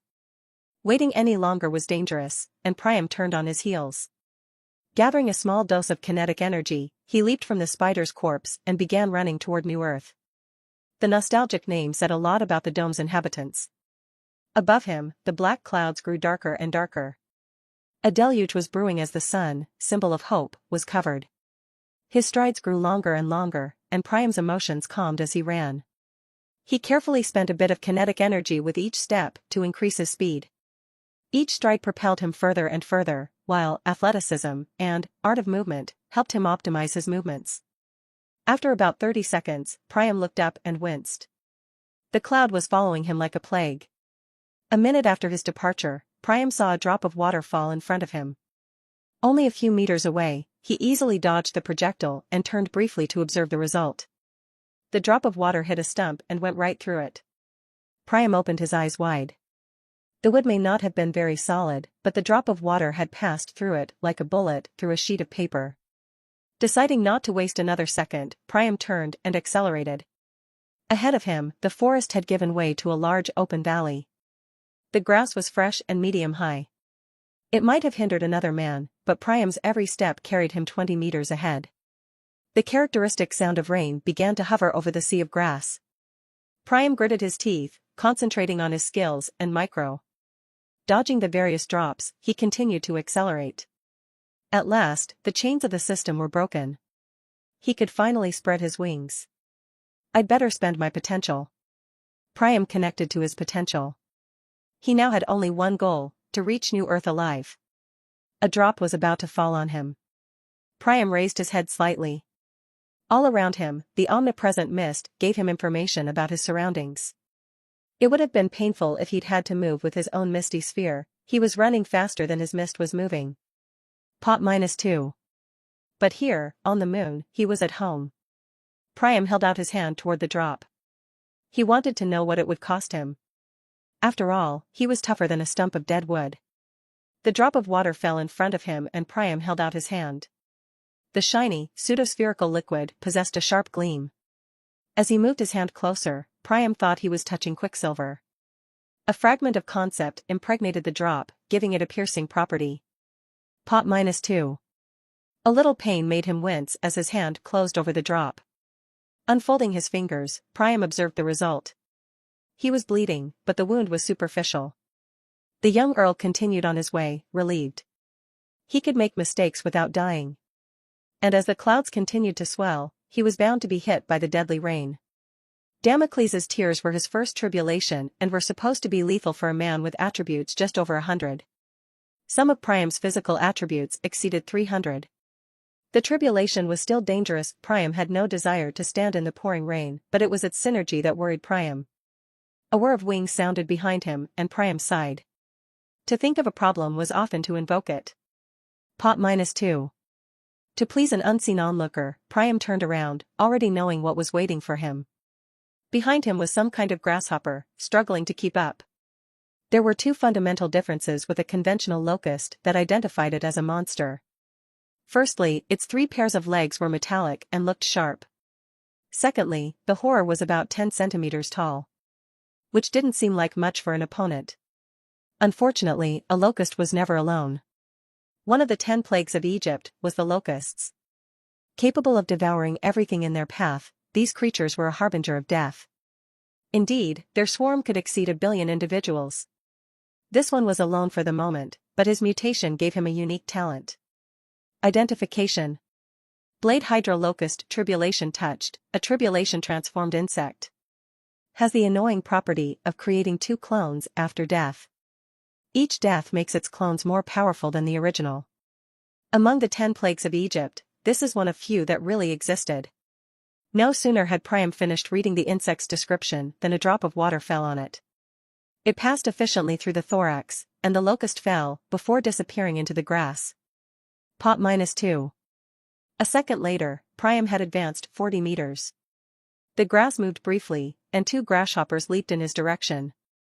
Priam understood instantly what was about to happen. The mathematical law governing the reproduction of these creatures doubled their numbers with each death. Of course, as they became more and more powerful, a drop of water would no longer be enough to kill them. But by then, millions, if not billions, would be after him. Ants had almost eaten Priam, and the experience still didn't interest him. Using kinetic control to move away as quickly as possible, Priam leaped forward 100 meters. A thought crossed his mind. Perhaps if he could outrun the locusts, the tears of Damocles would no longer kill them. Pot -2. Over the next 5 minutes, he accelerated faster and faster, dodging the lethal drops. One of them struck Promes and exploded into tiny droplets. The clash between spear and drop produced a sound similar to the clash of two swords. Priam applied himself to running even faster. His body could now withstand enormous effort, and Priam was soon approaching 200 km per hour. He wanted to conserve as much kinetic energy as possible for the last two tribulations. Deciding to test his hypothesis, Priam turned, and his face darkened. The rain cloud was stretching out. Apparently, he would have to fight off a stupid number of locusts. The only solution was to keep his lead for 24 hours. Suddenly, Priam dodged to his left. The rain began to fall harder and harder. The drops multiplied and avoiding them became complicated. Reaching the top of a hill, Priam jumped. His leap took him some 50 meters, and the young noble burst out laughing. Death was running behind him, but he was staying ahead. LVL up, Athletics, LVL 20. AGI +1. Athletics has reached level 20, its maximum level as a common skill. Depending on your background, 3 upgrades are available. Super Athletics Rare, General Upgrade. No future upgrade possible. Potential cost, 5. Moon Jump Rare, you've jumped on the moon. Future upgrades possible. Potential cost, 10. Iron Marathon Rare, you ran over 240 kilometers without stopping. Future upgrades possible. Potential cost, 10. Priam winced. No improvement was satisfactory. Yet behind him, the locusts were accelerating. Sighing, Priam chose the solution best suited to his current situation. You have selected the skill, Iron Marathon Rare. Pot -10. Iron Marathon, you run without stopping. Over hill and dale, you use your body as a means of transport. Keep running, and you'll catch the wind. Seriously, keep running. Locusts don't feel tired. AGI +3. Priam applied the system's advice.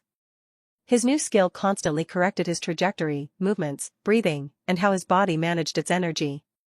No skill was useless. Suddenly, the plane lit up despite the clouds that were now blacker than the sidereal void. Priam looked up and swore. Shiver me timbers. 50 meters above him, a dragon hovered. Priam corrected himself, it was a wyvern. Its appearance was terrifying. The majestic reptile, with 2 enormous wings, gleamed in the sunlight. No, its scales are golden, Priam corrected himself. For massive legs ended in claws big enough to grip a buffalo. Its long tail enabled it to make tight trajectory changes. No one turned their back on such a predator. You had to fight head-on and hope to get the upper hand. Unfortunately, he had to outrun the locusts. The young warrior gritted his teeth as he continued his run.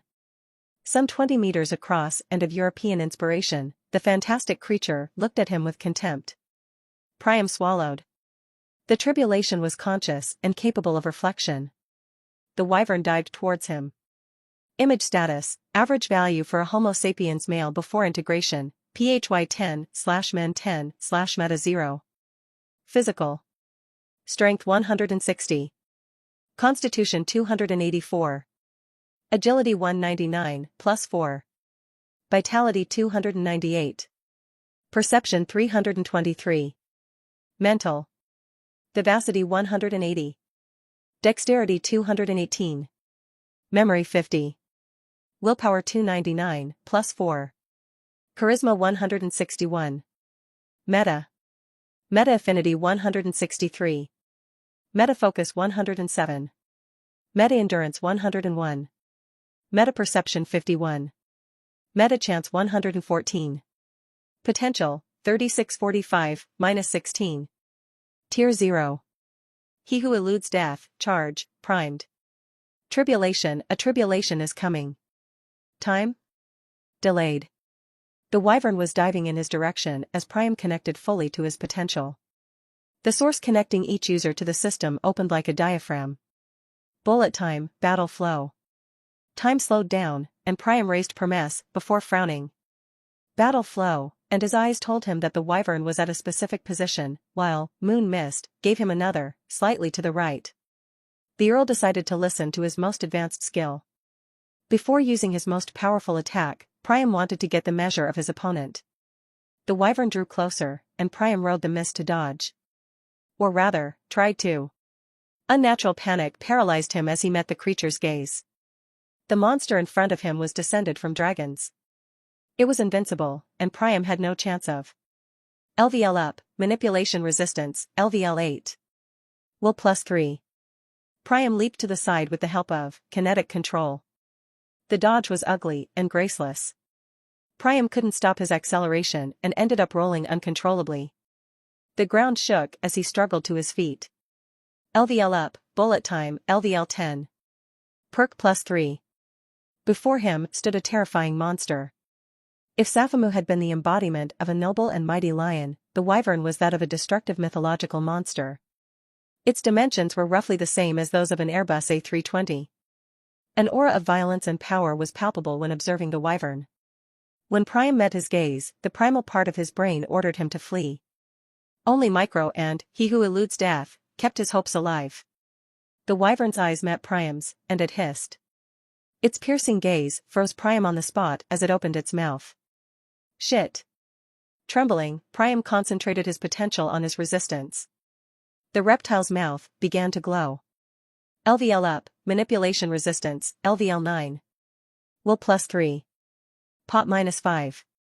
His muscles began to respond again, and Priam let himself fall backward, straddling the mist. Some 30 meters away, Priam watched the wyvern's breath. Like a gigantic laser, a column of light was sweeping the plain. 5 seconds later, the creature closed its mouth, panting. The attack seemed to be tiring. Understandable, given the destruction caused. Holy shit. Priam was flabbergasted. In front of the wyvern, a small canyon, 10 meters wide, had appeared. All matter, earth, grass, pebbles and stones had been annihilated. Priam had expected this after seeing the lion's tribulation. What he didn't expect was the penetrating power of the attack. The hyper beam had ravaged the plain for at least 500 meters. If the attack could evaporate 100 meters of earth in a second, Priam had no doubt that his constitution would not be enough to stop it. The beam was clearly inspired by the breath of the dragons and was terrifying. The reptile turned towards Priam, and the paralysis activated again. The wyvern propelled itself in his direction. The two opponents were only 30 meters apart, and Priam had to mobilize Micro, boosted by his potential, to react. The monster raised an arm and swung its claws at Priam. Raising his arm at the last moment, the warrior blocked with his spear, absorbing the kinetic energy. LVL up, bullet time, LVL 11. Perk +3. Pop -5. His meridian screamed, and Priam held before sending back the kinetic energy. The creature was pushed back. Surprised, it blinked. Well, the big lizard isn't happy to lose? A howl answered him. Priam felt the ether condense in the monster's throat. He quickly teleported behind it, dodging another death ray. The plane shook, and Priam caught his breath. Clearly, he couldn't defeat this monster without using one of his trump cards. In addition, if his clone's answers were accurate, the wyvern's greatest power was its immortality. The creature took a deep breath and looked back, astonished to find Priam there. He winced. The opaque mist should have made him invisible. His various titles and merits made him extremely difficult to spot in the mist. Yet the wyvern could feel his presence. Either one of his greatest advantages was useless in the face of the monster's raw power, or it had another way of detecting him. Priam thought back to his clone's answers and looked at his shadow. If he was right, there was little he could do. The rain continued to fall, and the drops became more and more numerous. For the time being, Priam could feel them piercing his mist and dodging them in advance. He wouldn't be able to avoid them for long. Avoiding eye contact with the creature, Priam trembled as he felt it open its wings. A new attack was coming. The deployed membranes began to glow intensely. Priam had to look away, and this almost proved fatal. His mist could perceive many things, but not light. I'd have to be able to feel the agitation of the molecules. A lance of light shot towards his liver, but Priam had already disappeared. The wyvern's wings created hundreds of spears of light at a 90 degrees angle. They looked relatively unpowerful, but impossible to dodge. Observing the spears, Priam realized that the mist and therefore the micro-droplets of water reflected the light and weakened them. His belly was hurting him, and Priam analyzed the damage. He swallowed as he saw a 2-centimeter deep wound. The intense light had completely cauterized his injury, which made healing more complicated. The wyvern turned in Priam's direction, continuing to bombard the plain. Riding through the mist, Priam played cat-and-mouse with the reptile. He soon decided to attack. His ether reserves were almost depleted from teleporting several times a second. Priam reappeared at the creature's back and raised Promes. Tribulation-piercing spear. Promes charged in a second, and the fire spear slammed into the monster's tail. Its size was too great to aim at anything else without getting on top of it. The spear pierced the tail, and Priam jumped back, dodging a whiplash. LVL up, bullet time, LVL 12. Perk +3. LVL up, dodge, LVL 10. AGI +1. The monster howled, and Priam swallowed as its shadow began to vibrate. The reptile was angry, and the third tribulation was manifesting itself. Without warning, the world began to lose its color. The golden wyvern turned black, and the shadow spread rapidly. Priam tried to back away, but to no avail. In a second, the plain had become as dark as a piece of vantablack. More than the creature's destructive powers, the transformation of the landscape filled Priam's heart with fear. How could he defeat an immortal creature who, with a thought, could change its environment? The shadow on the ground trembled for a moment, then disappeared. With it, all colors vanished, and the world was plunged into absolute blackness. Priam's enhanced eyes were useless. Fortunately, his mist sensed the wyvern approaching in silence. Priam's breath was controlled as he was preparing himself. Static, he let his body regenerate his meridians until the last moment. When the reptile was no more than 5 meters from him, Priam sprang into action. Taking a quick step boosted by kinetic control, he instantly appeared under the monster's throat. In complete darkness, Priam drew on his kinetic reserves, micro, and spear strike. Augmented by his potential, the blow was sublime. LVL up, spear strike, LVL 2, 3, 4. STR +6. DEXT +3. LVL up, kinetic control, LVL 26. Viva +2. DEXT +3. Meta, focus, +4. The attack pierced the monster's defensive scales and opened its windpipe. Priam wasted no time in stepping back to avoid a riposte. The dragon clawed at the air, trying in vain to scream. That should prevent him from launching any more breaths. Suddenly, Priam's eyes widened. The wyvern had just flapped its wings powerfully, dispersing the mist. Perhaps it had been thinking about Priam's different skills. Or maybe it was a coincidence. Either way, it was terrible news. Battle flow switched on, and Priam threw himself on the ground. The disturbance in the mist prevented him from knowing the wyvern's exact position and riding it. LVL up, battle flow, LVL 3. Perk +1. DEXT +2. LVL up, bullet time, LVL 13. Perk +3. Eidetic memory then reminded him of one of his notifications, and Priam released some of his potential. You have gained the skill, broad spectrum vision, common. The human eye can detect electromagnetic wavelengths between 380 nanometers and 780 nanometers. Not all animals have the same capabilities, some can see in the infrared or ultraviolet. It is now the case for you. How will your human brain decode X-rays or gamma rays? By the way, don't try to look through clothes, an X-ray of your crush isn't sexy. Perk +1. It was a skill Priam had blocked so as not to exceed 300 points of perception. Now he was no longer limited and smiled again as he opened his eyes. The plain was now lit in a strange and indescribable way. His eyes could now see infrared and ultraviolet. Pride's shadow hadn't thought to banish wavelengths outside the visible range. The wyvern took off. The wound seemed to have annoyed it, and Priam began to stress. Behind him, the locust swarm was closing in. Combined with the deadly rain, the weather was as always against him. If the wyvern glided without attacking him, his nerves would eventually give way under the stress. He had to disable the monster before running back to New Earth. Trying to reach the dome over 100 kilometers away while dodging wyvern breaths was impossible. Screaming, the wyvern dived, and Priam sighed with relief. The monster was heading straight for him, determined to destroy him. 10 meters from the monster, Priam concentrated. It was time to get down to business. Focus, spear throw, kinetic control, micro. Activating several skills simultaneously, Priam cast Promes. LVL up, focus, LVL 22. Perk +1. Viva +1. DXT +1. LVL up, spear throw, LVL 6, 7. DEXT +6.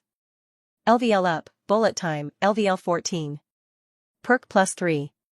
A tenth of the energy he had accumulated was in the weapon. This attack had succeeded in exploding a badly wounded Safamu. Priam smiled as the spear left his hands. The projectile's speed created a tunnel in the air. A fraction of a second later, a cone was formed, and a supersonic bang sounded. The throwing weapon's aerodynamics were almost perfect, and its unnatural acceleration filled Priam's heart with joy. The pain caused by the fire burning his meridians failed to make him wince. Priam watched the result of his attack attentively. How would the creature symbolizing his third and fourth tribulation manage to survive? The wyvern tried to turn, recognizing the danger, but Promes was too quick. The weapon struck the animal's neck and passed through its body before exiting on the other side. Priam scrambled through the mist to dodge the titanic body as it crashed. Reappearing 50 meters away, Priam felt the ground tremble beneath his feet. The flying reptile was on the ground. The creature's shaking and groan told Priam it wasn't dead yet. Promes was returning to him, and he wondered for a moment whether he should try to finish the wyvern. Probably not. He only had 8 special attacks left, and according to his clones, the creature was immortal as long as the sun could see it. Priam looked up at the enormous black clouds covering the earth and turned, bullet time, off. Perhaps they were blocking the sun's rays? He had relatively little hope, as the tribulations were supposed to synergize with each other, not cancel each other out, but he had to try. Racing towards the body, Priam leaped into the air, preparing his attack. Ether flowed along his meridians, and the fiery runes running across Promes lit up. Tribulation-piercing spear. Falling like a comet towards the wyvern, Priam aimed for its head. The spear penetrated the monster's skull and destroyed its brain. The Earl landed on the reptile's corpse and watched his notifications. Nothing. Either the system wasn't interested in his tribulations, or the creature was still alive. Bending over to observe the beast's wounds, Priam noticed its blood pulsating. The wyvern's brain had been destroyed, and Priam's perception couldn't feel its heartbeat. Yet the vital liquid was still circulating, regenerating the beast. Its wounds were closing in real time. Looking up, Priam realized the wyvern was absorbing the surrounding light. Infrared and ultraviolet rays converged on the body before being absorbed. The sun's rays, filtered by the clouds, regenerated the monster. Without clouds, Priam was willing to bet that its regeneration speed would have increased tenfold. Boom. Priam's eyes widened. The boss heart hadn't stopped, it had just slowed down to about 10 beats a minute. Dodging the still-falling raindrops, Priam tried to locate and destroy the heart. Circling the corpse, Priam stopped in front of its chest. Boom. The buzzing of the locusts drew nearer, and the chilling sound invaded the plain. Without wasting any time, Priam raised his spear and brought it down. Without skill, Promes failed to penetrate the wyvern's scales. He tried again with micro. This time, his attack penetrated the scales. Priam decided to use Spear Strike. The skill helped him pierce part of the flesh beneath the scales. Given the size of the monster, Priam theorized that it would take him around 50 attacks to get to the heart. That was far too long. LVL up, Spear Strike, LVL 5. STR +2. DXT +1. The monster began to move, and Priam gritted his teeth. He didn't have the luxury of saving his ether. Tribulation-piercing spear. The spear created a 20-centimeter diameter hole in the beast's chest. At the bottom, the heart glowed brightly in the infrared. More than a heart, Priam had the impression of seeing a star. Boom. The overpowering thump exploded Priam's eardrums and knocked him to the ground. Dazed by the shock, it took him a few seconds to regain his senses. Already, the wound was closing. Priam quickly searched his pockets for grenades. Fortunately, he had remembered to borrow a few from Sphinx. Pulling out 3 grenades, Priam threw them into the hole he'd created and moved off. An explosion sounded, and the wyvern's body spasmed. The night dissipated, and the world regained its colors. Priam sighed at the lack of notification. The rain became almost impossible to dodge, and 2 drops fell on Priam's skull. A trickle of blood ran down his forehead and onto his eyelid. Wiping his face mechanically, Priam watched the locusts approaching quickly. There were already hundreds of them. Priam hesitated about what to do. The wyvern's heart had exploded, but the system remained silent. The lights dimmed, bending to strike the corpse. His instincts told him that the heart was regenerating. He'd bought himself some time, but as long as the sun's rays could find the body, it was useless. The heaven wyvern was immortal under the sun, his clones had said. Without believing in it, Priam tried to use "there is no heaven" on the corpse. A thin stream of ether left his body before returning empty-handed. The wyvern didn't seem to have a soul. "I don't have time to bury it. With some luck, they'll eat its corpse," murmured Priam. Turning on his heels, he sped off in the direction of New Earth. Behind him, the apocalypse followed.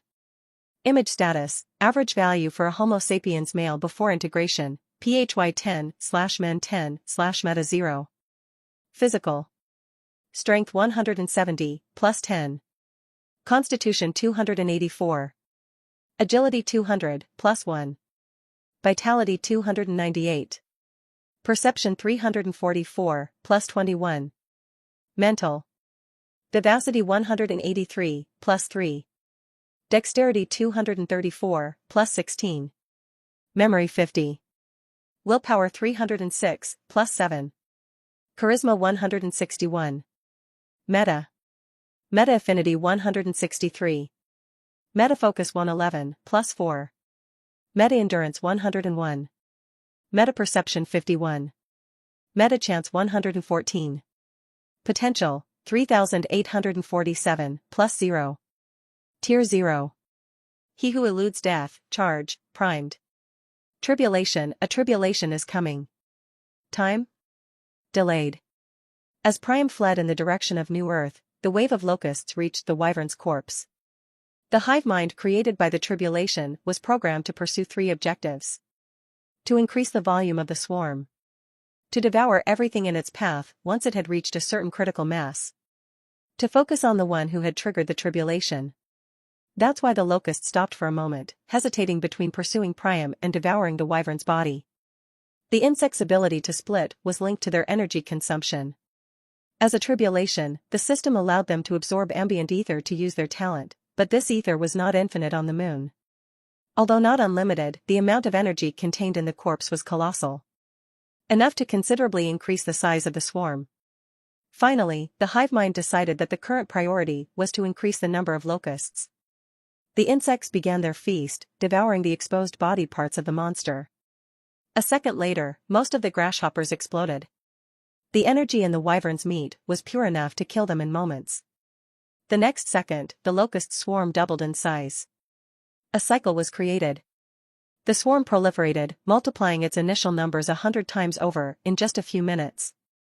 Tens of thousands of insects blocked the sun, artificially creating an impenetrable cloud.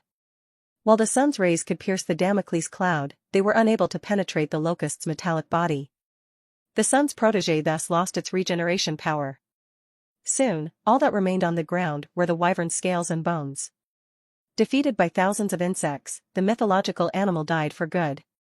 The satisfied swarm flew off in Priam's direction, letting the deadly rain wash away the shiny bones. Only one locust remained behind. Drawn in from the start by a shadow, the insect slowly disappeared, as if consumed by a puddle of liquid night. Pride's shadow, the shadow of one of the 7 deadly sins, digested its prisoner, analyzing and blocking its power. The locust's power had succeeded in killing its host thanks to their immortal spirit and adaptation. This power interested it. Pride's shadow, like its origin, had to be the best. Its host had to be at the peak of evolution. If a locust could resurrect and double its power, so could it. As the cloud of insects disappeared over the horizon, the shadow of the carcass trembled. A second later, 2 heaven wyverns appeared on the desolate plain. Their glare was brighter than before, and their power was greater. One of the reptiles pounced on its clone to devour it. Its black shadow seemed to be sleeping, exhausted. Purifying its bloodline by absorbing the others, the heaven wyvern roared with rage, then took to the air. Priam had been running for half an hour. Behind him, the cloud of locusts had disappeared, masked by the hills. Only the rain now kept him company. Or rather, the downpour. The young Earl was now running in a deluge. Head down, he drew on his potential to keep running, while his skin was falling apart. LVL up, perforation resistance, LVL 10, 11, 12. Const, +3. LVL up, hemorrhage resistance, LVL 2, 6. VIT +5. POT -6. 20 minutes earlier, the raindrops had become too numerous to avoid. Priam had tried to use kinetic control to repel the drops as soon as they touched his skin. It had only half worked. The water brushed against his peach fuzz before being sent off in another direction. Yet Priam continued to be wounded. The water wasn't the problem, it was the supernatural power. The drops were chemically made up of H2O molecules. Their piercing power came from a conceptual fragment. Would you like to absorb the concept fragment, Steel? Priam accepted once. By spending a single point of potential, the drop that hit him returned to normal, and Priam gained a small concept fragment that joined Mirror of the Soul. The tribulations were both a test and a reward. Unfortunately, he didn't have infinite reserves of potential. Priam had therefore chosen to refuse to accept the other fragments. As a result, his injuries had worsened. POT -3. The young Earl continued to run in the rain. If it hadn't been for the other 3 tribulations, he would quickly have taken shelter under a rock or tried to dig an underground shelter. On their own, the Damocles tears weren't that dangerous. But he knew that death was on his heels. LVL up, perforation resistance, LVL 13. Const, +1. LVL up, hemorrhage resistance, LVL 7. VIT +1. As he ran, Priam reviewed his various trees of merit. The torrential rain was eroding his skin and flesh. The only way to stay alive was to create a domain or resist the rain. Priam had little hope of unlocking his domain quickly, but he knew how to survive. He summoned his trees of merit. Trees of merit. Each new title opens a new tree of merit and allows you to upgrade a tree of merit once. Upgrading a tree of merit to tier 9 uses 10 titles and thus condemns 9 other trees. Be careful which trees you upgrade. Double Heart Silver, tier 0, once a day, 1 heart can regenerate instantly. Brainless, tier 3, locked. Requires a silver title. Quester Silver, tier 0, your instincts are sharpening. Infantile Phoenix Silver, tier 0, your flame affinity allows you to manipulate fires. Three-Headed Hydra Silver, tier 2, when your body is in perfect health, your vitality accumulates. The subsequent injury you receive will be healed all the faster because your vitality has accumulated. Hermes Apprentice, tier 0, future messenger, you are temporarily accepted when traveling to other worlds than Elysium. Moon Earl Gold, tier 4, the mist becomes a part of you. You are the mist adept. Upgrader, tier 0, you begin to feel the ethereal workings of your skills. Forerunner Silver, tier 0, your meta, chance, increases temporarily when you work on a project capable of improving humanity's standing. To the Moon, tier 0, bullet time is automatically triggered when you are in danger of death. Admirer of Atlas, tier 0, your power works miracles. You can temporarily double your strength. Veteran, tier 0, your resistance is even more effective. Threat Killer, tier 0, you feel people's hostile thoughts toward you. Iconoclast Gold, tier 0, you're beginning to feel your soul. Fighter of the Depths, tier 0, you are more resistant to the corruption of the depths. Supersonic Boy Silver, tier 0, passively modifies your ethereal code to make you more aerodynamic. 7 unused merit points. As usual, Priam's greedy side awakened as he looked at his options. There were so many exciting merits. For example, Veteran could save his life, depending on the merit's effectiveness. Unfortunately, tier 0 was unlikely to be immensely powerful. Priam needed power now. Some of the merits had changed with the upgrading of his titles. Some now seemed rather useless. Starting with Three-Headed Hydra. Thanks to the title upgrade, Priam could regenerate one of his limbs almost instantly. Moreover, thanks to his unique talent, he could restore his body every day. Above all, Priam was not a Hydra. He had only one head, and losing it meant a quick death. On the other hand, other merits seemed incredibly valuable. For example, iconoclast, allowed one to feel one's soul. In the future, the title would certainly enable Priam to better understand, he who eludes death. It also seemed evident to him that feeling and protecting one's soul was essential in this new world. The soul, and therefore the uniqueness of a being, had to be paramount when ascending to Tyr. A drop fell into his eye, and Priam screamed. Stumbling, he fell to the ground. Panting, exhausted by his run, Priam lay still for a moment. Mud smeared his wounds. He could feel the pebbles rubbing against his raw flesh, as the rain continued to flay him. Dying slowly, Priam decided to take care of the rain. He wouldn't make it to the dome if he continued like this. The young earl quickly analyzed his options. Veteran could be good, but Priam didn't want to spread his merits too thinly. The further a tree progressed, the more influential the merits became. Giving up his future for a few minutes of life was pointless. Especially when there was a better option. Moon Earl, Gold, Tier 4, the mist becomes a part of you. You are the mist, Mist Adept. Acquired. Moon Earl, Gold, Tier 5, locked. Requires a legendary title. 6 unused merit points. Lying on the muddy ground, Priam shielded his face with his arm. The mist had changed again. Within a 100-meter radius, Priam could feel everything. Every falling drop. Every blade of grass torn up and destroyed. The blood flowing from his wounds. LVL up, perforation resistance, LVL 14. Const, +1. LVL up, hemorrhage resistance, LVL 8. Vit +1. LVL up, moon mist, LVL 26. Perk +4. Char +2. Meta, AFFI, +3. Priam concentrated. The wind stopped for a moment. In the sphere of mist, nothing moved. He gave an instinctive mental command, and the fog converged on him. A half-sphere, about 10 meters in diameter, formed. The mist swirled gently, creating an artificial current that deflected the drops. LVL up, moon mist, LVL 27. Perk +4. Char +2. Meta, AFFI, +3. Priam opened his good eye and stood up. Bloody, half-naked, he felt dirty and weak. Like a protective cloak, the mist drew closer and enveloped him. Its embrace was both soft and wet. Priam felt as if he were cuddling a cloud. A cloud that caressed his skin and pushed the world away. The opposite of a cyclone or tornado. LVL up, moon mist, LVL 28. Perk +4. Char +2. Meta, AFFI, +3. In the distance, the sound of the locusts closing in eclipsed the sound of the rain. Priam stood up and activated the regenerative power of Three-Headed Hydra. The ability could target an organ or a limb.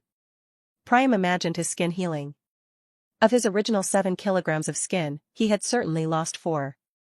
This organ would protect his body and allow his flesh to heal. It would also enable him to conserve his blood, which was currently flowing freely.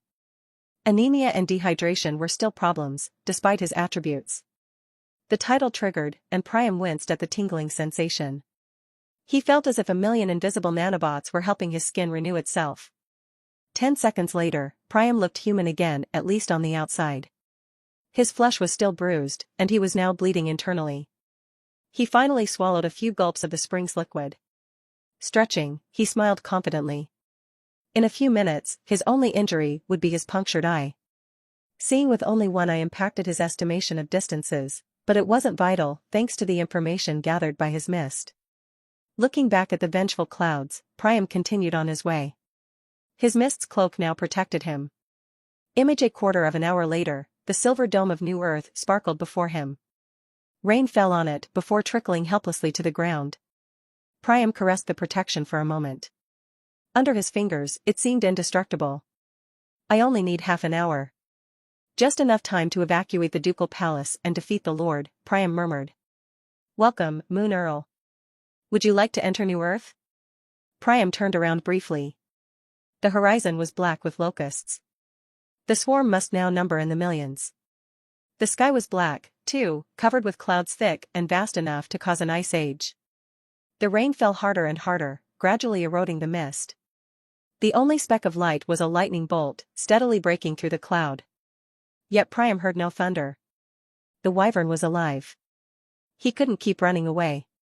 The tribulations were accelerating and would remain for at least another 23 hours. Plenty of time for him to die many times over. Decisive, he turned and accepted the proposal. Error.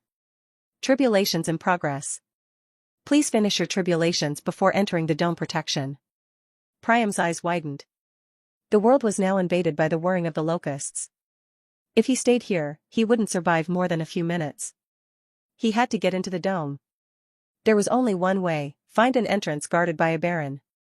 But how? The situation called for him to use his penultimate question. How do I get into the dome?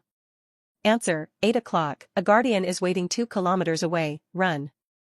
Kinetic control. Priam dashed in the direction given by his clones, 8 o'clock. Without knowing whether there was a north, how to give an indication. With a clock. Noon meant ahead, 6 o'clock behind, and 3 or 9 o'clock, the right or left, respectively. The landscape unfolded as Priam's meridians screamed. His running was barely controlled, but a few uses of kinetic control were enough to keep him from falling. LVL up, Iron Marathon, LVL 2. AGI +3. After a few seconds, Priam saw a promontory of some kind before him. The structure looked strange and he headed towards it. Unfortunately, the swarm of locusts arrived first. 50 meters from the cape, Priam was advancing towards a veritable wall of insects. Gritting his teeth, he accelerated, surrounding himself in a cloud. A fraction of a second before contact, his mist detected the entrance.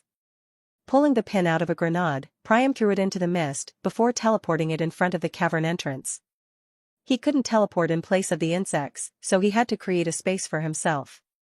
The grenade's explosion would do the trick. LVL up, Moon Mist, LVL 29.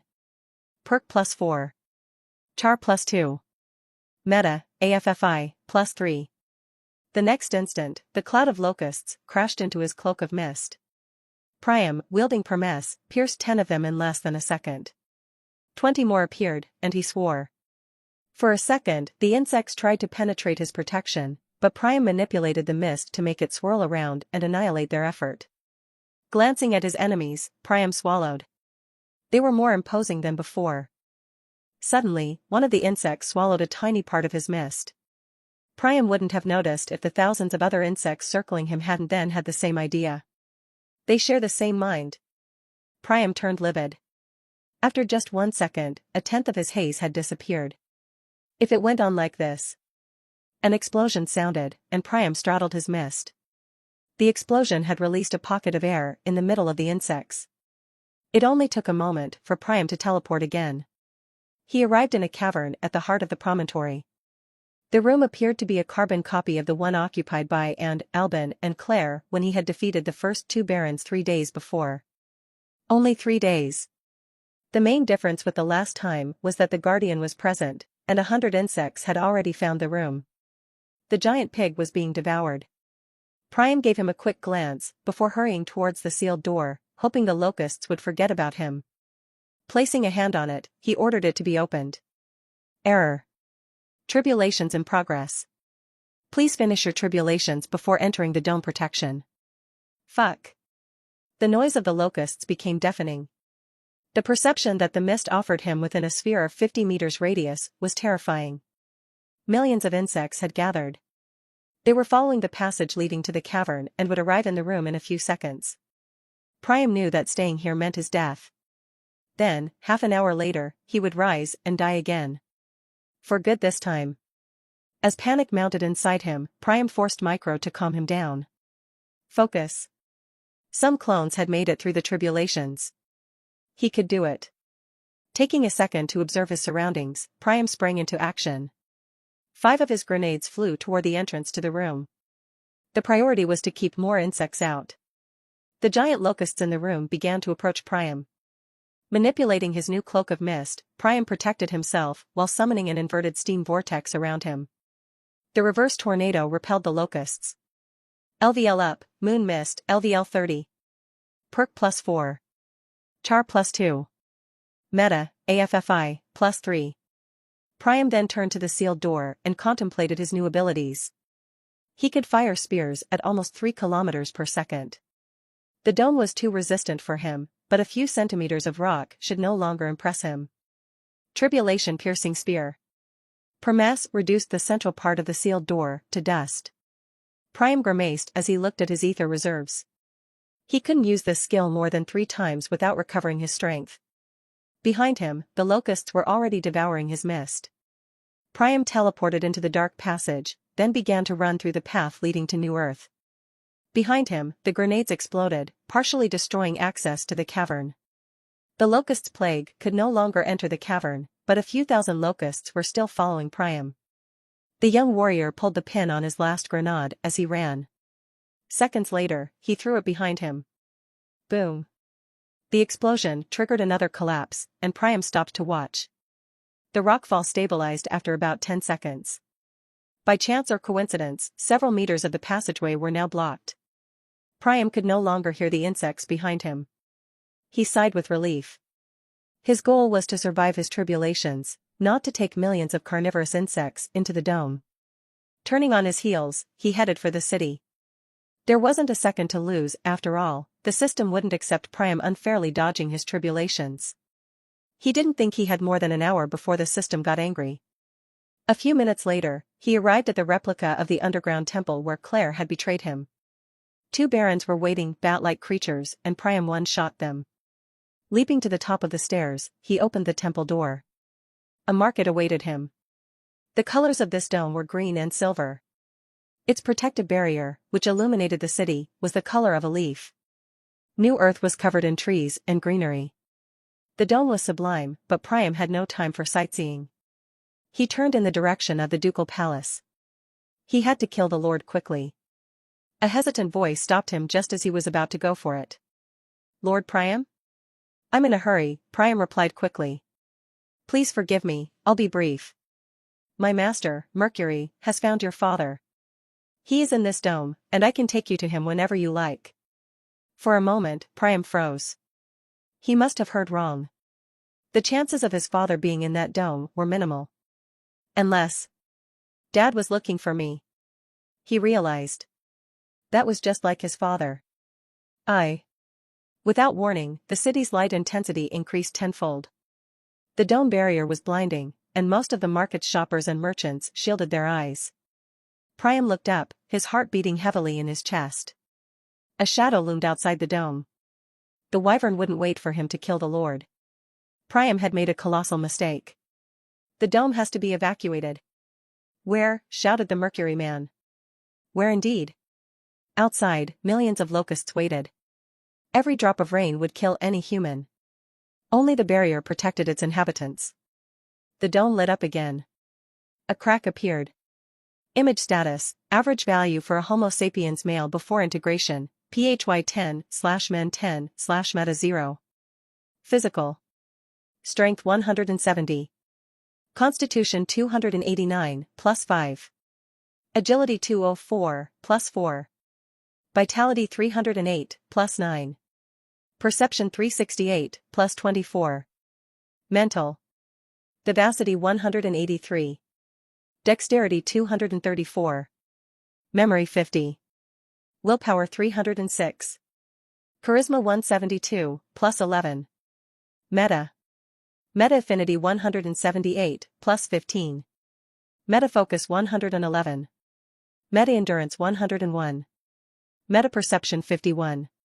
Meta chance 114. Potential 3876, +20. Tier 0. He who eludes death, charge, primed.